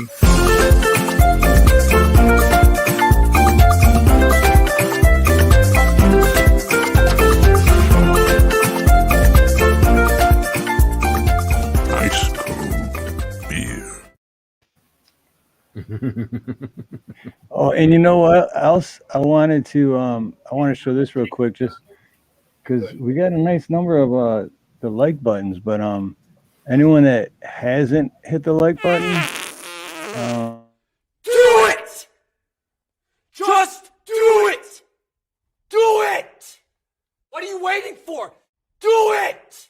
Just do it! Just do it! I'm waiting for one more part. I love that. I want at least 3 parts before I hit the button. That's a great segue too for hitting the like button. I like that. and that just came to me too. That's yeah, funny. no, that was good. Would you mind sending that to me and letting me use that from time to time? Right? That's fucking great. That was good. I like that one. It's funny because I made that yesterday, and then just now, I just thought of like the like button part, and I was like, oh, that's what I could play it for, because I haven't had a reason to play it. Yeah, yeah. And you actually got a like on it because of nice. There you go. Do it. Just do it. Well, that's because I imagined that there was 3 farts in it. That's why I hit the button. But technically there is, because the soundboard thing I used, there's actually 5, because in the beginning there's 2 of them on top of each other, and then there's 3 to make it sound that way. Yeah, yeah. But that video took forever to make too, because the actual video of him doing that is kind of long, and then I found one that was only like a minute and a half, but then I had to cut it down to like 15 seconds. Yeah, yeah, yeah. But Steve, you got my email. Email me that. I will use that one, and I will give you all the credit. It is cool. Right on, man. Definitely. Yeah, buffering says, Doc Danger, respect for taking a pounding. Hey, it's cool, man. So just don't fucking hate me. That's all. That's all I'm saying. I don't want nobody being mad at me, and I want them to take it out on conspiracy music with Doc Danger, and I don't want to ruin my brand. And well, Doc, I'm not angry at you, but I don't hate anybody. But I might hate Ray a little bit, but that's a whole nother story. Yeah. Well, I hate everyone. I'm an equal opportunity hater. Yeah. Hey, I actually wrote a song called "I Hate Everybody." We played it on my show the other night. I played it out in a coffee house. It's the most heinous song I've ever written, and but I actually wrote a song called "I Hate Everybody." So I don't know. Just thought I was throwing that out there since you mentioned that phrase. Doc, I love you. I love you. Oh, thank you so much, Joyful Diamond. You're so sweet. With your shows that you're doing on Steve's. Yeah, yeah. There's a goodness in you. Oh, shoot. Thanks. Let's go. That is sincere and loving. And when you mentioned about doing a show of your darker times, yes, it's so wonderful that you're willing to share that. Yes, I do have a special coming up on a channel called Bits and Pieces, and we're going to do a special about me. It's called The Dark Life of Doc Danger, and I will be discussing mental health, severe depression, and how it has affected my life. We'll be talking about the loss of my band, the loss of the home that I own, the loss of all of my my archive of all of my tapes and artwork that I did, the loss of my child. So yeah, there's a lot that we're going to go into, and it's not going to be fun. It's not going to be pretty, but it is going to be honest. And I think a lot of people will probably relate to it, because a lot of people, they might be going through severe depression themselves. They might have it, or they know someone who does. So yeah, I'm looking forward to doing that. He's bits and pieces. He's currently moving into a new home. He's getting married, so he has a number of things going on. But as soon as he gets settled down, he said he's really excited to do that. So it's going to be a cool collaboration. And you're going to create a place of safeness and healing. I just really, truly want to encourage you to, if you've had any doubt about it, yeah, just know that you have love and support here. Yeah. Because I just feel from you just a bright light. And yeah, you went through all of that. And so what a healer you can be for others. Now. Yeah, I'm hoping that people will get something. It's the only reason I'm doing it. I mean, I have nothing to gain from it. I'm only doing it because I think people will relate. And as fucked up as it is, I do have an interesting story. I'm 157 years old at this point. I've lived quite a life, and I've had a lot of things go on. We're going to talk about some of the victories and the accomplishments I've had as well, not just not just all of the negative stuff, but it's going to be interesting. I think you're going to be a great success. I really do. Yeah, I have a feeling it will. I really do. Because I have a fairly good following at this point, and so does he. So I think the collaboration between both of us, it's going to bring a lot of views, and yeah, it should be interesting. And I appreciate you so much, Joyful Diamond. You're such a nice person. You really are. And the deal for real, I am working on that, because I need like 5 more. So but go ahead, guys. More and emoji. Congratulations, Wobbly, and thank you, Wesco, gifted a membership. Oh, cool.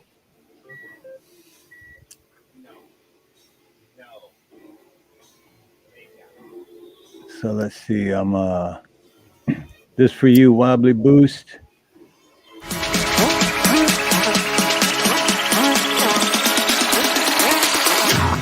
Yeah, let's go.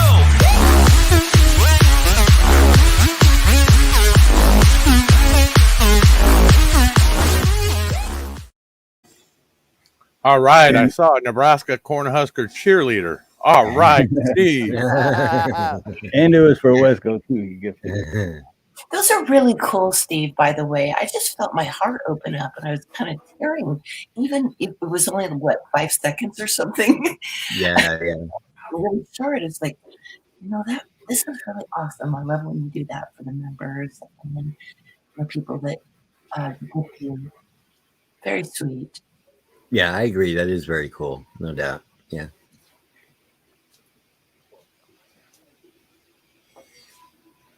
Awesome. Alice is here.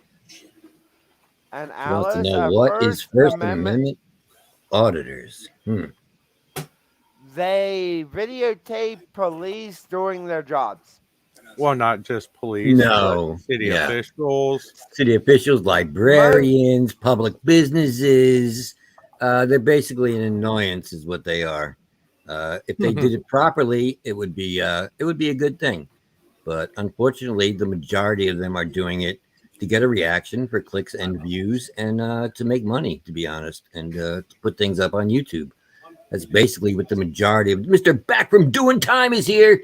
He's coming to see me sink my career. Thank you for stopping in, Mr. Back from Doing Time.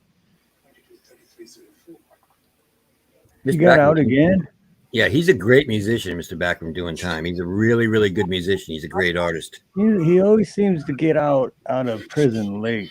I know. Well, yeah, they let him out late, A lot of people think he wears an orange jumpsuit, but I prefer to picture him in one of those old 1935 black and white striped ones. That's how I picture Mr. Back from Doing Time.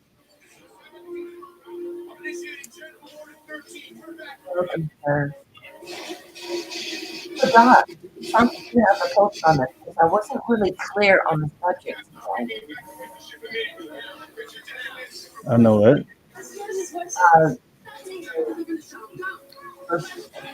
What we were talking about. I think your microphone's cutting out. Somebody has their TV on.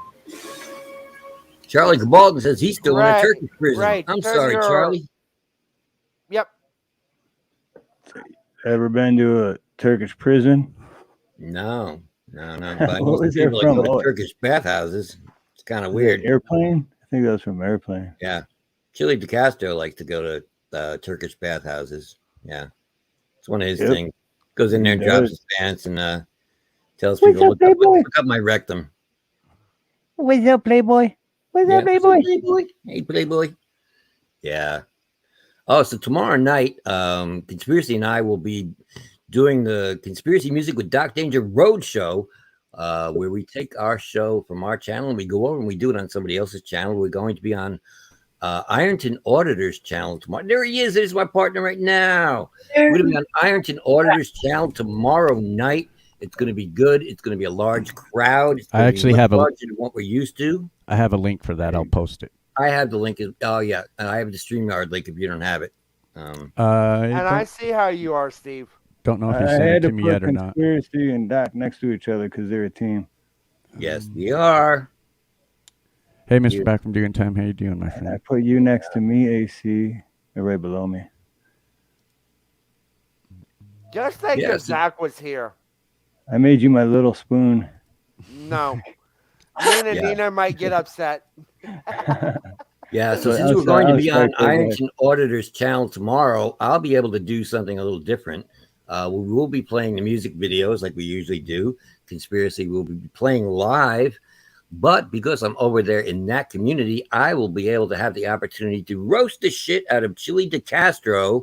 I'll be doing my Origin of Chili DeCastro piece, and I will roast the shit out of DMA as well. And I will probably be doing my Ladies Room DMA piece over there as well. So I don't normally get to do that on our show, but because of the community that we will be in tomorrow, I will have that opportunity. So it's going to be a lot of fun for me. Hi. I'm doing. How are you Alex, doing? Aloha. It's aloha. Aloha.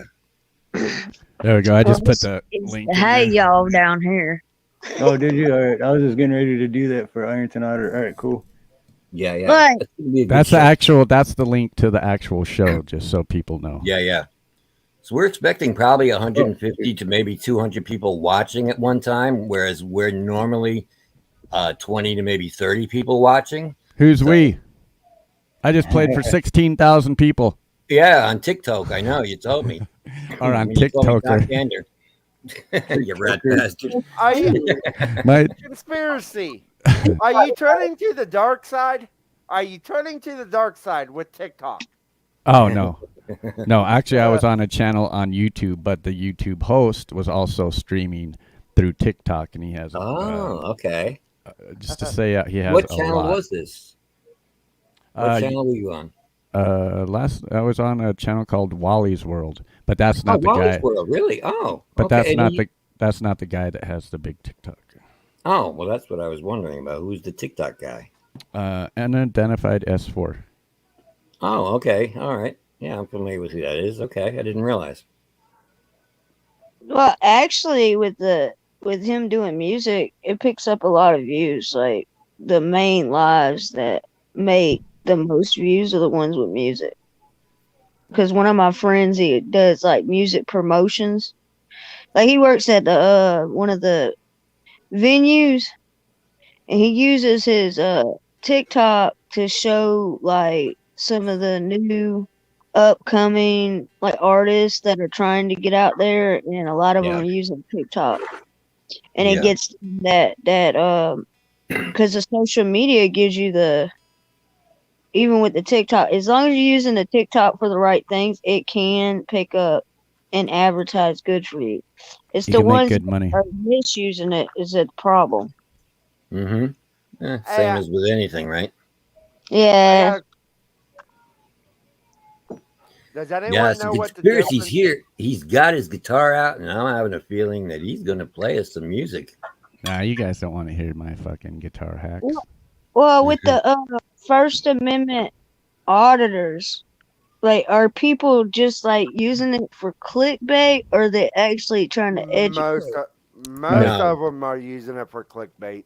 Yeah, Yes. there are real auditors out there that are actually activists that are making change. But I would say the biggest portion are clicks and views. Yes. Yeah, there's a large majority of that are clickbaiters.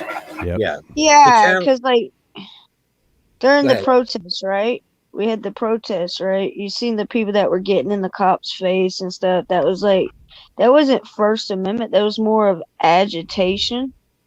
They're like agitators. Yeah. So it's like they're trying to like They want the viral the video. cops. Yeah. Yeah, they're trying to push the cops, which is like pushing the boundaries. Like, Now, it doesn't say we can be violent. Now I have a short on my channel of me telling the cops to fucking suck my dick. Yes. Oh wow! But Really? that's just the short that I put on there, and I'm not gonna lie, I put it on there for clicks and views. But Yeah, if you yeah. look, but if you was to watch the whole video, I was actually there berating. There was a man there that robbed a woman and a child at the grocery store I was at. So when I came out of the grocery store, they already had him in the car. So I went over to the car and just berated the shit out of the guy that robbed the woman and the small child. And then the cops trespassed me, so I berated them as well. Yeah. Oh wow!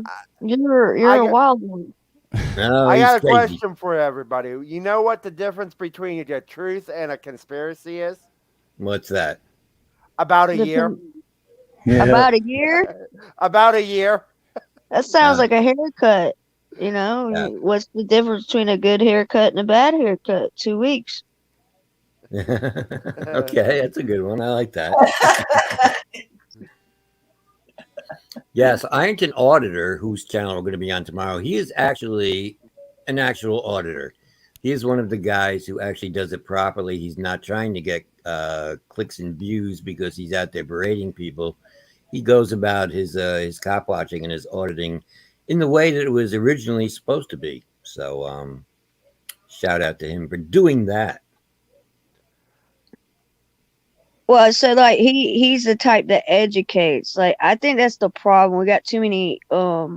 It's not that it's bad to be to be activist about something. It's your approach and it's the way you absolutely go about it. Yeah.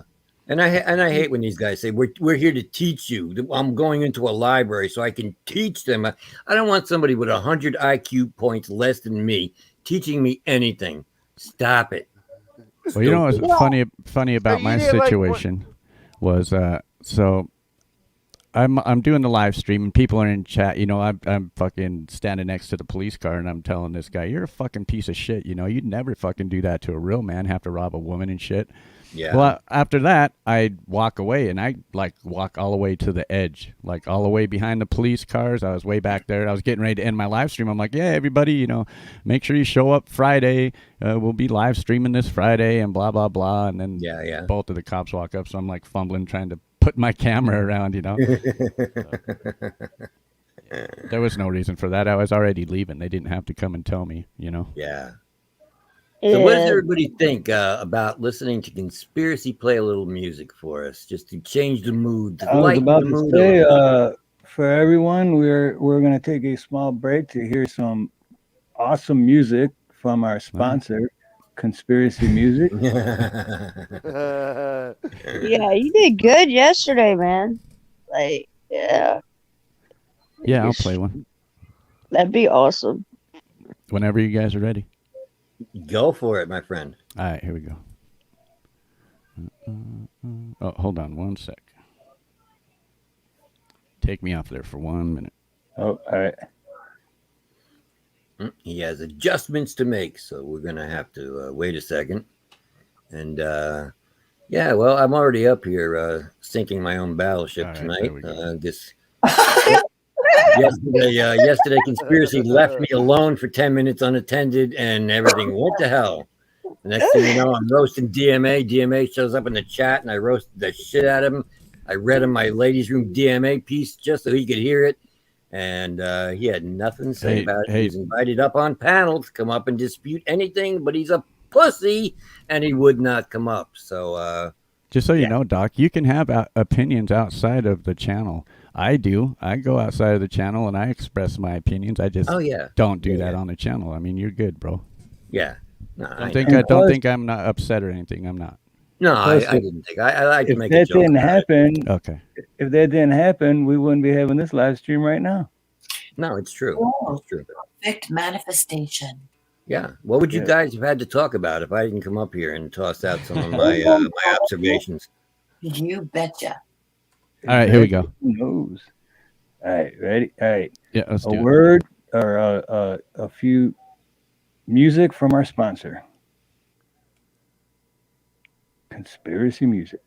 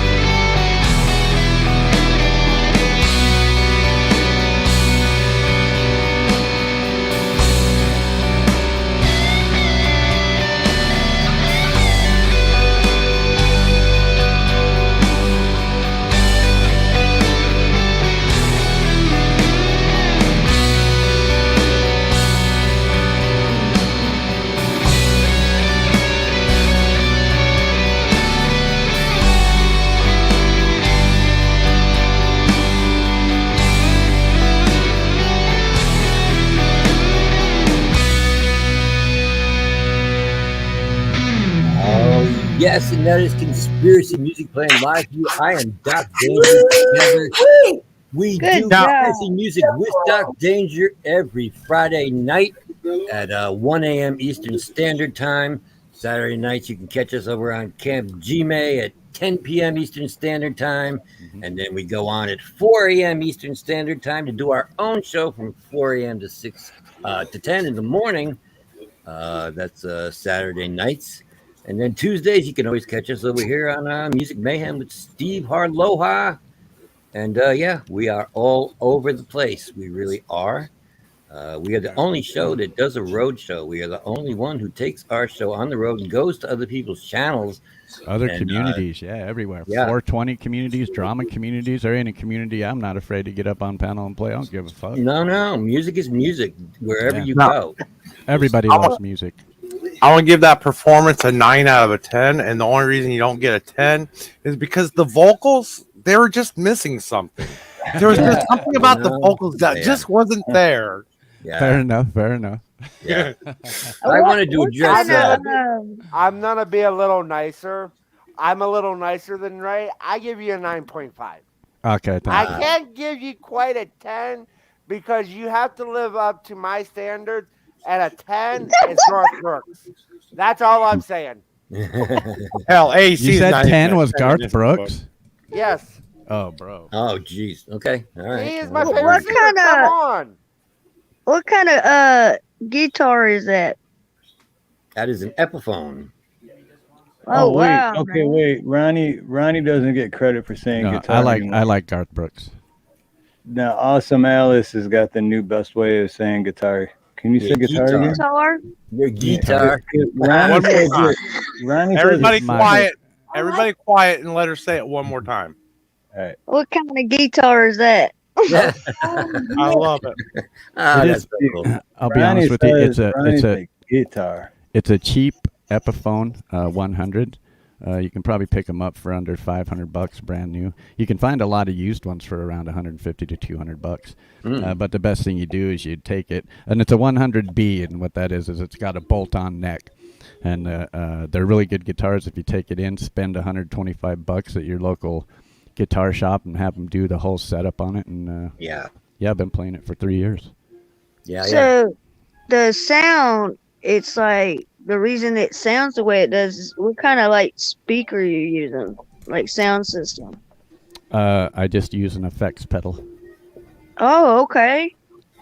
Man, it just sounds so amazing, man. Thank you. He has very good sound. It's true.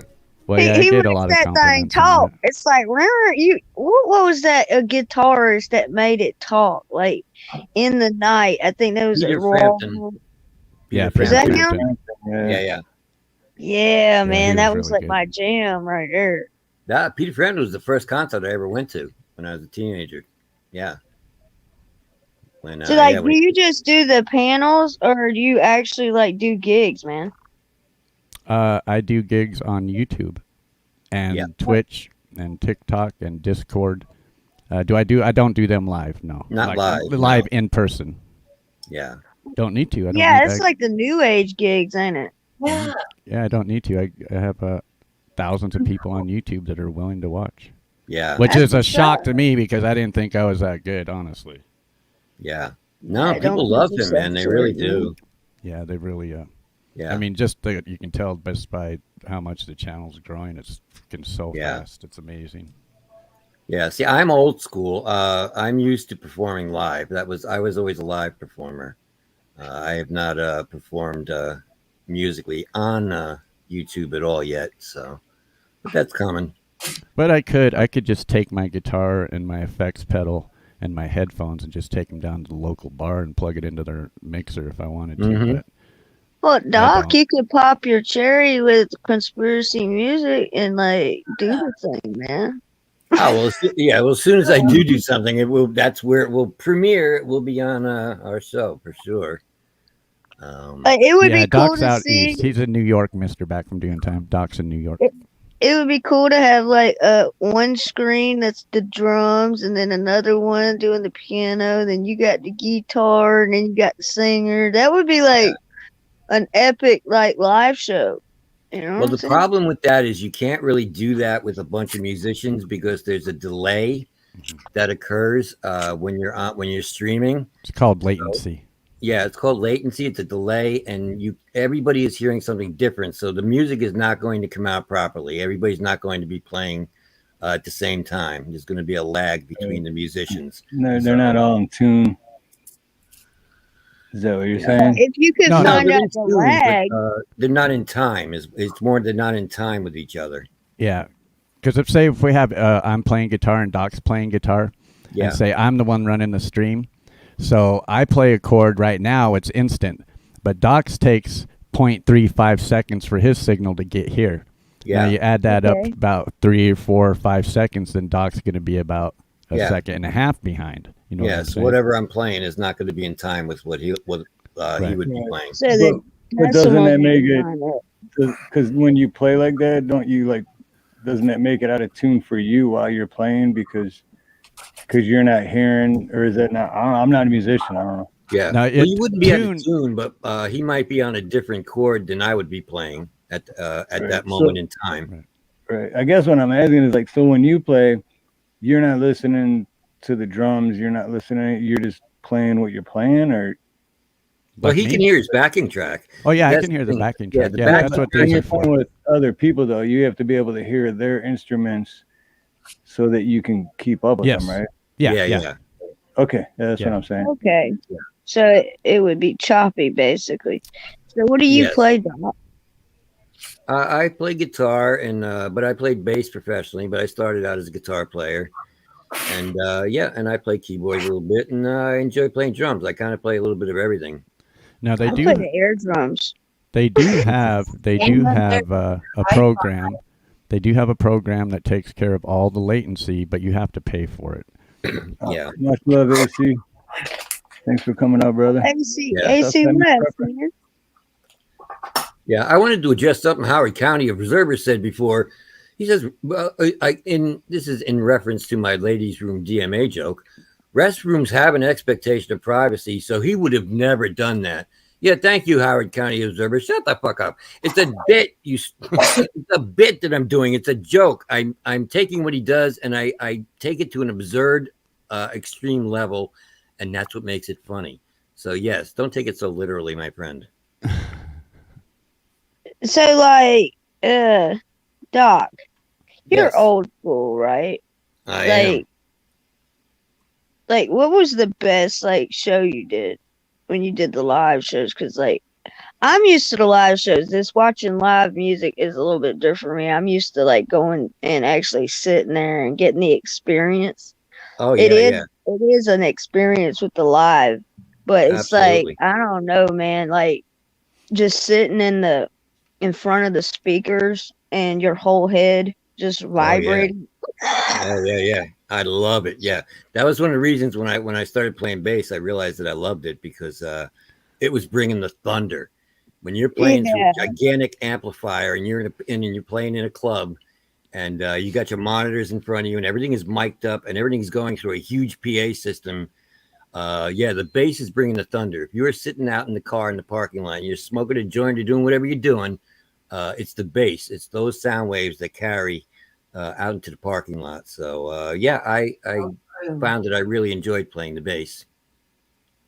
Well, we could actually, if anybody's interested, the only thing I have at this point that we can play that's online is my old band. It's called a band called Toxic, and we did a demo tape.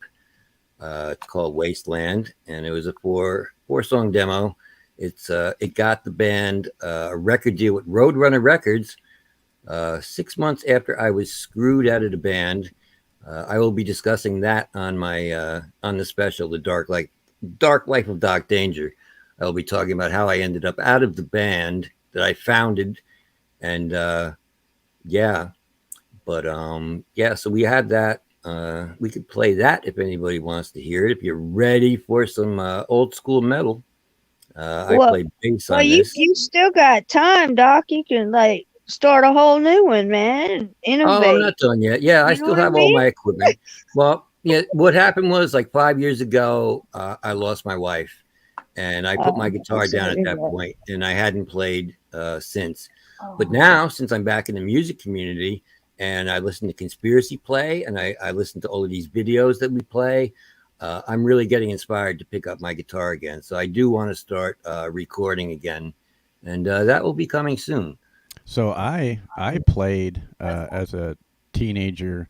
I started learning to play guitar when I was 16, and I played till I was about 24. When I got married and had a kid and divorced all in 1 year. And I Yeah. basically just put the Lord. guitar aside, and I didn't touch it again until about 3 years ago. I Yeah. picked it up again. Yeah. I'm 53 years old, so. Do you ever name your guitar? Because I used to have one.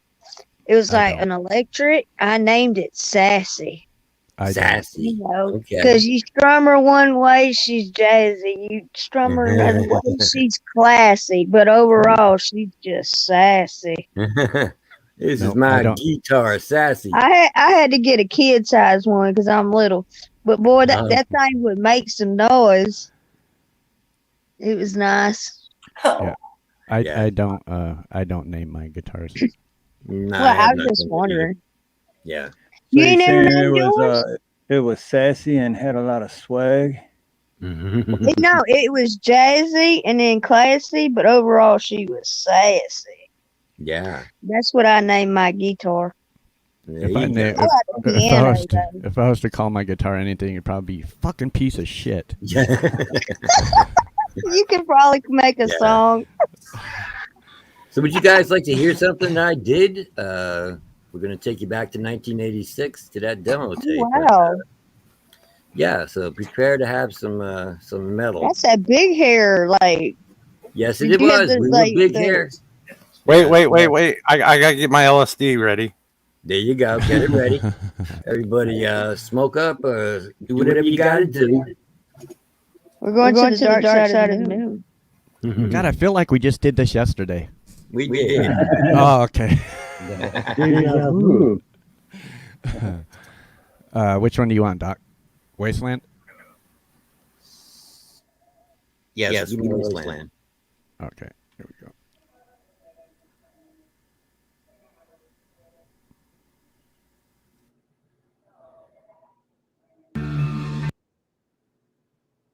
Wow. Yes. That was freak. I'm kind of pissed off because I think I got whiplash. Yeah. Because I was headbanging to it, and my body's not meant for headbanging anymore. Yeah, but that was awesome. Yeah, so Joyful Diamonds, the music and the lyrics were written by myself and the guitar player Josh Christian. Okay. It was almost like operatic. There's a lot of parts to it. There's a lot going on there, yeah. And we were a 4-piece band.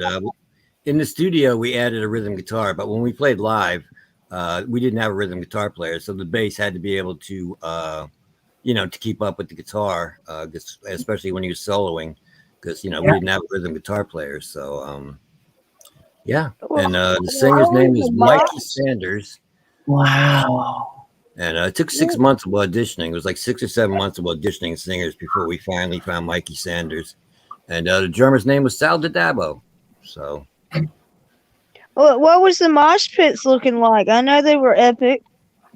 Yeah. It was a little crazy sometimes, yeah. But we had some good gigs. I mean, we had Ace Really come out and see us one time because we were playing in Putnam County, New York, and it's not that far from Connecticut. And he lived in Connecticut. So, yeah. There's a lot of good artists that came from New York, man. Oh, yeah. Twisted Sister was, we used to play the same clubs as them, too, because they were from Long Island. Where was Motley Crue from? L.A. Oh, okay. Hollywood. Thank you, my brother. Hollywood. Yeah, they was, wow, man. I'd seen the movie. Hey, don't you have any stories about Kurt Cobain, in the Seattle theme, here in the Northwest, I don't like Kurt Cobain because he put an end to what we were doing pretty much. The whole grunge thing, that is what killed the whole metal thing there for a long time. Yeah, he went off wall for a while, like at the end. Like, yeah. Yeah, well, that's why I like playing that one. I started listening to rap music when grunge came out for the same reason, because it killed the metal rock 80s music, and then that's when I started listening to rap. Yeah. Okay. I like the 90s gangster rap. Yeah. Some of it. I mean, I think my favorite rap artists are probably Too Short. Yep, I was gonna say mine's Too Short. Well, when That's everybody true. was listening to the gangster rap, I was listening to blues. Yeah. Well, I actually worked in a sound studio, recording studio that was a rap studio. I thought at some point, since I had always recorded everything we always did, I thought maybe I would be happy being a sound engineer. So I went to Center for the Media Arts down in Manhattan, and I got a diploma in sound engineering. I lived in Yonkers at the time, and a studio opened up in Yonkers. So I went down, and it was this African American brother and sister named Joaquin and Siobhan Dean, and yeah, I got the job. So I worked with them a little bit, and they were working with this cat named Darkman X, and yeah, and so we were sampling everything, and I didn't understand what I told them. I said, we have $1 million studio here. We have all these keyboards. I could put together beats for us. We don't have to sample stuff. No. We got to sample. That's what we do. And that studio was actually Rough Riders Studio. And a few years later, yeah, Darkman X is he's DMX.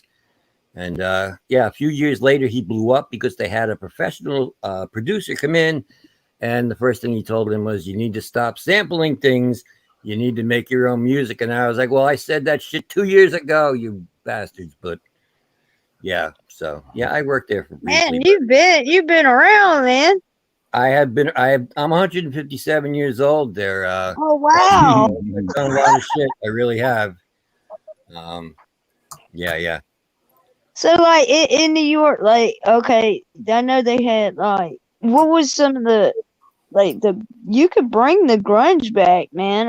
I've been seeing it, like, some of the people are taking it back because of the music just ain't hitting no more, man. Some of this stuff, the craziest ones I've seen is the screamers. I seen this chick, and she's like, "Oh!" I was like, "What in the hell is this?" Yeah, I never What cared are for those, that the kind of metal. screamers? Are Yeah, they called screamers or what? I don't care for that kind of I'm vocals. I really don't. not That's sure why what it's called, but yeah, that's like, yeah. my son, that's actually the kind of music my son's into, and I'm like, I just don't get it. You can't understand a word they're saying, man. My brother was listening to that stuff. It was weird in my house growing up. I had the headbangers, and then my cousin got into the gangster rap. I'm listening to blues. My uncle's listening to country. So it's like we all had music playing in our room. It was like a music chaos. Yeah. Real quick, much love and aloha to Ray for coming up tonight and hanging out with us the whole time. Absolutely. That was awesome. You're welcome up here anytime, brother. Yeah, so yeah, I will probably, once I start doing some music, it'll probably be more of a metal influenced kind of thing. Yeah, I like Avenged Sevenfold. I like Five Finger Death Punch. Oh yeah, I seen them in concert, man. They're amazing. I went to the. You ever been to the? You ever heard of the Carolina Rebellion? No. Tell me. Man, it's amazing. Like, it's like 2 or 3 days. I think the one I went to was like 4 days. You camp out, and every day they have a bus, and then they take you to the stages, right? Yeah. And it's just like a whole bunch of bands. It's like you don't know which stage to go to because they got so many different good artists. It was like it was awesome. Yeah. But like, I seen them there. Then they had some of the tribute bands for some of the groups that ain't around no more. Mm-hmm. They had Leonard Skinner. It was a good bit of, like, I even get to see Cypress Hill. And, you know, cool. he was token on the stage. Oh, yeah. Hey, But Mr. it's Beck. like I got to see the characters, like people dressed up like Slipknot. It was just wild. Like we had Okay. Spider-Man. Yeah, Wow. yeah. You know how it gets at the concerts, man. People get all did up. Oh yeah. But Mr. yeah, Beck from Doing look Time, up I really those. You dig can that camp track, out. man. Yeah, the camping out's nice though. Like you just have you get a tent and every day is music, man. Yeah. Yeah, So- Mr. I got Backman the Doing crowd, Time. so Mr. Backman Doing Time, I like that as well. If I end up doing a collaboration, I do want to write a song. I would have you doing vocals on it because you're the kind of vocalist that I always worked with and the kind of vocalist that I like with that kind of range and everything. So yeah, hopefully at some point, if I can figure out how to do it, yeah, I would love to collab with Mr. Backman Doing Time and have him do some vocals on, a musical piece that I write with the lyrics.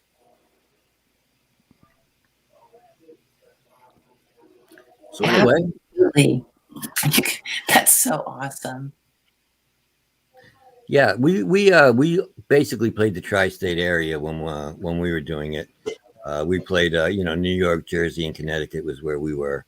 But once they got the album deal, they were sent overseas. They played Europe. They're still doing Europe. They're still doing metal festivals over in Europe as we speak. So yeah, they have like 5 albums. They pick up a lot of the older like American music. They be rocking stuff over there that we ain't heard in decades. Yeah. Well, Toxic was always much more popular in Europe than it was in America. I don't know if it wasn't promoted properly in America, but yeah, overseas Toxic was a lot more popular than it was over here in the States. Well, it's kind of like the Beatles, ain't it? Like a lot of the people back in the 60s, 50s, and 60s, they made better in London and all that, and then they came over here. Yeah. The British invasion. Yeah. Yeah. Oh, look at this. Mr. Back from Doing Time. Thank you, Doc. I'm humbled. BBY. I don't know what that means, but yeah, he's humbled. Oh, I just had it in my head too. But yeah, there was a time in the 80s where just it was, I was mentioned in chat. I like the softer styles. Yeah. But I totally appreciated when rockers would get on the stage. It was like, holy crap. And so, Doc, your what you just shared was like, holy cow, look at that bass. It's flying. Yeah. Thank you for paying attention to that. I appreciate that. I saw you saying that in chat. So that was, yeah, I appreciate that. Yeah, no, it was really amazing. Even though I listened to, there's so much music to listen to. So you find the thing that kind of vibes with you. Yeah.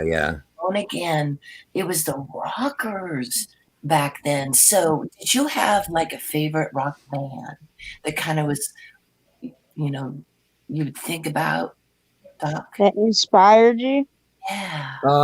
Well, the guitar player and I, we didn't have like one particular favorite band, but we listened to a lot of Judas Priest and Scorpions and Queensryche. And as far as cover tunes go, when we played in clubs, we weren't a cover band. We did our originals, but you had to do covers because people want to hear shit they know. We had already gone through that. We were an original band for years.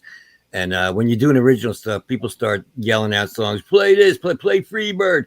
It's like, we don't know that, man. We just do originals. So when we started doing the bigger clubs, we had to do cover songs. So we did a lot of Motley Crue and Rat and Priest and Scorpions and, Queensryche and stuff like that. Oh, yeah. We used to do that. Yeah. Yeah. We did Detroit Rock City and yeah. So, yeah, but it was fun though. I enjoyed doing those songs and you learn a lot from doing cover songs. A lot of people say, I'm not going to say anybody on panel who plays guitar on here who says, I hate doing cover songs, but you can learn a lot from doing them. I really did. It expanded my musical knowledge just by playing all these other songs that people played. It helped with writing our own originals. So now I never said I couldn't. No, you said I know you didn't say you couldn't. You said you don't want to. I know. Yeah, I know. I absolutely don't want to. I know.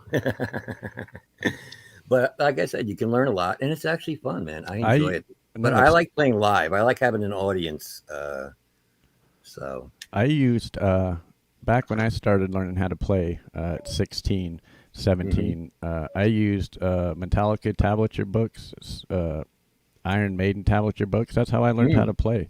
I learned how to play tablature off a cassette tape, and then once I figured out how to read tablature, I went and bought a Metallica book, and then I went and bought an Iron Maiden book, and that's when I just started playing. Yeah. See, I've always played by ear. I don't know how to read music. I don't know how to use tablatures and stuff like that.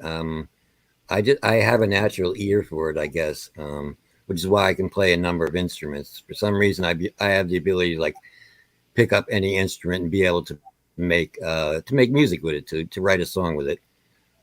So yeah, I enjoy that. But yeah, I don't know how to read music or anything like that. I play solely by ear. Well, I've admitted to the chat that my guitar teacher couldn't keep his hands off my tits. Ooh, they must be magnificent. my tits were freaking extraordinary, and he couldn't keep his hands off. That's my okay. tits. My music teacher couldn't keep his hands off my penis. Just putting it down. I'm telling y'all that, you know what? I'd have probably been a goddamn extraordinary guitar player if it hadn't been for that piece of crap. If you hadn't been playing with your tits all the time, you might have learned something well, you know what? You're never too old. One day, and he knew that I was gonna slit his friggin' throat. You're never too old to learn how to play. He knew it. And I went out and told my mom and dad, I said, I'm not taking guitar lessons anymore. And they were like, why not? And I was like, yeah. I don't like guitar, right? Oh, all right. But I was gonna say conspiracy's right. I grabbed a hold of my sister's guitar. Yeah. And it was just one of those, Spanish guitars from Spain. It really was from Spain. Yeah. Okay. Nylon strings. Just a 6-string. Okay. Yeah. And I friggin' did my own thing with that thing, and I am not, no. My guitar playing is nothing, but my talent was being able to sing like an angel. Ah, okay. So, you know what? I am so glad I ditched Mr. Titty Rubber. Yeah. And went ahead and just went on my own, right? But there's a lot of people out there that are devastated by people like that. Devastated by them. Oh yeah, I guess, yeah. I mean, 12-year-old girl, right? Right. And he couldn't keep his hands off me for 5 friggin' minutes. Wow. Well, if you ever want to pick up the guitar again, I'll come down. If I knew where that guy was today, I'd nut the bitch. I'd nut him. I'd nut him. Well, I guess I better not say that I was going to offer, if you ever want to learn how to play guitar, I'll come down and I'll teach you how to play guitar. And, I'll grab your tits a little bit too while we're at it. So, remind you of old times. Yeah. We'll have a good time. You want to drag these old saggy titties into your old hand? Why not, man? Titties are titties, man. I'll slap you into the middle of the next week. Yeah. And I'll tell you right now, that guy right there that did what he did to me when I was a little kid. Yeah. That's not cool. If he did that kind of shit to any kid I knew right now, I'd nut him. I'd nut him with my teeth. Yeah. Now, if you were only 12 years old, that's fucked up. Yeah. Really bad. Yeah. Really Okay. bad. And all I wanted to do was learn how to play guitar. Well, Yeah, it's like yeah. Conspiracy and Doc said, it's never too late to learn. Oh, yeah, that's Well, right. it's never too late. It's never too late to learn a better experience. I have a Fellas, friend in his I 60s. sat down and I did what I wanted to do. And can you hear my voice? Hell yeah. Because that voice comes behind that wimpy guitar. Okay. I might only be able to play 4 chords, but by God, I'm belting it out. Well, good for you. Well, do that. Well, you get her done, girl. Get her done. The Beatles Yeah, got through their whole right. career with 4 chords. What are you talking about? Yeah. Yeah. So what about do you want to sing now? Who? You, angel voice. Yeah. What do you want me to sing? Anything I that don't know. You don't want favorite. What's your Sing favorite? Stevie Nicks. All right. Stevie Nicks. Landslide. Wait a minute. Okay. You take your time. What's that song about Sweet Baby James? There is a young cowboy who lives on the range. Sweet His baby horse and James. his cattle are his only companions. He sleeps. Wait. Oh, God. Well, you gave us a taste. There you go. Don't. Well, stress okay. on it. There was a All taste. I can think of All is right. James Taylor. That was When I James hear Taylor. Sweet Baby James. Yeah. And okay. that's what I used to rock my little grandson, little Sweet Baby James, to sleep with. All right, on. And there's you know what he used to say? He would pinch my lips together and say, "Don't sing." Because when I sang, he knew he was going to fall asleep. And he was like, "No, don't sing, don't sing." He would pinch my lips together. Yeah. Oh, real quick for Crystal Hawkins. Will Whistle and Dixie.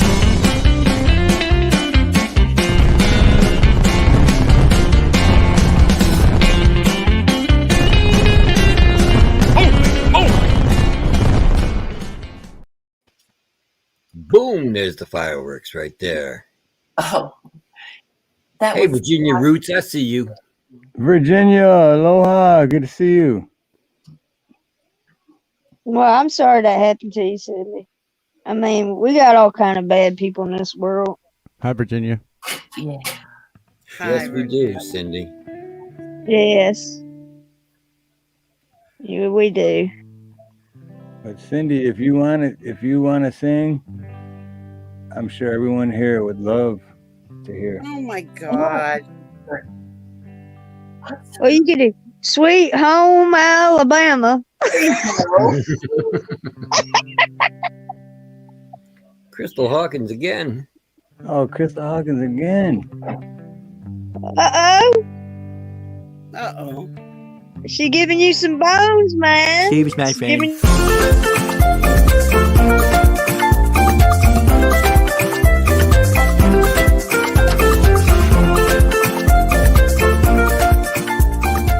Ice cold beer.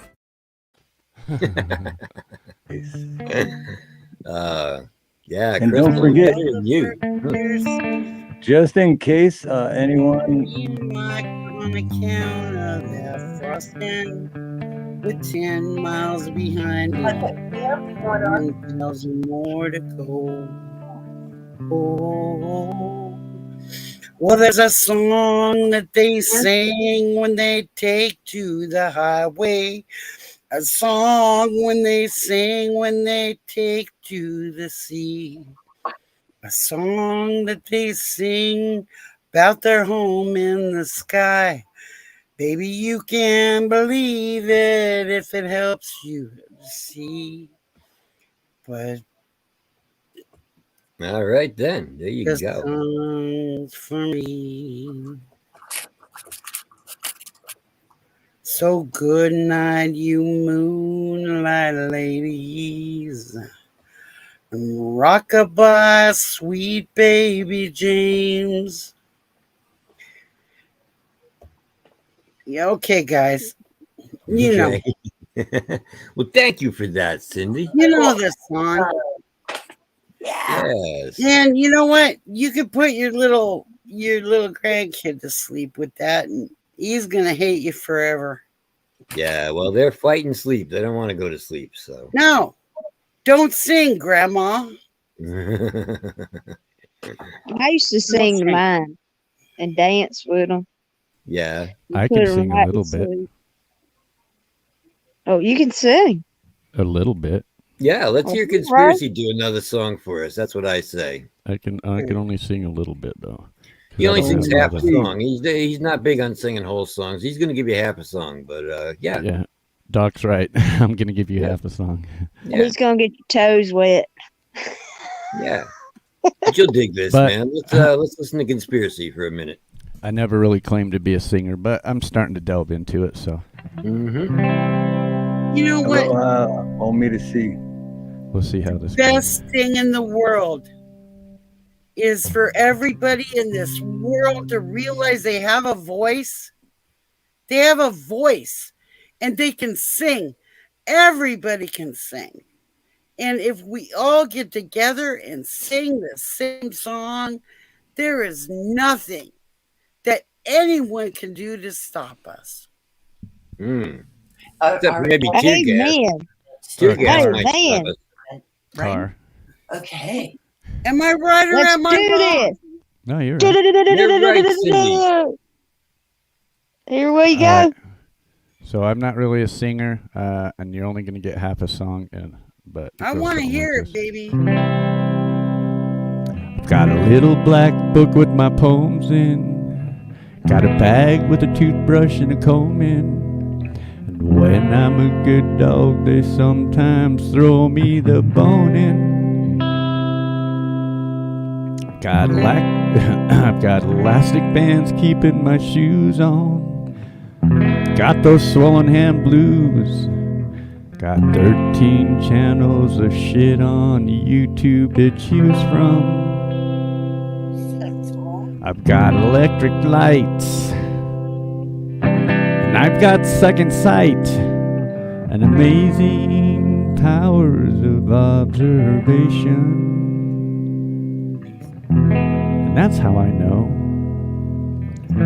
When I try to get through on the telephone to you, there's still no one home.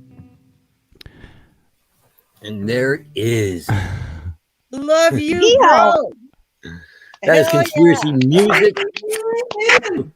If you do want to hear more Conspiracy Music playing, make sure you check us out tomorrow night on Ironton Auditor's channel at 6 p.m.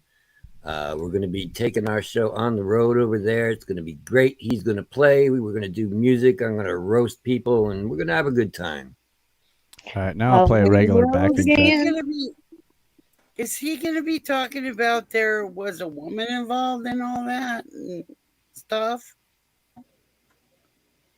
What? You mean in the song? There obviously was a woman involved. Oh, in that song, absolutely.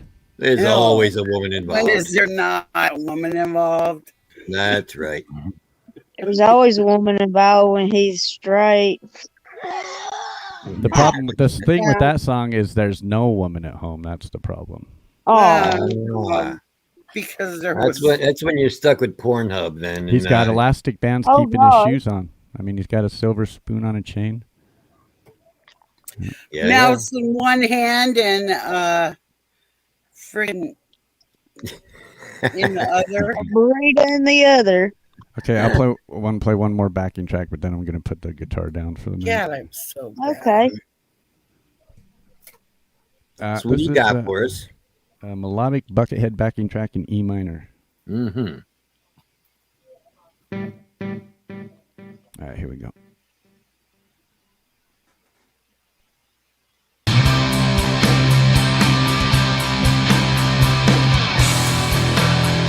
That was weird.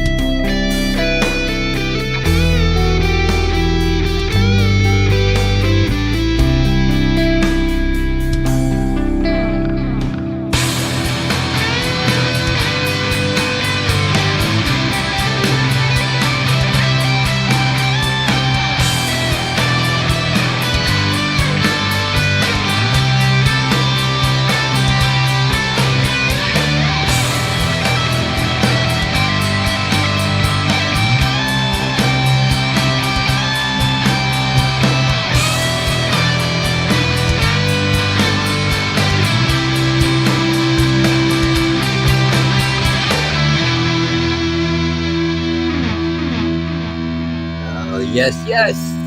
And that is Conspiracy Music. He was playing in the key of E, and ironically enough, E minor is what Michael Jackson said when he was first introduced to Macaulay Culkin. And that joke would be a lot funnier if I could say E in a higher voice, but I lost that range a long time ago, and I can't do that. So, yeah, exactly. It would be a lot funnier if I could have done that, but, there you go. Well, yeah, if you people have not heard us before, we do Steve Harloha's Music Mayhem Show, where we bring conspiracy music with Doc Danger over here to this show every Tuesday night for Music Mayhem. So, yeah, you can find us right here on Tuesday nights if, you want to tune in and hear more of what we do. Thanks, everybody. Appreciate the compliment. You ever learned how to play the national anthem with the guitar? Mm-hmm. Oh, I'd sing along with that. You know what? I want to say, but very good question, Alice.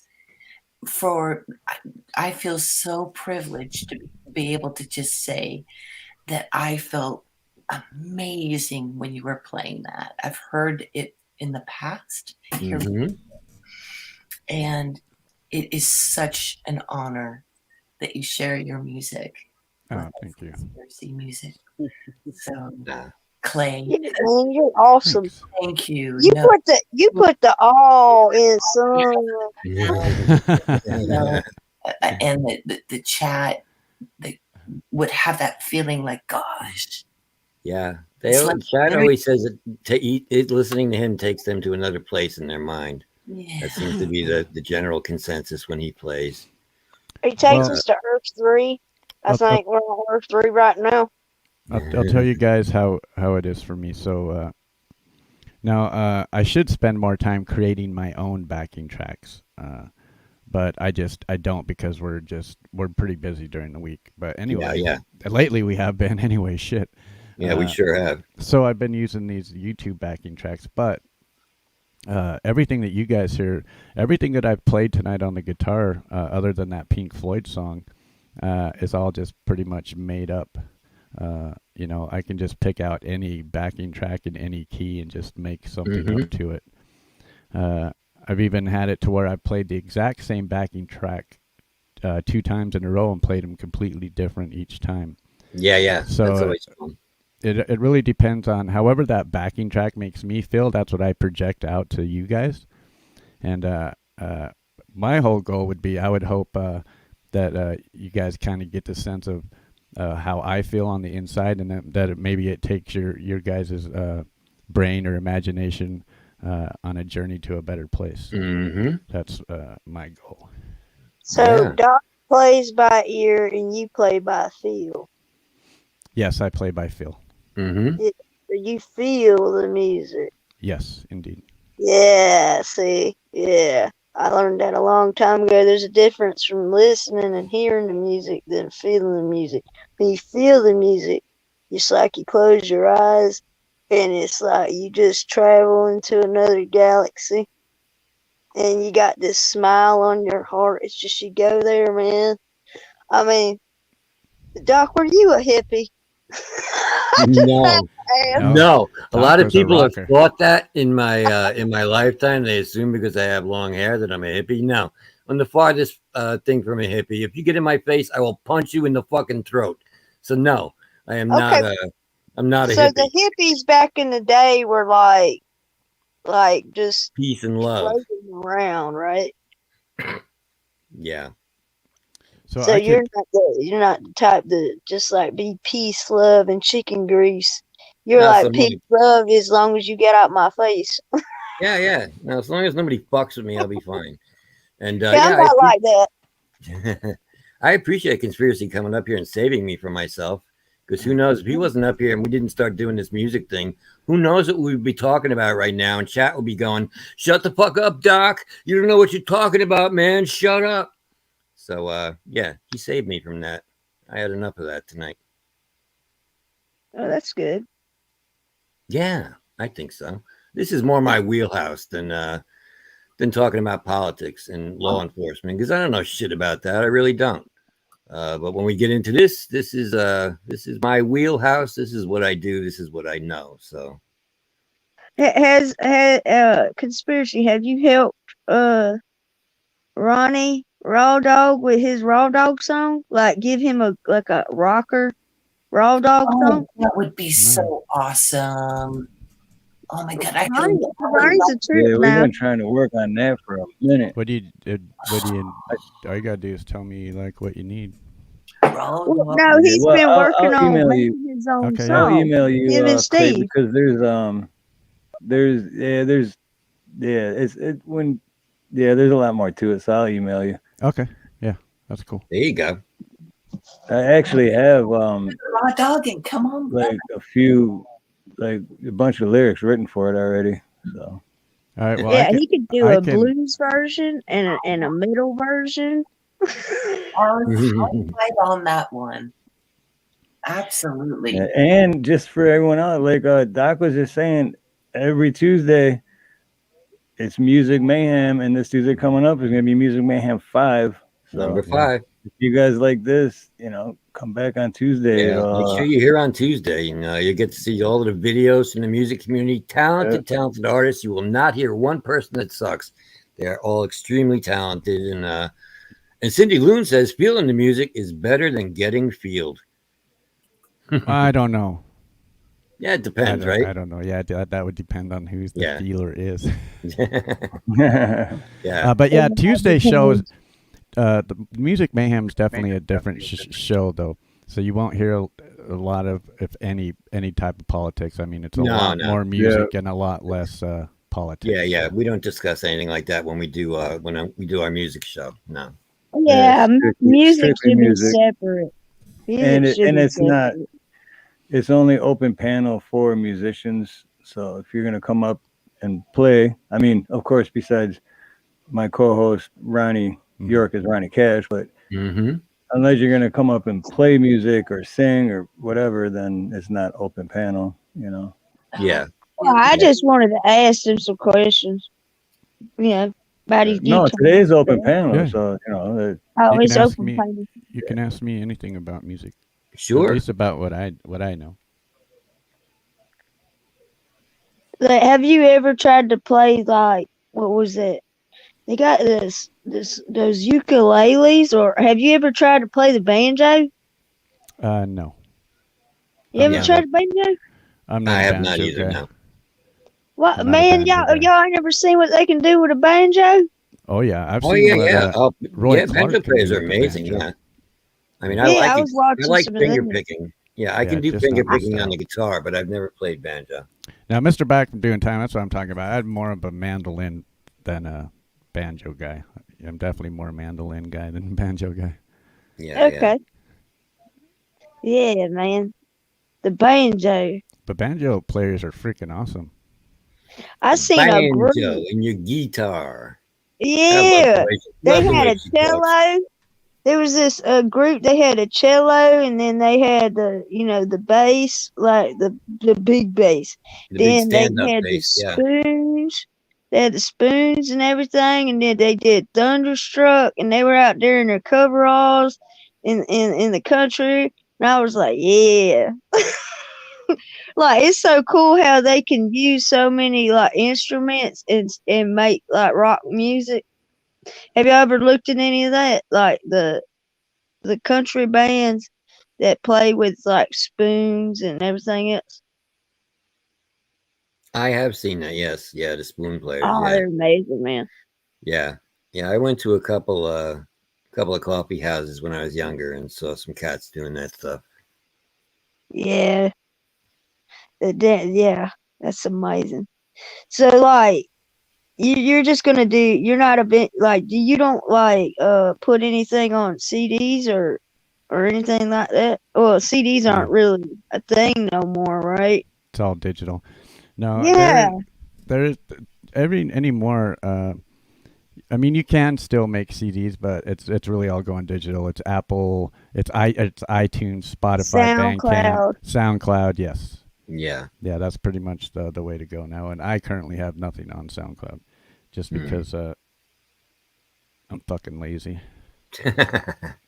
Well, I think it'd be like good to put some of it on there because you probably get a lot more people coming to watch the lives. You know, it's just something because I know some people that are using SoundCloud or those other ones. Yeah, SoundCloud's pretty cool though. I have SoundCloud account. Yeah, man. I have you nothing should, on it yet, but I have one. Yeah. Well, Yeah, he's more of a live jam player than he is a recording artist. Yeah, not that I don't have songs that I could record. I do have songs, and I do have original songs that I can record.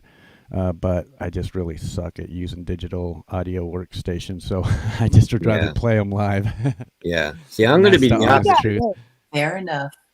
Yeah, when I start playing again, I'm going to be recording songs. I'll be writing and recording songs. I have a digital 8-track recorder, and I'll be using that.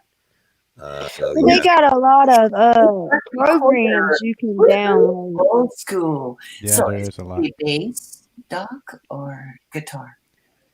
I'm going to be playing everything really, except for drums. I'm going to have to use a drum track because I can't do drums here where I live, and I don't have a drum kit. Yeah. But I'll be playing everything else except for the drum tracks. The Deal for Real is asking anybody if they played the skin flute. Yeah, good question. I, for one, have not. Yes, I have not either. The skin flute. I feel like that's a trap. I feel like that's a trap. That's a trap. I think you should. I'll come down and visit you.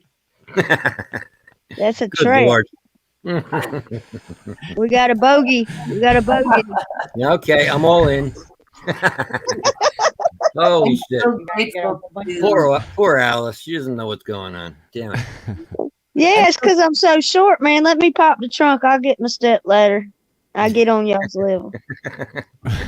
Well, if you really goes short, over you my don't need a head. ladder to play the skin flute. You're actually a perfect height for it. Oh, Jesus. Now I know what it is. Lord, both of you. Now, does that require Just like I thought raw dogging was him, like actually just being a dog without a collar. You know what I'm saying? Yeah. But it can mean a lot of things. But down Yeah, here, it raw does. dogging is just a dog without a collar. Yeah. Right. But I mean, So it how does you too. look I at mean, it? there's a dog food that's called raw dog. So Yeah. Yeah, But, you can real buy quick- raw real dog in quick, Korea. Alice, You have to cook it. I put in the private chat, Alice, my email. If you could send me tastes an like email chicken. because I need to get in touch with you for we have something to send you that you won in a raffle from Rescue. So Oh, okay. okay, I put so- it in a private chat. Just send me an email and So I already said that I was going to put the guitar down, but I'm going to play one more. I just downloaded this track. I'd never heard it before. So I just wanted to have an example for the ladies down here, how it is. Like a song that I've never heard before. All I know is that it's in the key of E minor. It's entitled Mellow Melodic Rock Ballad. I've never heard it before. And however that makes me feel is what you guys are going to hear. So there you go. It could either be good or it could be bad. Because I've never heard it before, so I have no clue. But I might listen to it just a little bit at the beginning just to try and kind of get a feel for it. Oh, yeah.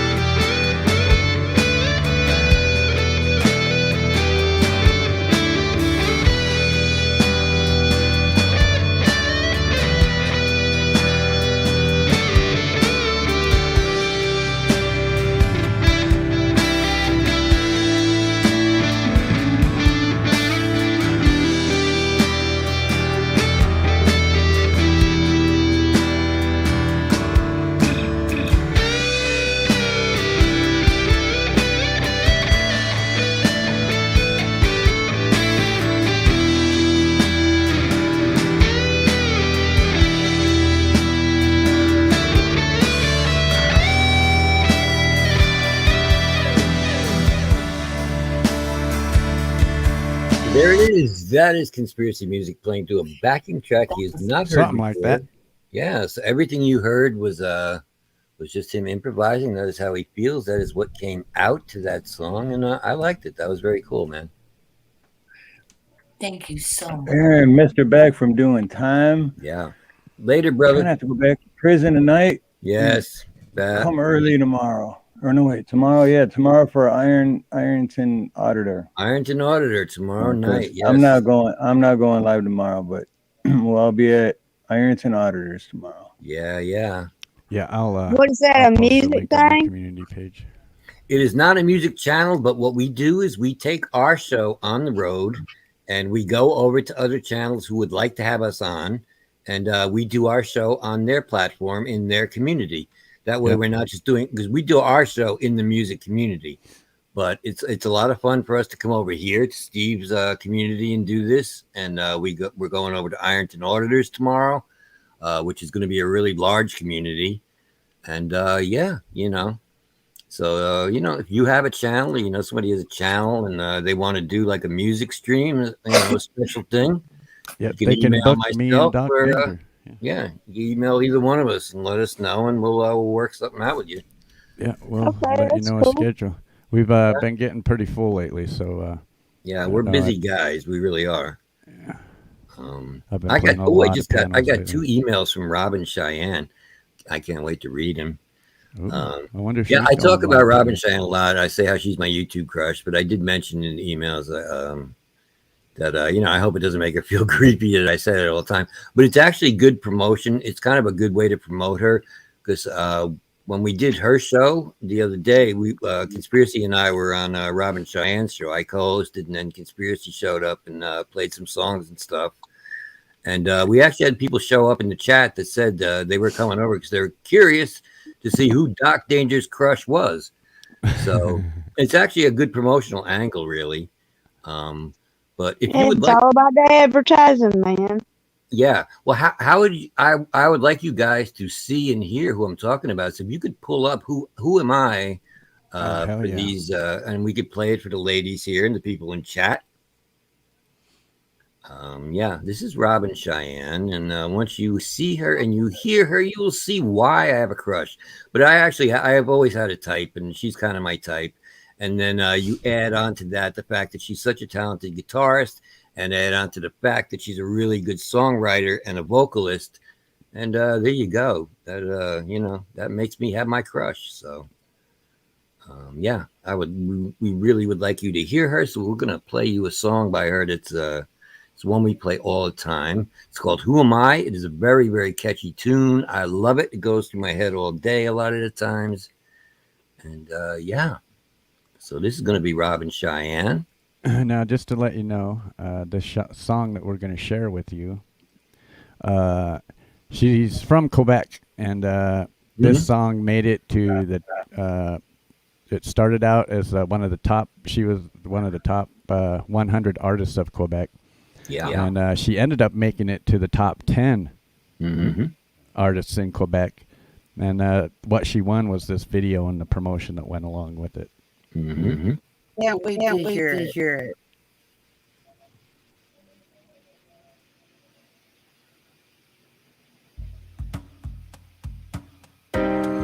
Smoked a pack of cigarettes today. I'm home, but I'm not really here.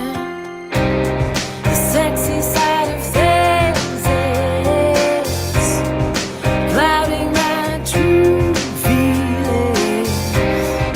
Sitting under my kitchen table, as if it were the last pathetic hideaway available.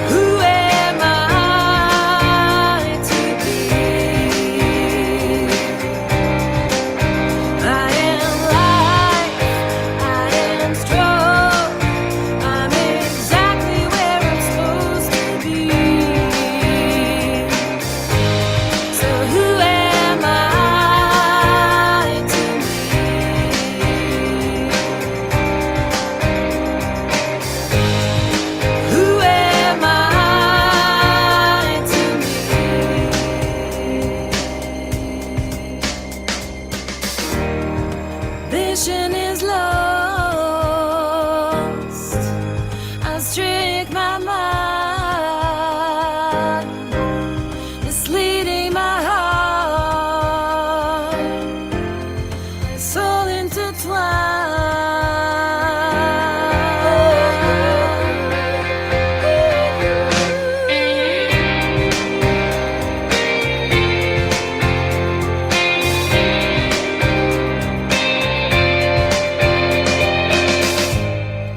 Who am I but a miracle?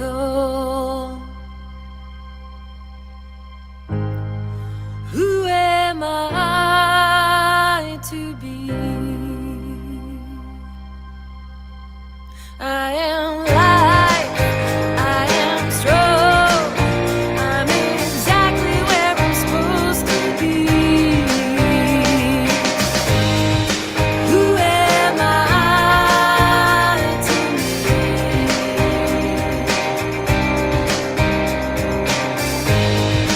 Who am I to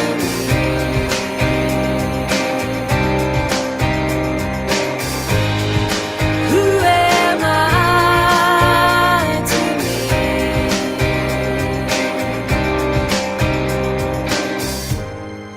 Who am I?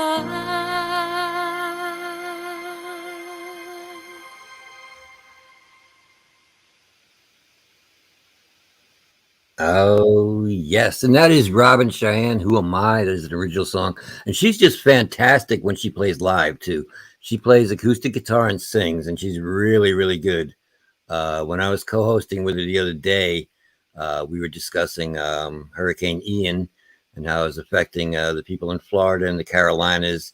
So I had her do her version of Amazing Grace. And she just does that fantastic. She also does a version of Let It Be by the Beatles. I don't even like the Beatles, but she makes me love that song when she does it. I'm not even a big fan of that, but when she plays that song, it just makes me like it. So she's just so good live. Why she's your crush? She's pretty. Yeah. Yeah. She's got like a natural look to her, so it's like a wholesome kind of look. She's Yeah. not like And too she's a sweetheart lavish. too. Joyful Diamond, you would love her because she's she hates negativity, she hates drama, and she's just such a positive person. She has a really, really good soul and a good heart. Oh, Yeah. wow. Yeah, She's in this world, it's like crazy, man. I wish Yeah. it could just be like just smooth sailing, you know what I'm saying? But it's like we live That'd be in such nice. a chaotic world. Well, Yeah. the song was really about what we're journeying through. Who am I? Mm-hmm. You know? Yeah. She's a I really am good songwriter. human. I am human. Yeah. Yeah. Yeah, she wrote that.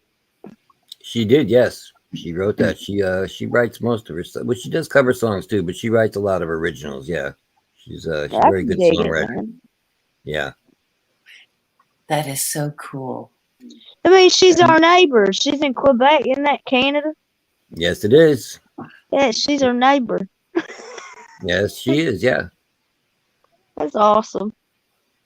I've never been up there.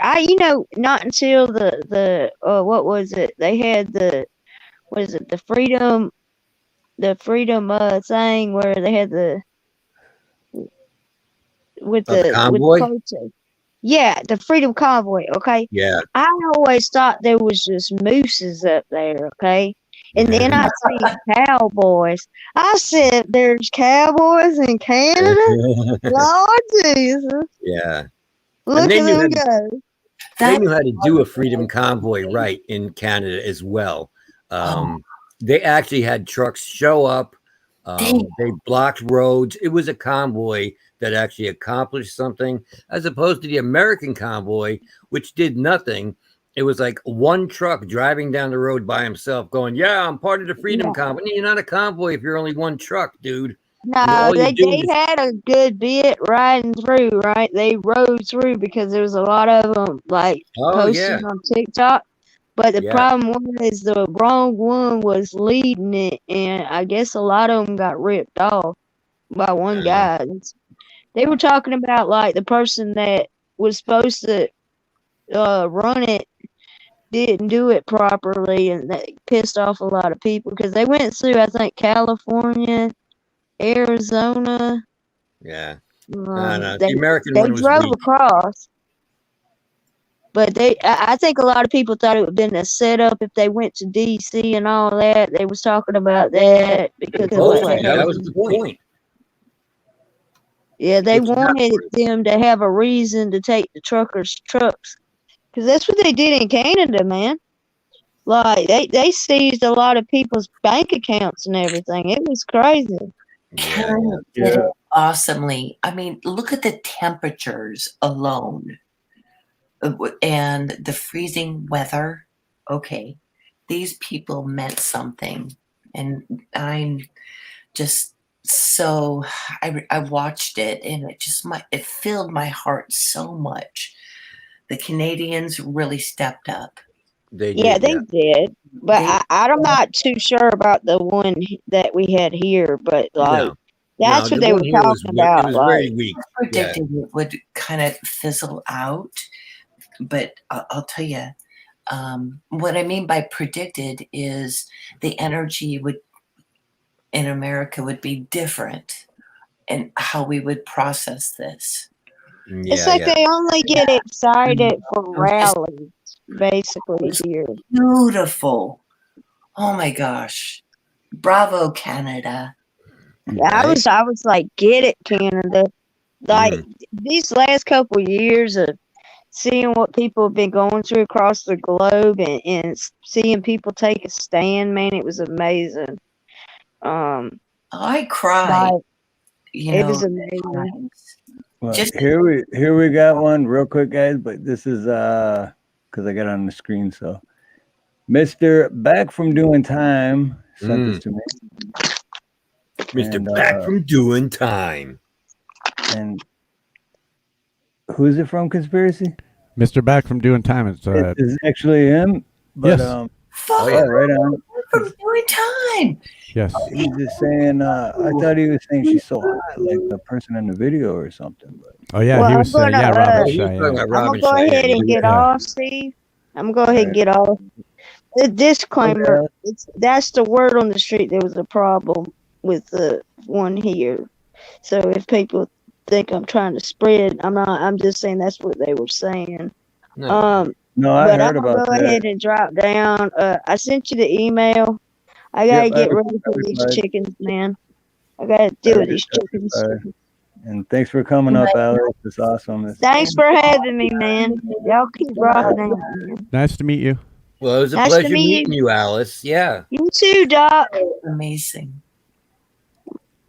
Y'all have a good night. Okay. No morning. You too. I mean. Bye-bye. Much Bye. love and aloha. Bye. All right, here we go. This is Mr. Back from Doing Time. A song called My Desire.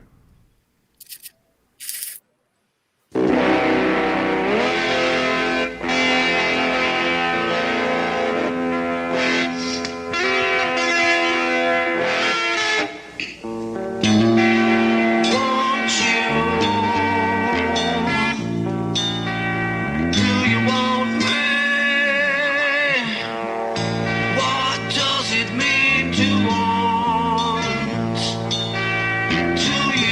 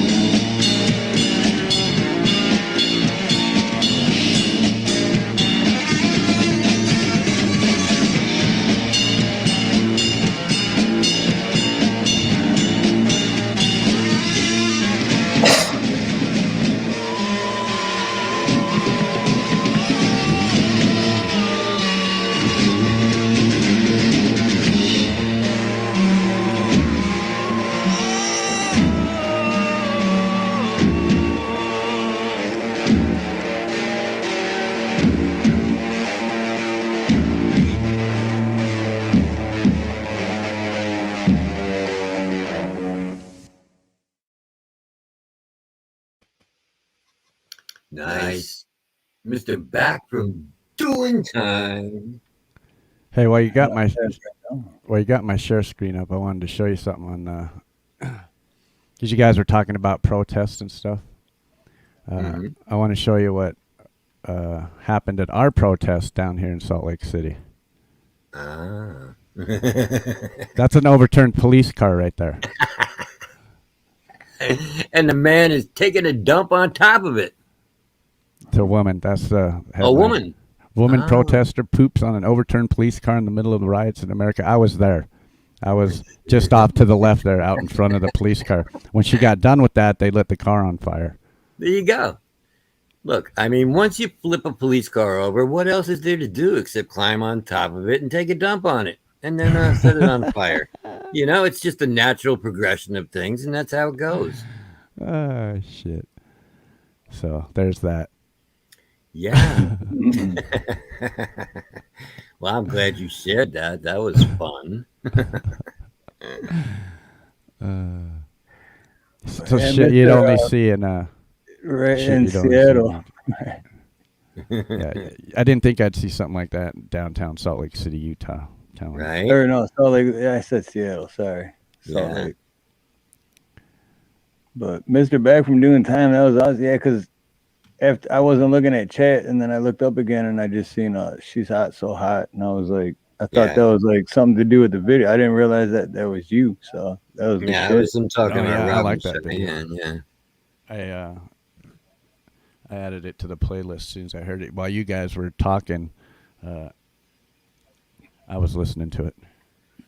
Well, Mr. Backham doing time is quickly working his way up my list to becoming one of my favorite hard rock artists in the community. Yeah, we've had some good ones lately, right? Yeah, and he's every time I hear him, he's working his way up that list towards the top of my favorites.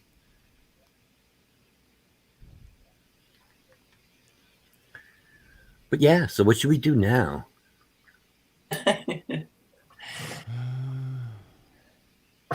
That's right.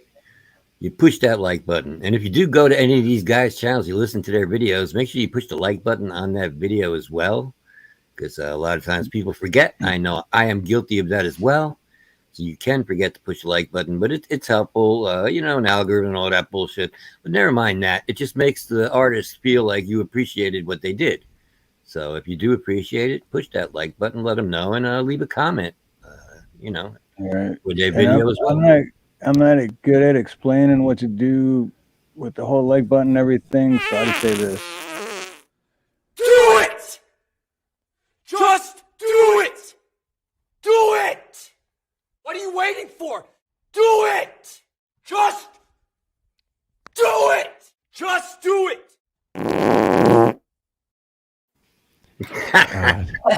If you had a green screen, you could just take him and put him anywhere in your green screen. That is the best promo for push the like button ever, man. Mr. Back from doing time. When I was looking for a dog that was beloved, I went to woods in Everett, Washington, where the homeless were living. And I felt like, although I have not really dealt with that here in my recent reality, when I was trying to find a beloved that got lost, it was all the people that were living in the woods. And I guess it touched me in a way now, or maybe as Doc would say, kind of triggered you. Yeah. Because I walked that. I even took my own dogs to look for this dog, and they've been having a little bit of flea problems and stuff. Oh. What came on them while we were trying to look for a beloved dog that she ended up getting killed. So, but the humans, that are living in this manner, it's something that I have been dreaming about how to bring that part of us, you know, into Yeah. and help them out. What do you think, Doc? I like the thought. I like your I like the spirit behind it, and yeah, I like the message. I think it's a good thing. Yeah. Yeah, you're so cool, man. You're such a positive person. I like that. I need that kind of thing around me sometimes. Well, believe me, I have my own things that I struggle with. But being in that circumstance, there's a lot of preconceived notions that if you just give them this and you give them that, you know, it's going to fix things. But I met this amazing woman. It was the last day I was looking. It was the 9th day on our hunt to find a beloved. And I gave her a flyer, the first person who was living in the woods that I'd been doing. Like, I put a trail cam out there, okay, just to see if it's a long story, but I realized that the photos I got back were raccoons and possum because I was leaving food out there. I have to admit this. Silva Girl recommended that I contact a pet psychic, and she got it right where she had been, but she didn't get right that she died on the first day. So for 9 days, I've been looking for her. And how it worked out was the person I was trying to help out swore she saw her and heard her. So it could have been her spirit because she was killed on the first day. So we were looking for a spirit dog. Oh. I had a trail cam out there and determined she was no longer alive.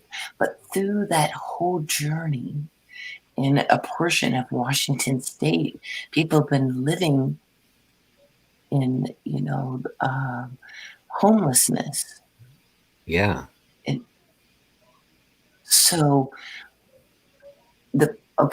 going back to what I was saying, you know, if you were to come and offer and try to help on a really grand scale, it's so much deeper because that they've adapted to the woods and their lifestyles and what they're doing. And so to throw let's say, a tiny house out there or try to help out, there's a lot of mental illness that's involved in what they're living. Yes, and there so is. I think maybe that's why I kind of connect with you because of what you shared and what I saw.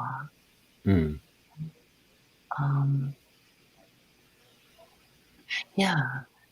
So I haven't forgotten about the place. It's just really honoring the people that are going through mental illness. Yeah. Okay. In whatever capacity that they're going through. Yeah. Yeah. I like that. That's yeah. That's such a nice thought, and yeah, no doubt.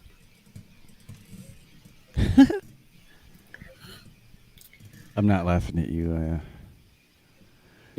I just found this in my wiener piece laugh. Listen, when I was on Robin's show earlier in the week, she had said, "Doc, how come you haven't sent?" Because she heard that I had the demo tape. She's like, "Why don't I have your music?" So I emailed her that. And at one point in the show, I mentioned how I'm the biggest celebrity that nobody has ever heard of. And she's like, "Oh, well, you should give me your autograph." So I did. So I sent her a copy of my demo tape, and I sent her a picture of my autograph. Nice. So I might make that a new thing. I don't know. So if you want that, just email me at docdanger2@gmail.com. And yeah, I can hook you up with that link to that demo, and I will send you a picture of my autograph. So there you go. My ego isn't too big. Don't worry. I'll get it under control. I'm all right. Perfect. And I want to just make sure that it's clear. Some people make their choices, to live in the woods. Mm-hmm. And so I don't want to assume any mental illness as a blanket thing. Right. Well, you were more talking about a lot of the homeless people, I think. Yeah. People who are forced into living in the woods, maybe because they're homeless. Or And they- among the homeless, there's a Yeah. lot of mental illness, which is why a lot of them are homeless. And you are correct about that. The area that I looked at was very drug related. Mhm.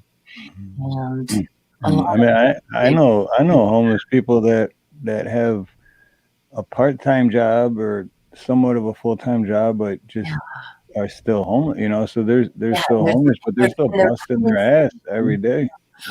meaning that they're okay with themselves.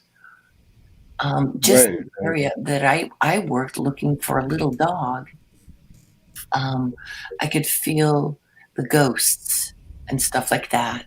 And it was right next to a nursing home. And so the nursing home attitude was protect us from the homeless, like this big block shield thing. Oh. Energetically. And there was a kind of a judgment that it's the homeless. But circumstances come about in many ways. But what I encountered were also the ghosts of hearts broken and folks that were suicidal or lost so much as well. Both. It was both those that were making choices and also those that were very heartbroken. Mm. So this happened back in this last August when I was doing that journey, trying to find love. Yeah.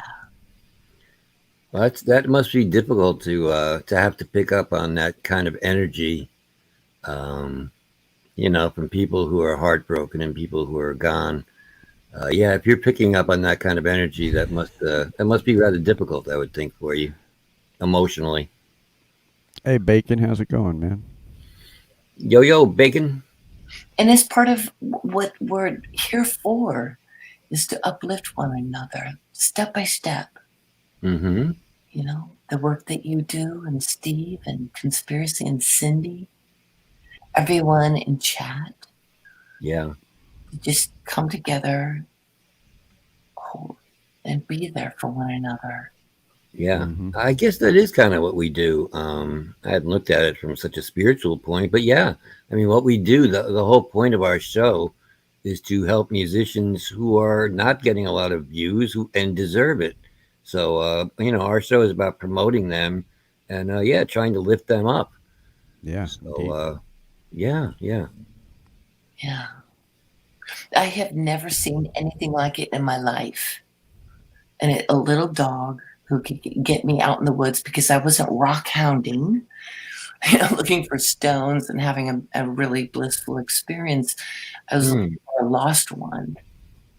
And that the humanity of it is very real. So what we do here is important. Regardless of our political points of view or whatever, I love the fact, Doc, that you're like this antithesis of energy that your good soul. And I said thank that you so earlier, much. Just because I come from an artistic background as well. Mm-hmm. My mother that got me into politics, because honestly, I wouldn't have flying, whatever. But the fact that people are interested and really care, that we can come together in unity and just be here. Yeah. Barry's music was amazing. And it was yesterday and the day before and the day before as Conspiracy continues. And Cindy and her singing. you know. Yeah, yeah. And I loved your story when you said we're talking about the individual that was injured and she would sneak to try to listen. Oh yeah, Connie from up north. Yeah, Yes. Connie Lynn. Yeah, Yeah, she's awesome. she is. Yeah, she's such a nice person. Yeah, yeah, she was. She was really injured very badly. She was driving with her husband in the car, and he had a heart attack. And they went through an intersection, and they were hit by a truck. And she broke both her legs and both her arms and her back, and she broke everything except her head almost. So yeah, she was in the hospital when Clay first met her, and she started listening to our show. And yeah, she said that listening to our show has helped get her through one of the hardest times in her life. And I find that to be the best compliment that we have ever gotten about our show. I take that one to heart, and I appreciate it very much that we could do that, and that she feels that way. Yeah, that was an awesome compliment for sure. Yeah. Absolutely. And I will never forget that. Absolutely. Yeah, no, I won't either. That one sticks out in my head because we get a lot of compliments all the time about people who love the show, but that one is one that's going to stick out in my head, I think, probably forever, I would think. Yeah, me too. And I said that in chat. Yeah. Because that's what it's about. It's not about ego per se. It's that we're here together. Damn. Yeah. You know, I'm curious, Conspiracy. I don't know if you know anything about this, because we talk about the story, and her husband had a heart attack, and they got hit by the truck, and she got all broken up. What happened to her husband, though? Was he badly injured? I don't know. You know what? We never really asked her about that. We'll have to ask her about that. Yeah, I'm curious about that. Now that when I was just telling that story, it was dawning on me, like, oh yeah, whatever happened to that dude? I was thinking that too, because from that video, it kind of. I don't know, the pictures, it kind of seemed like, I don't know. I mean, it seems like he's not with her anymore. Well, that was about her dad. That was, she was showing pictures of her dad and when she was growing up with him. Okay.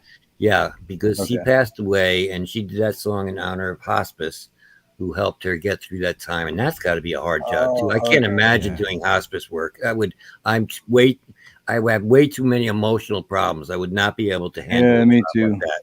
I'm right on your side with that, brother. That would be way too much for me. You know, I'm the same way, too emotional, way too emotional. I dropped the ball earlier in the conversation. A couple hours ago, I should have had this up there when we were talking about it. Well, never too late. No, I'm talking about this. Oh, yeah. There you go. That's where we that live. Explains it. There it is. Now we know. Look, look, we saw the picture and it's on the internet, so it has to be true. It must be.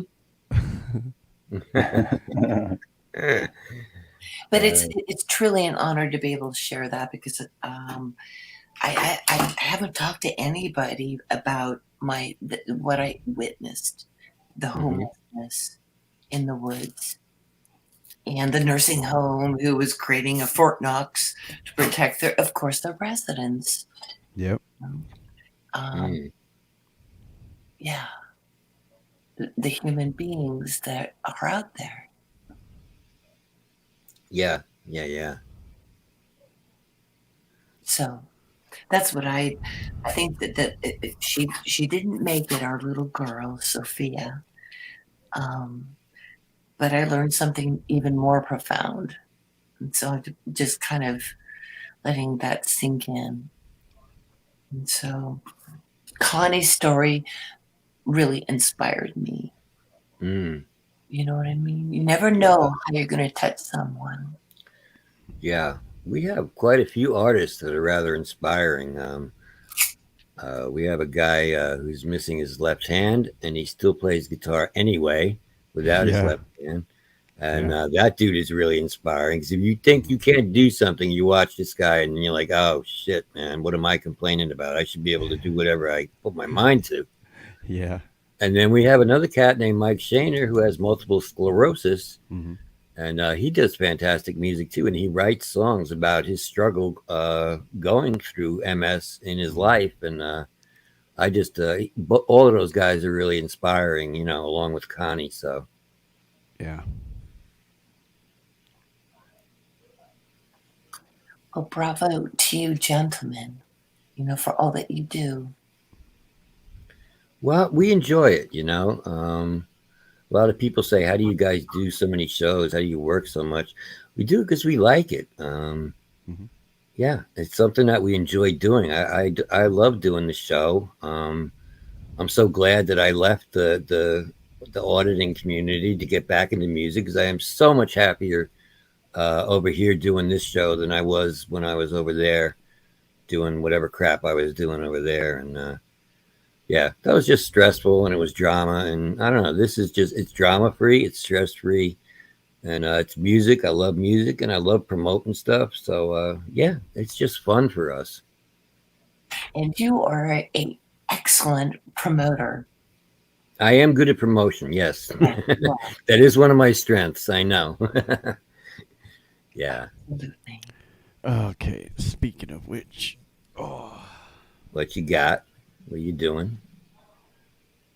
Oh, I gotta look up a couple of things here. Oh, okay. Well, then we will keep talking while you do that then.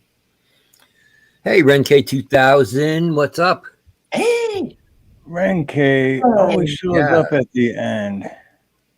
And Scat Pack, you've been here for a while, but I never shouted you out. So, hey, what up, Scat Pack?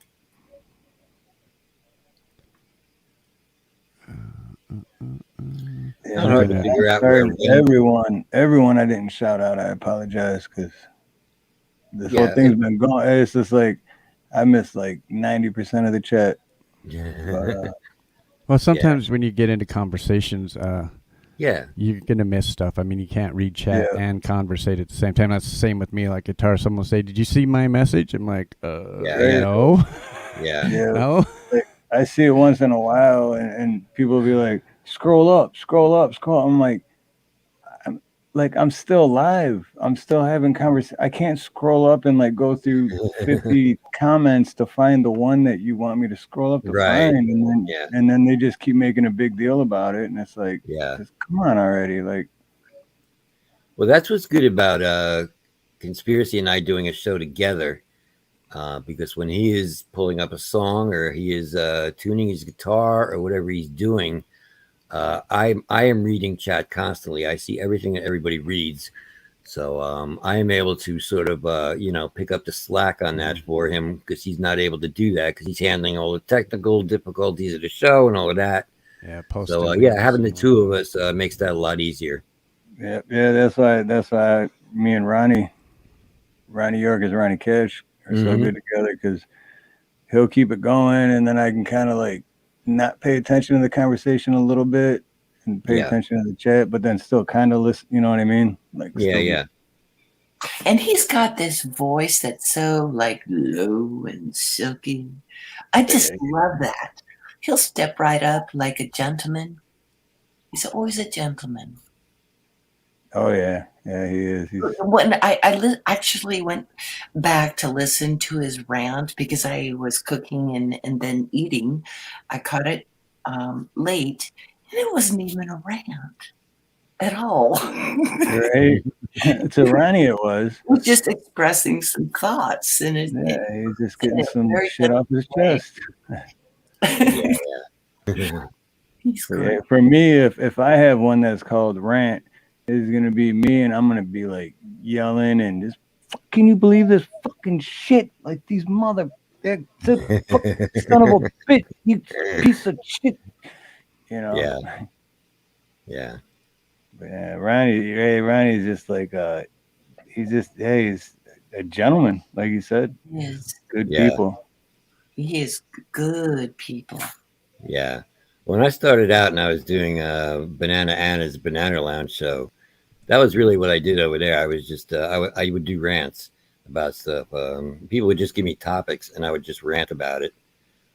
So I do that sometimes in our show. We play a song by the Foul Crow, Hitching the Ride, And I do a rant about him after that. And whenever we play Horse with No Name, I have a rant that I do about that one as well. So sometimes ranting's fun if you're doing it funny. I'm not like doing it angrily.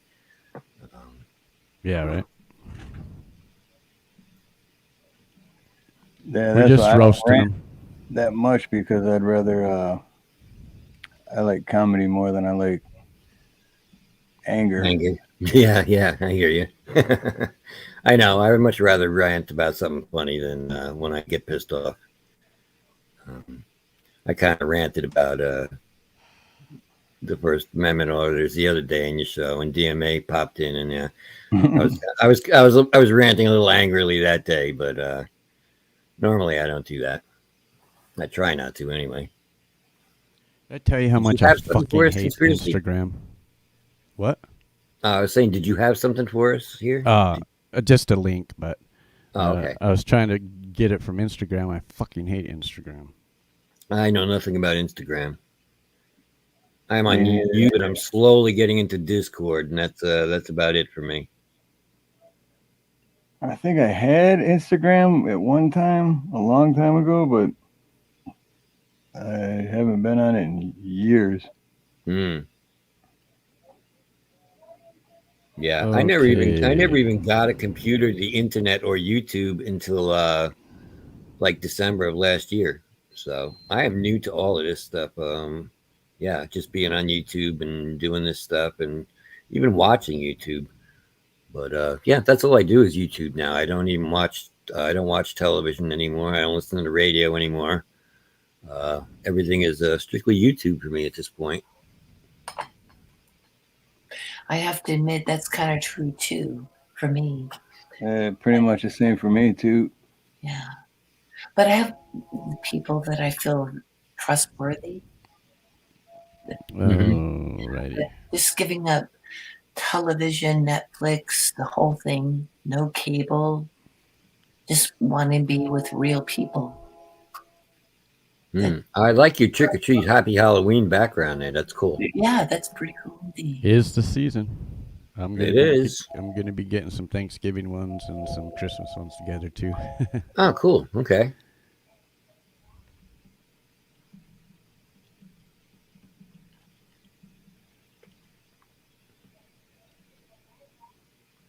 Oh yeah, Adam Carolla back, man. Those are the good old days. That's when Jimmy Kimmel was still funny. Yeah, I remember those days. Yeah. All right, Cindy. Goodbye. Have a good night. Have a good Thursday. Yeah. Cindy Fuller Stevens. And much night, love, bro. much love, and much aloha, Cindy Fuller Stevens. Yes. Love you, Joyful. Oh, love you. Renke 2000 says, if Joyful Diamond said, I want to murder you, I'd be like, okay, that voice. Yes, you do have Kill that me voice. with your voice. Hey, and Cindy Fuller Stevens, before you leave, don't forget to, and Ren K, since you just got here, don't forget to hit that like. Do it! Just do it! Do it! What are you waiting for? Do it! Just do it! Just do it! That's never going to get old. He's an actor, actually. Yeah, he's a good actor. But he's just like anything, the more money, and I'm not sure about power on his part, but the more money you get, your ego gets too high, and yeah, come from a certain place sometimes that you just. If my ego gets any higher, I'm going to be in the stratosphere, so I got to calm down. I really do. Yeah, but you're still humble at the same time. So, yeah. Hey, brother, you went through. Oh, what's that called? Ah, shoot. I'm going back to Xena, Warrior Princess. Ooh, okay. Back where they flogged her, or listen. Well, you go through the gauntlet, and you get okay. and hopefully that you didn't feel too beat up with us. Oh no. I have a thick skin, and I knew what I was getting into when I came in here. That was the reason I came in, because I knew I was going to be the only one person. I was going to be standing alone with whatever I said and whatever opinions I had. So I knew I was going to get some backlash, but I was okay with that. I mean, as long as people don't walk away disliking me intensely, then I'm fine with it. They can disagree with me. They can tell me I don't know shit. They're probably right. I'm not going to argue with them. From your perspective, you don't care about politics, which is fair enough. No, I don't. I don't know anything about politics. I never followed politics. The only time I started watching the news was when the pandemic started. And I was trying to figure out what was going on. So I started watching the news. And the first time I saw Trump, I have what I kind of call my danger meter. It's just a feeling I get. And I was like, why am I getting this feeling when I watch this cat? Why do I feel like he's so dangerous? So I started following him. I started watching all the rallies. I started listening to everything he said. Never mind what the commentators said. It has nothing to do with MSNBC or CNN. I'm not listening to any of them. It's not where my opinions came from. It is just from what I got from him. And I just really, really get a sense that this is a very, very dangerous man. And it's just a feeling I have. I can't explain it. It's like you, Joyful Diamond, the feelings that you get. It's what I sense from him. I sense that is not a good man. And a lot of people think he is. And, I'm not going to, it is what it is. That's how I feel about it. And I can't help it, because it's not what I think. It's just a feeling that I get. So none of us can deny your feelings. Right. Yeah. None of us. Well, that's why I was trying to explain to people in chat, I'm not, it's not because I'm CNN fed or I'm MSNBC fed. It has nothing to do with any of that. It really doesn't, because I don't listen to people. I make my own decisions. I don't let people influence me. I've never been good at that. So, it's just, it's my own thoughts on it, because it's how I felt about this guy. I just really, really get a sense of danger when I listen to him. And, Who else do you get a sense of danger from? I don't recall. I have had it in the past. I can't think of anybody else offhand, but, I mean, it doesn't, because that's the thing, like that danger sense does not go off a lot. So and I didn't know shit about Trump. I didn't know nothing about him, but I was like, and the first time I heard him, I was like, why am I getting this? Why is this going off like that? Why am I getting this sense from this guy? Why am I going off? Yeah. So, the more I watched him and the more I listened to him, I just feel like this is a very dangerous cat that we're dealing with, and I do not think he is the hero and the savior that everybody thinks he is. Well, why would you assume that there is a savior coming? What about you even could conceive a savior? Come on, man. You're saying, oh, he's not the savior. Oh, maybe that implies that there is a savior that you're looking for, and he ain't it. No, I don't feel like I'm looking for a savior. I just feel like I see a lot of other people acting like he is the savior, and I do not think that he is. No, it's not that I don't believe any man is a savior. The only savior for me is God and Jesus Christ is. Yeah. Now when the real savior comes, we will know. Really? We will know. Really? I think so. Yeah. Yeah. Jesus Christ. Really? Yep. And God. Yeah. It might not be in our lifetime. I'm hoping it's not. I'm not prepared for any trials or tribulations or anything like that. Have you heard of the Phoenix coming? The Phoenix? The red Kachina coming In 2040? No, I have not. No. Well, That sounds I interesting. haven't either. What is it? if you're not meant to survive it, maybe it's not for you. Okay. Yeah. Not sure what you mean, but all right. I'll right. just say okay, as if I know what you're talking about, because I do that a lot. So if I'm not meant to survive it, it may not be for me, but what may I not be meant Well, to? in 1902, it came about, and it's 138 years later in 2040, and it's coming back. All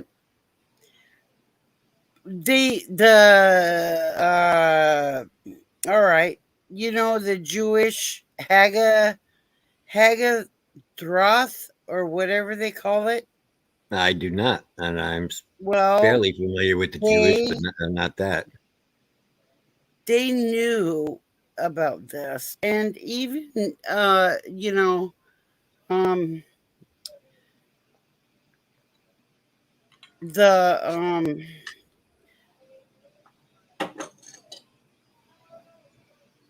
What are you telling us, Cindy? Come on.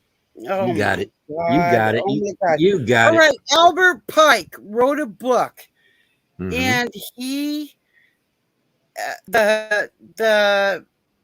he went from 1 to 32 degrees. All right. He explained it all and what it was all about. And then on the 33rd page, all he had was the Phoenix. All right. Okay. The Phoenix is coming in 2040. All right.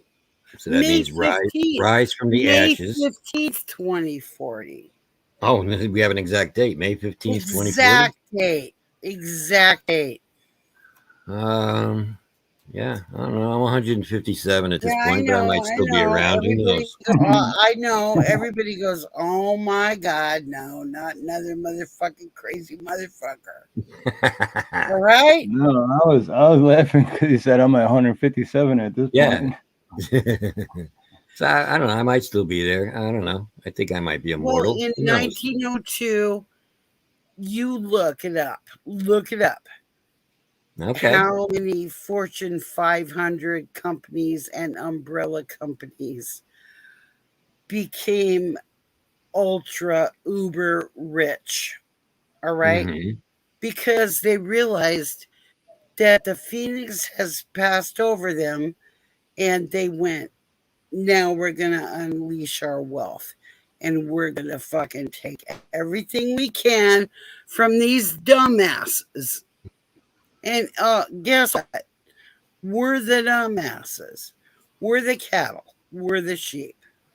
Okay. So they're going to get every living thing they can out of us. They're going to bleed us until we're unbleedable. And 2040, you guys think that these guys are blowing up underground bases? No, they're making underground bases for themselves. Okay. Nah, Sounds like you're down a very deep rabbit hole there, my friend. I know, but you know what? Follow me. I don't know. Well, okay. I don't care. Because you know what? I'm sure you I'm don't, not my friend. afraid. I'm not afraid Okay, good. of Phoenix. Yeah, I will have to look into that because it sounds like an interesting something interesting. Archaics.com. Archaics. All right. And I'm gonna I don't tell you think something else. Doc Danger's afraid either because he's 157 and that's in 18 more years. So Yeah. Yeah, He's like 30 years younger than Ronnie. Yeah, he's 190 something, 20. right? I think he's almost 20 years. Yeah, almost 20 years younger than you, or older than you. Yeah, You guys, He's I'm an old woman. I'm trying to warn my get and the get of my get. I want them to know what's coming to them. Okay. Do you get that? I mean, honestly, not so much. I'm not really sure what you're saying. No fear. I have no fear of this. No fear. Okay, well, that's a good thing. Nothing. Living in fear is not good. So I am glad you are not living in fear of this. No way. In fact, I delight in what is coming about. Okay. Everybody is sitting there looking at the red sky and they're wondering why. Oh my God, the sky's so red. We're going to get rained on by red mud. Okay. Oh. Red everything it's that doesn't sound like fun. It's gonna happen. Yeah, but I know. I'm looking at the screen. I'm wondering where my partner gonna want to acknowledge that Phoenix is coming. We lost Phoenix is coming. We lost conspiracy music somehow. I don't know what happened there. Cindy, I think you scared him with the whole Phoenix thing, man. He's hiding in his closet right now because of what you told him, man. Well, I hope he grabs his balls and fucking fucks it. Because you know what? Don't be a goddamn pussy. There you go. I seen him earlier, before we started talking about Phoenix. I seen him. He was looked like he was talking to someone, and then he got up and walked away for a second, and then so I don't know if. Oh, okay. Maybe I just hope he's all right. So goddamn I hope like important. nothing. Who is so goddamn important that you're sitting there acknowledging that he left? Fuck him. Jeez, Cindy. Fuck him. Good Lord, Cindy. I appreciate your anger. I do. No, I'm not angry. Oh, okay. I am sitting here, and you know what? Nobody wants to listen, and I'm fine with that. Fine with that. I'm listening. I hear everything you're saying. I might not understand all of it sometimes, but I am listening, trying to process. There you are. I see you. Good. I'm just an old grandma. I love all the children. Do you get me? I love the children. Well, that's I love a good all thing. the children. That is a good thing. I want all the children to get through this. It's just a transition. Okay. Well, yes. Yeah. Let us all hope for the children then. The children are our future, as they say. Don't patronize me. I don't like It's not patronizing you. Not patronizing. I'm Nobody's just trying I patronizing can't you, stand the Cindy. kind of patronizing. No, I promise you, he was not patronizing. I know Doc. He was not patronizing you. No. I didn't mean it that not. way. I'm I sorry really if you took it hope that way. not. I No, hope no. not. No, I promise you. I know Doc. I know when he's joking love around or he's I patronizing love someone. womankind. I love mankind. I love all of us should be able to get together and figure this crap out. All right? Mm-hmm. Yeah, and that's a beautiful thought. It really is. You know, and I mean that sincerely. We I'm are not patronizing. stupid. We're not stupid. We can do it. I would hope not.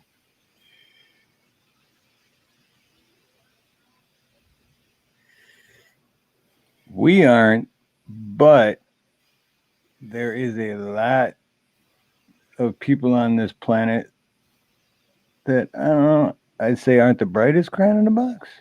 Oh yeah. You know what? We're not stupid. That's what I'm saying. We aren't, but yeah, I every day when I go to work and I'm driving, I'm like, how do these people get by?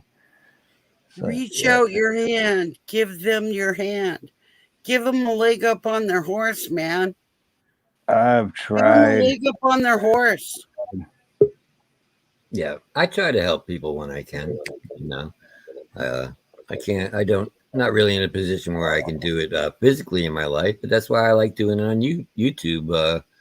Doing the show where we're helping musicians. So Rank comes right up because I was just about to say too. I'm going on 6 hours, and I want to end it before 6 hours.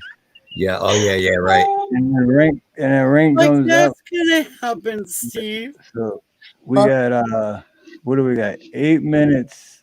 We got 8 minutes, rank. I can just jump in and say hello, everybody, and aloha, Steve. Aloha. Hey, rank 1000. How are you? Oh, yeah, wet like a duck at the moment. I dig the motorcycles, man. I take it you guys are into motorcycles because both of your avatars have that. Yes, we both ride motorbikes. Nice. I missed that. Yeah, I've had 2 motorcycles in my life, and I really wish I had one now. I would.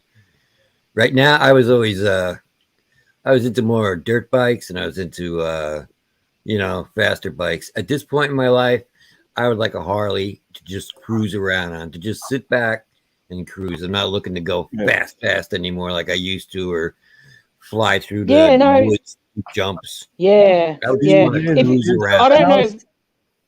We have so much in common, Doc. Like this right there, same thing. Because I used to have, I used to always be about riding fast and my crap. But now that's what I would want is a Harley. But only reason I wouldn't get one is because I'm scared driving in my van with the way people drive here. Yeah, right. Trying Love to get you on a bike. all, over and out. Oh, love it, Cindy. Oh, bye, Cindy. Bye, Cindy. So nice talking to you and meeting you. I really did appreciate it. And you take care of yourself. But I am getting ready to end soon though because I don't want to go over 6 hours. Yeah. No, that's cool. I was just jumping in, caught the intel, and I thought I'd just jump and say hello. I saw you had the link up, so I thought, why not? Right? No, I'm glad you did. It's cool. always nice to hear your voice and say hi. And tell Ren K2 I'm drinking a cold Heineken for him, even though I know his beer tastes better than mine. I just don't have access not to bad. I don't have access to the Australian beer. Oh, seriously, got to send that email. Got to organise those Tim Tams for Nina. I'll send you an email, Steve. But yes, no, I just thought I'd just jump in, say hi, see how everyone was doing, and yeah. Awesome. Yeah. Did you send me an email? When? No, I said I will. Oh, you will. Okay, I got you. Yeah, I was like, I didn't get it, but okay. No, I'll send you an email. that explains why I didn't get it. Yeah. No, that's cool. Yeah, Doc Ranger. We have sports bikes and touring bikes. Just like really nice touring bikes because we went on a good holiday here before the so-called virus hit, and we went up further north to where we live and rode around some back roads, which were really nice. So, cool. Yeah, we went on a bit of a bike holiday. That sounds like fun, yeah. Yeah, but I know what you mean when you say Harleys. Like, I'm not, a Harley fan, but they're nice bikes. But yeah, we got the touring just to, chill out, relax, so you're not like full on leaning over your bike like a sports bike. Yeah, it wouldn't even have to be a Harley, but just something I could just like sit back and cruise around on instead of speeding around. That would, exactly.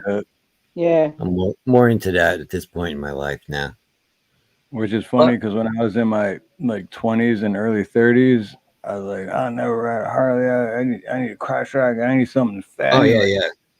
But now I'm like, you could give me one and I'd be like, I don't want it. Yeah. I'd rather have a Harley. Just something just to cruise. I'm not trying to go fast. I'm just trying to enjoy No. We're getting enjoy old, the ride. Steve. Yeah. We're getting fucking old. That's what it is. Right? I know you're 157, so that means I'm pushing. I'm 100. I'm almost 100 then. No, there you go. I know. Yeah, we're too old to speed around now. Not too old to have fun and just relax and leisurely enjoy everything. Yeah, absolutely. Yeah, when I had dirt bikes, though, we had a really great place to ride. We used to ride the aqueduct, which goes all the way through New York, and it was just a series of long trails and these hills, and you could do like crazy jumps off of these hills. I was always afraid to do that myself. I actually, to be honest, I didn't have the balls to do that.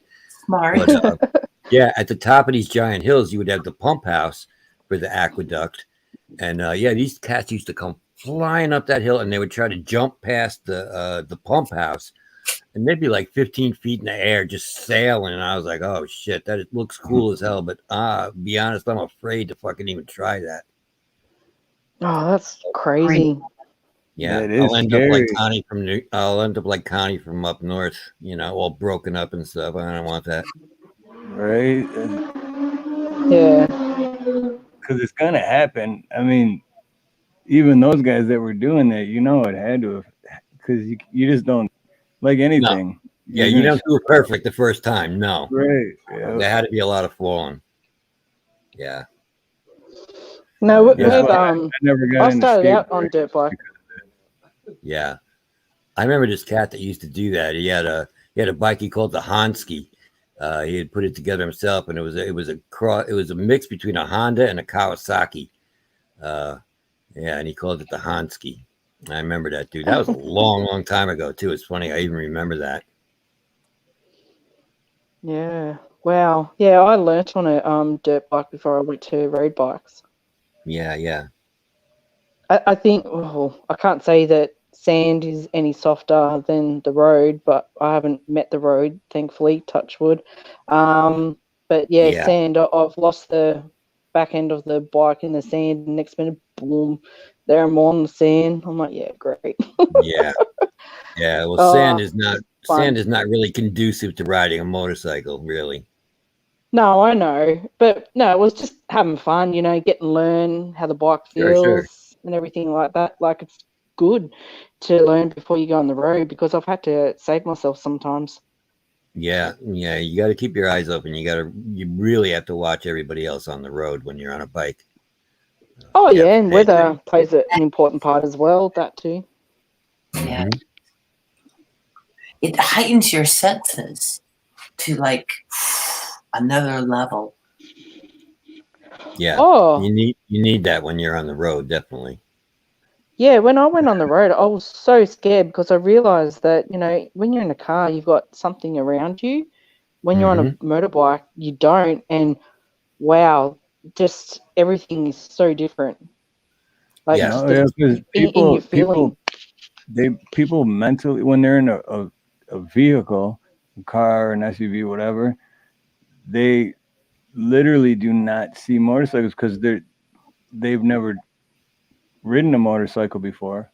Yeah. So, and they're trained, I guess, I don't know, but to just always look for other cars. So they don't notice the more, like, I read something about that once, and it's like statistically proven that a lot of people driving vehicles don't even see motorcycles. So they're going to get over, and it's not like they purposely did it. They just literally do not see it. It doesn't connect in their brain, which is crazy. People in vehicles don't see other cars. So what makes you think they're going to see a motorbike? Yeah. Especially out here.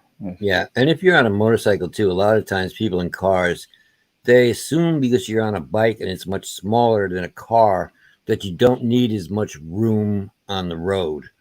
And they'll tend to get too close to you. They won't give you as much room as you really need. Or braking distance. Yeah, that too. Yeah. Yeah. Yeah. Yeah, I know. I think that all the drivers are the same everywhere you go. Yeah, that's true. And it just blows my mind. Out of 8 billion people in the world, and I'm the only one that knows how to drive. Right? Yeah.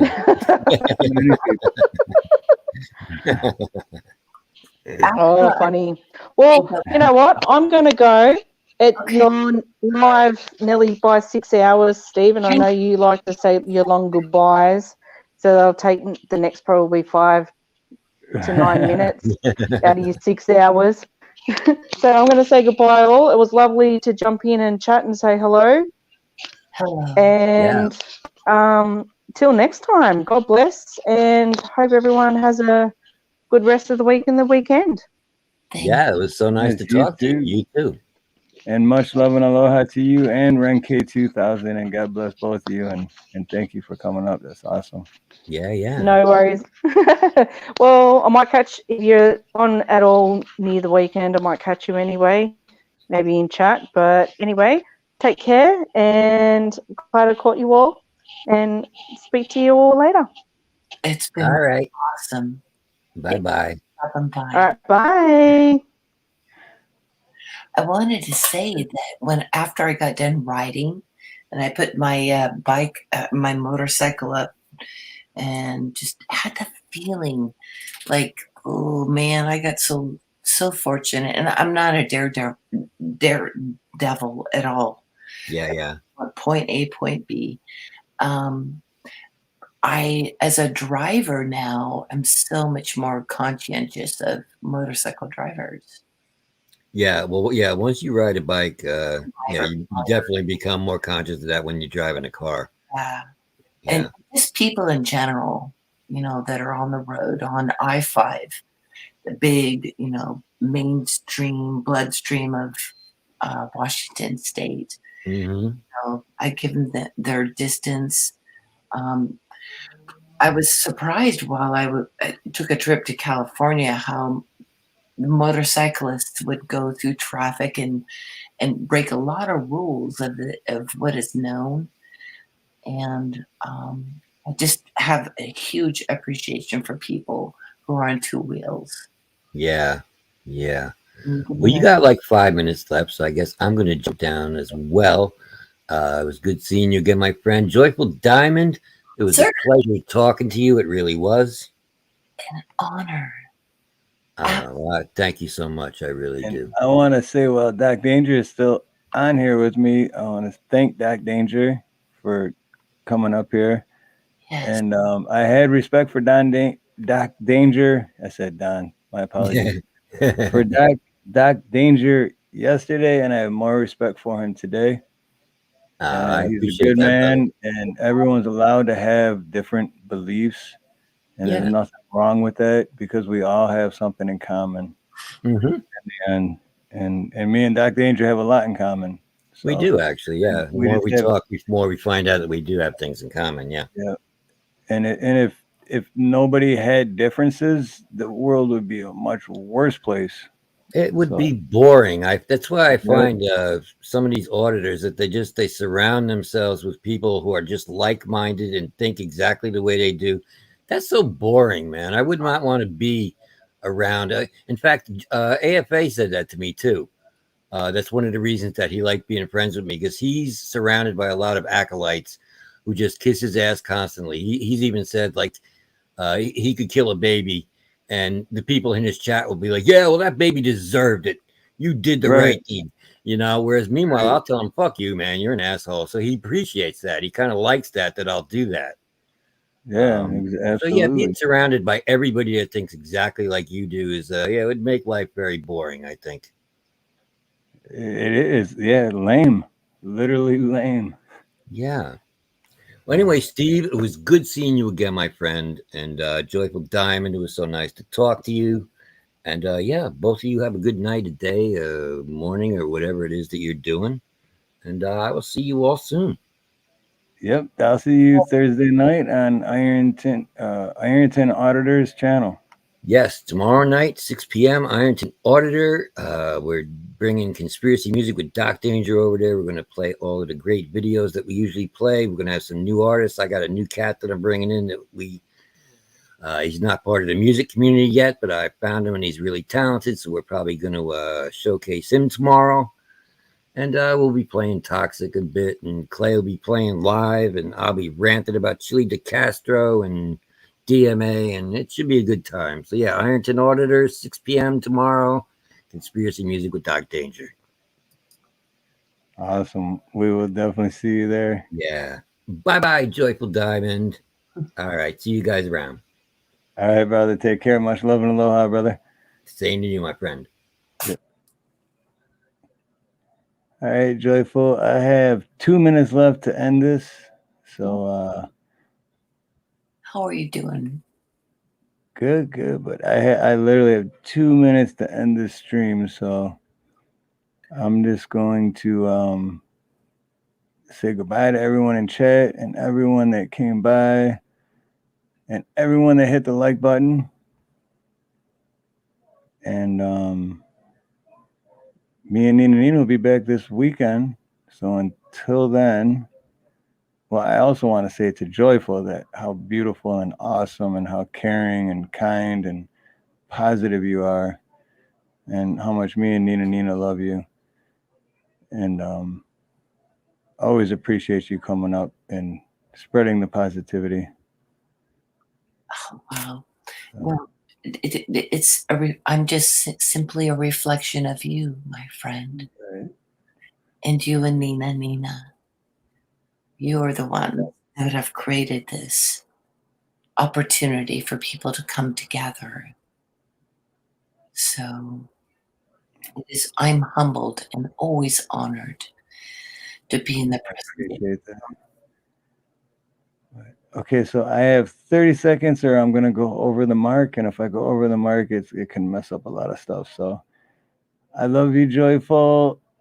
And I love everyone in chat. Have a beautiful day. Much love, much aloha, and God bless.